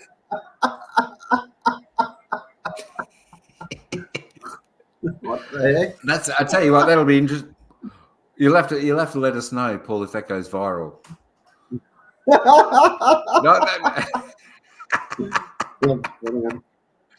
It's okay. It's okay. You won't be shocked. It's okay. Looking shorts. You won't be. Wow, good looking shorts. Holy moly! I'll put wow. I'll put wow, good looking shorts. Is it? It must be true because Eddie is laughing out loud now. Yeah, it's okay. He's still got his underwear off. Why? That's fine. Don't worry. That's funny. You know what? If you're gonna at least wait what tomorrow. That's fine to put on YouTube, isn't it? That's nothing wrong with that. It won't be traumatic. It's fine. Paul's not going to put up anything that's traumatic for anyone. If he went naked, then his channel probably gets taken down. I don't know. I'm not sure. At least wait until tomorrow, Paul. See what views you get on it. It's okay. Oh God, that is golden. That's while City's here. Where's Chris S? I would love to see Chris S with the chat with her in there. I'm like, damn it, Chris S is not around to, because Chris would be having a good laugh with City in the chat too. But I know, wouldn't he? I know, but Chris S would just have it on loop. He would have it on loop. It'd be just playing and playing and playing. Loop. He might be just having a good break. Sometimes he has had a break in past times. I haven't seen for months. Yeah. Sometimes he has done that a little bit, so he doesn't come back for a while. So. Yeah, I know. I miss Chris. Funny man. Good man. Yeah, no. I think I saw him in a live stream a while ago, but can't remember how long ago it was. Yeah. Hey, Bree. Hey, Tina, come on up. Come on up. Come on up for 5 or 10 minutes before I end. Yeah, we'll have a rest there. We'll go for another 10 minutes. I've got to work tomorrow anyway, so this Saturday. Yeah, well, I know we've definitely been going long because I always think the footy lives normally about 2.5 hours maximum. I never stay, especially it's winter time. It's down to just 9 degrees here. How cold is it where you are, Mike? On the computer? It is here at the moment. It is 4 degrees. You're still. I knew you were still going to beat me because you said 4 degrees before. That 4 degrees is the lowest it's going to get down to tonight. It's been very clear lately in Australia, hasn't it? Even here in Perth, we haven't had a lot of rain this week. It's been pretty cool in the morning. Like, what's it been like? Next Tuesday, we're going to get rain next Tuesday. Yeah, it's going to rain, I think, this weekend a little bit, or on Saturday night, Sunday, maybe next week. Yeah, we're going to get some rain. It's been a while since we've seen him. Been a while. And he might be just working things to do. Yeah, he's just having a busy getting off YouTube. That's what people need to do sometimes. He has. That's what I'm saying. He'll just surprise us. He'll come from nowhere and go, "Come here, if you're taking a peek." Come here. No, she's got the ladder. She's got the ladder to climb. I sent her a ladder. I posted her a ladder. So she can climb. She can climb. What? Last time you worked was December 1918. Paul, you're not that old. What? 106 years ago. What? 106. What's going on? Audi bar. You mean 2018, not 1918? What? He's not. He is I'm trying to keep up with the chat here. How come Eddie is more blessed with warm? Because he's on Perth, Western Australia. Western Australia is always a little bit warmer than Melbourne. Because Western Australia sits in line. Yeah. Western Australia sits in line like of Philippines. Perth's like with Sydney. Well, Perth, like you're going across in Australia, it's about similar, like about if you go from Perth to Sydney, it's about pretty much like a dead straight line, nearly, isn't it? Similar. It's like You don't want to be in Sydney. Their weather is horrendous. They get hailstones like that. It's terrible in Sydney. Some of their bad weather, it's really nasty. How can you live in a big city like that and have bad storms and weather like that all the time? How can you live in a big city, like trying to get around in that big city and rain all the time, and just to get around, like? He's always a light in the room, that's for sure. Yeah, come on, monkey business. Where are you, monkey business? Come up for 10 minutes because Adrian's got to work tomorrow. Rest and all that. Well, he's not Jurassic. He's Triassic. Unsa? Unsa man. Not Jurassic. Even Lang's laughing. She don't know what's going on. There we got it right. 2018. I know. I was thinking, hang on a minute. He's like, he's like 140 years old. Are you cold at City? Surely you're not that cold where you are. It's summer on that side of the hemisphere, isn't it? It's freezing on this side of Australia, like in the southern part. I know it's just cold. It's chilly. It's cold. What are we now? 5th of July. About the world. The world's been up and down. It's been pretty warm this summer in parts of the world. Where have I heard? America's been pretty warm. I think America was pretty warm, wasn't it? This year. I've heard parts of the world, yeah. Adrian? Wait. Mega love shout out. Yeah. At least you know. Hi again, guys. Hi, Ate Afri. Ate Annie's here. So because I'm here now to your panel, your mic. So, I'm here. My Gulai, you can hear well. You can hear well. Hang on, let me stop sharing this for a minute. Should I keep the footy table up or end the footy table? There we go. That's better. It's good that Collingwood lost, but we don't need to put that. I don't like that name on my channel. I love Collingwood. Yuck. I need to change it quick. Yeah, I know. I'll type in. I know what to type in. That's a good idea. I'll type this. I'll type that in. Flag mantle. There you go. It's all about flag mantle this year, everyone.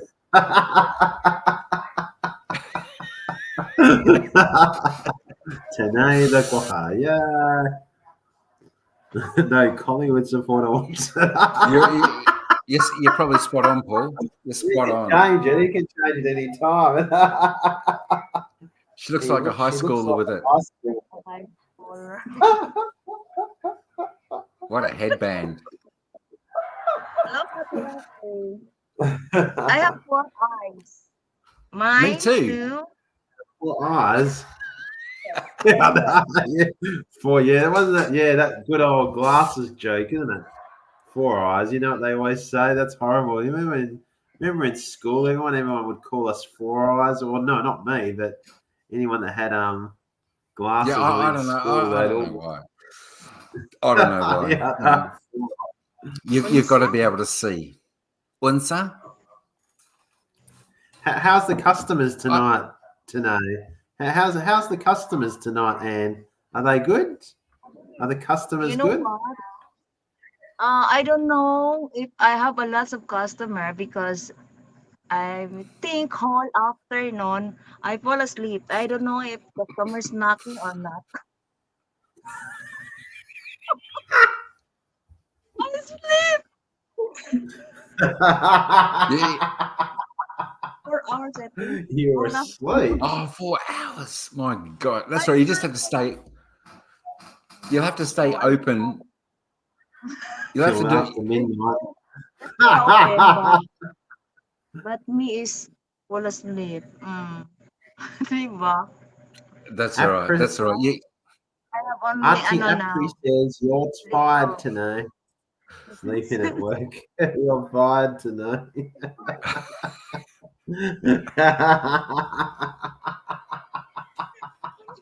You're fired.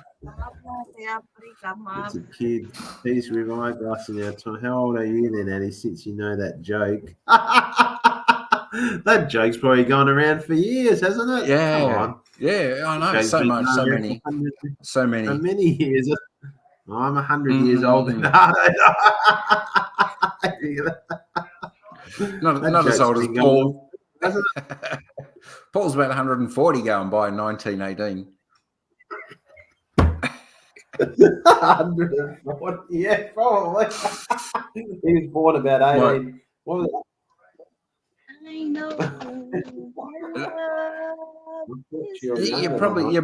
You could be young. Me and Eddie are just old people. Yeah, I'm close to Mike. So You're close to Mike. I'm older than Adrian. I know it doesn't look like that, but I am.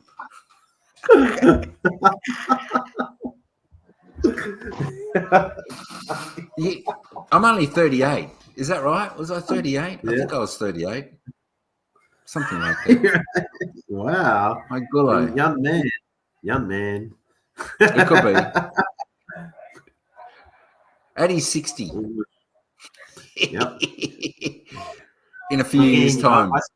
Wasn't that movie where he's all don't be Okay, we vote. No. Yeah, I'm straight up that for City, isn't she? She always Oi, where you going, Lang? Where you change my name? Why you change my name? Tinay the Guapo. Who changed this is true. Who changed that? You put that up. No, I didn't. The Guapa. Hello, Guapa. You didn't put like the. Are you huh? What? It says that on my name. My name. Oh, Do you want that name? Choice. why is Addy the flag mantle? So that's what we're trying to win our first flag. That's what we're trying to get there this year. Apra City, we're calling ourselves flag mantle. If we're in the top 4, if we keep winning, we can keep ourselves being called flag mantle because we'll have a chance to win it in the top 4. Definitely have a better chance. But if we don't, then I'll probably take my name. I think they'll make finals anyway, so it should be all right. And what's that? What's that? Young man, there's a place you can go. I said, young man, when you're short on your dough. Damn it, the sun! You know what's happened now. The sun's started now. Everyone knows it. Apra City knows I sing that song, don't you? That young man song. Young man. My God! Oh, there we go. Karaoke these days. If you're 38 and Eddie is 60, does he have a what? Benjamin Button syndrome? Benjamin Button. That's the one. Benjamin Button. Yes. He could have. Young man. YMCA. No, this is sport Apra City. This is not, I know. Can you believe it? Can you believe it? This is not discotheque, is it? My gosh. I've got lazy doing that now. I just I'm such a sporty person. I've got into my sport more than karaoke now. So yeah, that's the problem. I've just gone over to that instead. Yeah, I'll do karaoke sometimes on my channel when I ever feel like it anymore. Like you'll see me do it again one day. Not like it was a good movie. I know we haven't seen the karaoke king doing his songs. I've been watching too much. There's too much sport out there. That's okay. There's too much. I know, and it's easier. That's all right, Icy. You can lurk all you like. It's all right. We're happy to have you as a lurker. Is that all? Is that not all? Siggy. Oh, you guys did well on that Icy's live. Was that last week? Wasn't it? Was it Icy was live last week? About a week ago, wasn't she? She did a live stream with you, Mike. Yeah, it was Thursday week. Thursday week ago. Thursday week. Yeah. Thursday week. I think that was me, ET. Was on the panel.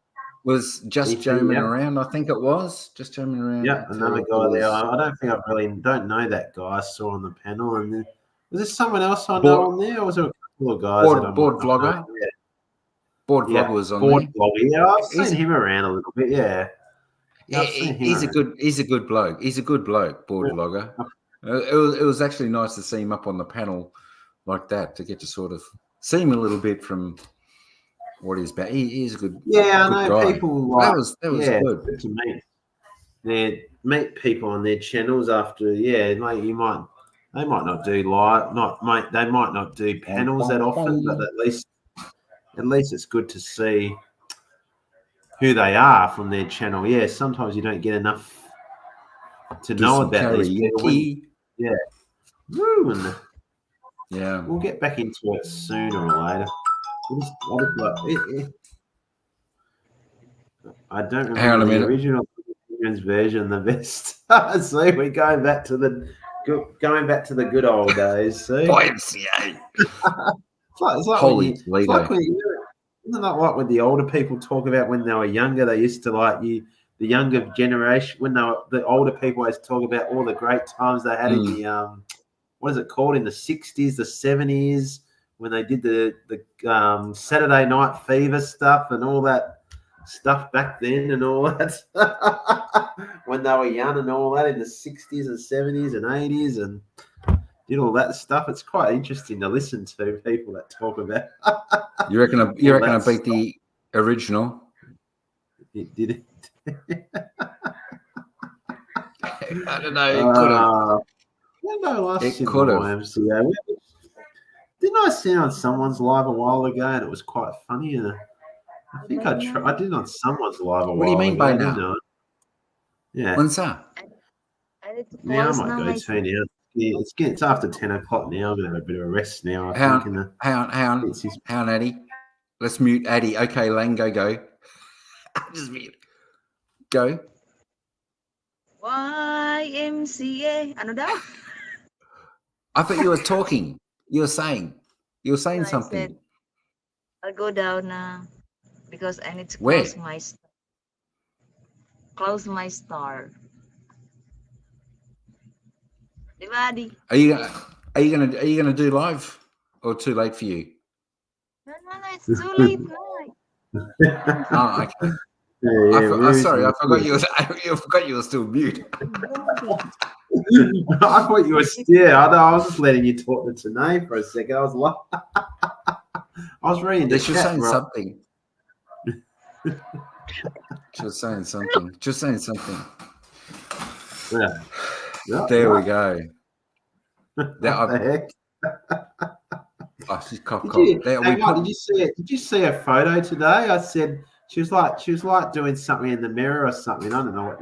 She was wearing some clothes, and Tanae was and I said, why Tanae? Why? Remember that message I sent you on Facebook today, Tanae? I said, why Tanae? Why? What does it mean, Adi? What does it Sorry? mean? Why you say? What does it mean? Why you commented there in my Facebook that you said? I said why today? I was meant to be just a joke. So like you're doing. What were you wearing something or doing something or what? You were doing something. It's funny. What was the message again? I'll go into Facebook. I've got to remember what it was again. Sometimes you see something, you say something, and you go, why did I say that for? I said, why laugh out loud? What was it again? Oh, yeah, the model, yeah. Phil Lanako Kaikia. Yeah, you get to explain, yeah. Well, she's been a model, see? Yeah, I understand it. Why?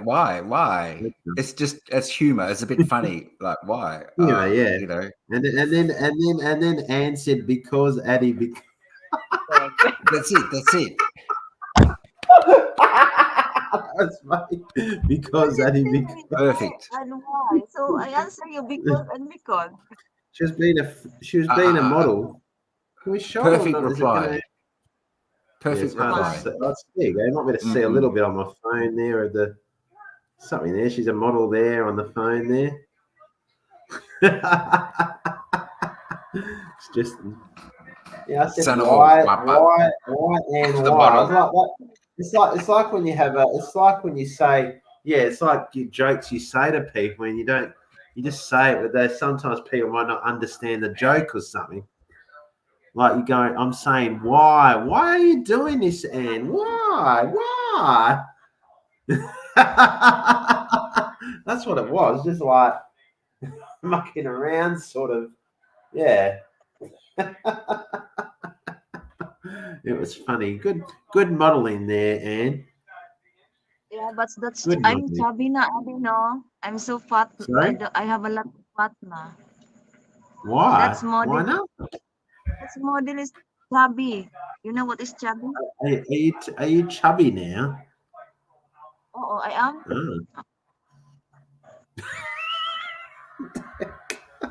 The heck was that?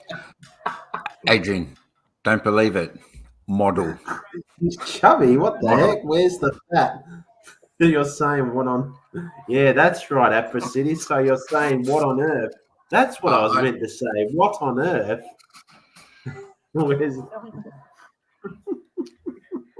It's non-existent. Saying that. What the heck? I don't know. Only me and Adrian have that. Not you're a model. That's right. Show her. Hey, Maui's here. G'day to Maui. Hey, Maui. Maui's come in just at the end, because I've got to end in about 3 minutes. So there's warning for everyone. I've got to end in about 3 minutes. because I'm too noisy. I'm too noisy here. It's after midnight in Melbourne. It's after the 12 o'clock. It's the 12 o'clock. It's the 12 o'clock curfew. You call it? Is that right? 12 o'clock. Yeah. Our host, good morning. It's morning na so to use your mic, right? Yeah. But I have to, because someone up early in the morning, and I talk too loud. Yeah, that's right. Yeah, Someone's snoring na. Yeah. Well. Yeah. I lost any fat when I moved to Thailand. Oh gosh. Uniformed officers, Unsa? What? Unless you don't get uniformed officers on your door, isn't it? I don't know. They've got them on every entrance to the shopping mall in Philippines. I know that. The officers. Yeah. Trying to get in there. God. Look how easy it is to get into shopping centres in Australia. It's like literally no one in any shop. I know. You're cruising like it's like where's security the most in Australia? Mostly at like sporting events, big events, just huge events. You only get security, don't you? Really, just the yeah. Look at Anne. Hello, Anne. Are you watching, Anne?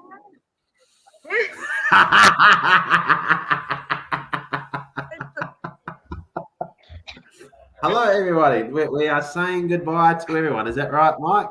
Are we saying our last goodbyes on this stream? Is that right? Free. All right, everybody. It's been a great night to watch Collingwood. Oh, yeah, I forgot about that. It's been a great night. I'm reading the comments. I'm reading the chat, but that's why. Siggy. Oh, yeah, it's hard. It's hard. Understand. It's hard to see the chat when you're on the phone. Yeah. Yeah, but it was a funny moment. Huh? I know what I know. Only now I saw the comment about the opera that what I wrote on my post. Adrian can't understand. It's because my like that. I write it in my own dialect. That's why Adrian commented there why and why. So he don't know what. Yeah, no, I didn't understand it, but I'm just saying I'm probably making a joke. Yeah, that was more. Yeah, it's more of a joking sort of way of saying why and why are you being saying why are you being a model? Why and why do you want to be a model for, Anne? Like, goodbye, take care, Palam Ingat. Yeah, Anne wants to be a model. Everyone, let's listen to Anne. If you can't understand for my, if I have a post in my Facebook and then I'll write down like that. If you can't understand, you can see the translation. But sometimes Yeah, of course. Yeah, I probably just looked at it too quick to when you're just on your phone quickly and you're just looking at. I don't look at Facebook for more than about 2 minutes. I just go scroll through a little bit and just see what's 2 or 3 minutes when you're on a break or when you're out, and that's it. No, you don't stay on these social medias for long. It's too boring. You stay on for a couple of minutes and then you just go, that's enough. There's not a lot. Who's famous now? Who's famous now? He was mocking you. Famous model now. Oh, what's that? Whose name? He just changed your name. What name? Famous model now. Sana Paula. Famous model now. Famous model now. Mike Goulart. All right. Time to go, Mike. You should finish your life. All right. Mike to leave, isn't it? Tell Mike to leave. I'll put that back just so it's not forgotten for the next live. All right. We should That's it. Thanks everyone for coming in. We're gonna. Yeah, that's no, right. Hang on. Any last words, Eddie G? Any last words for tonight's live? It was good, and it was great to see Collingwood lose. Everyone, thumbs up. I don't know about seeing the Pies lose. But thanks for hanging with me. Keeping was us good fun, company. It was good, even though we lost. Any last words, ma'am? Yeah, let's listen to Ian's last words. That's the word, guys. Yan. Good night. I should say good weekend. Wait, Everyone have a good weekend to everyone. Yeah, that's what we should. guys. Wait. Unsa? Is it going to be raining? Yeah. Good night, everybody. No What way to to say say? goodbye. Ciao for now. Ciao for now, Ate Apri, and sweet dreams to all of you. Ciao for now, and sweet dreams to all. My God, Yeah, I don't think it was. Yeah. My gosh. Yeah. Easy now. Thanks, Alrighty. manager. Thanks, manager, for coming back up. Appreciate that. Good to see you. We will see Finally got back everybody on the later live on. together. Thanks, Eddie G. Don't forget, Woo, Adrian's good probably fun, doing good fun, the Mike. basketball tomorrow. Yeah, probably tomorrow Adrian's night. probably doing the Basketball will be on. basketball Yeah, Philippines again. I I'll think probably he do a said football he's one playing tomorrow. Brazil or something. So I think Oh, okay. something. All Yeah, right. I think that's what and probably live. Brazil Matt or might something. do a live tomorrow too. Yeah, that'll be good. Hopefully, get some good views again. Yeah, The Philippine ones that'll are be absolutely good. cranking. Thanks, Paul, They're easy for to- coming yeah. in. Thanks, Apri City. Thanks, Maui, and Alrighty. everyone else that was in there. That's it. See you later, Go down now. everyone. Thanks, Tina. Good to Likewise, see you, you're Afro heading City up the green. Boys and Paul there and everyone else that was there. Bye-bye, everybody. See you later. Bye. To everybody. Sounds like you're eating a Big Mac.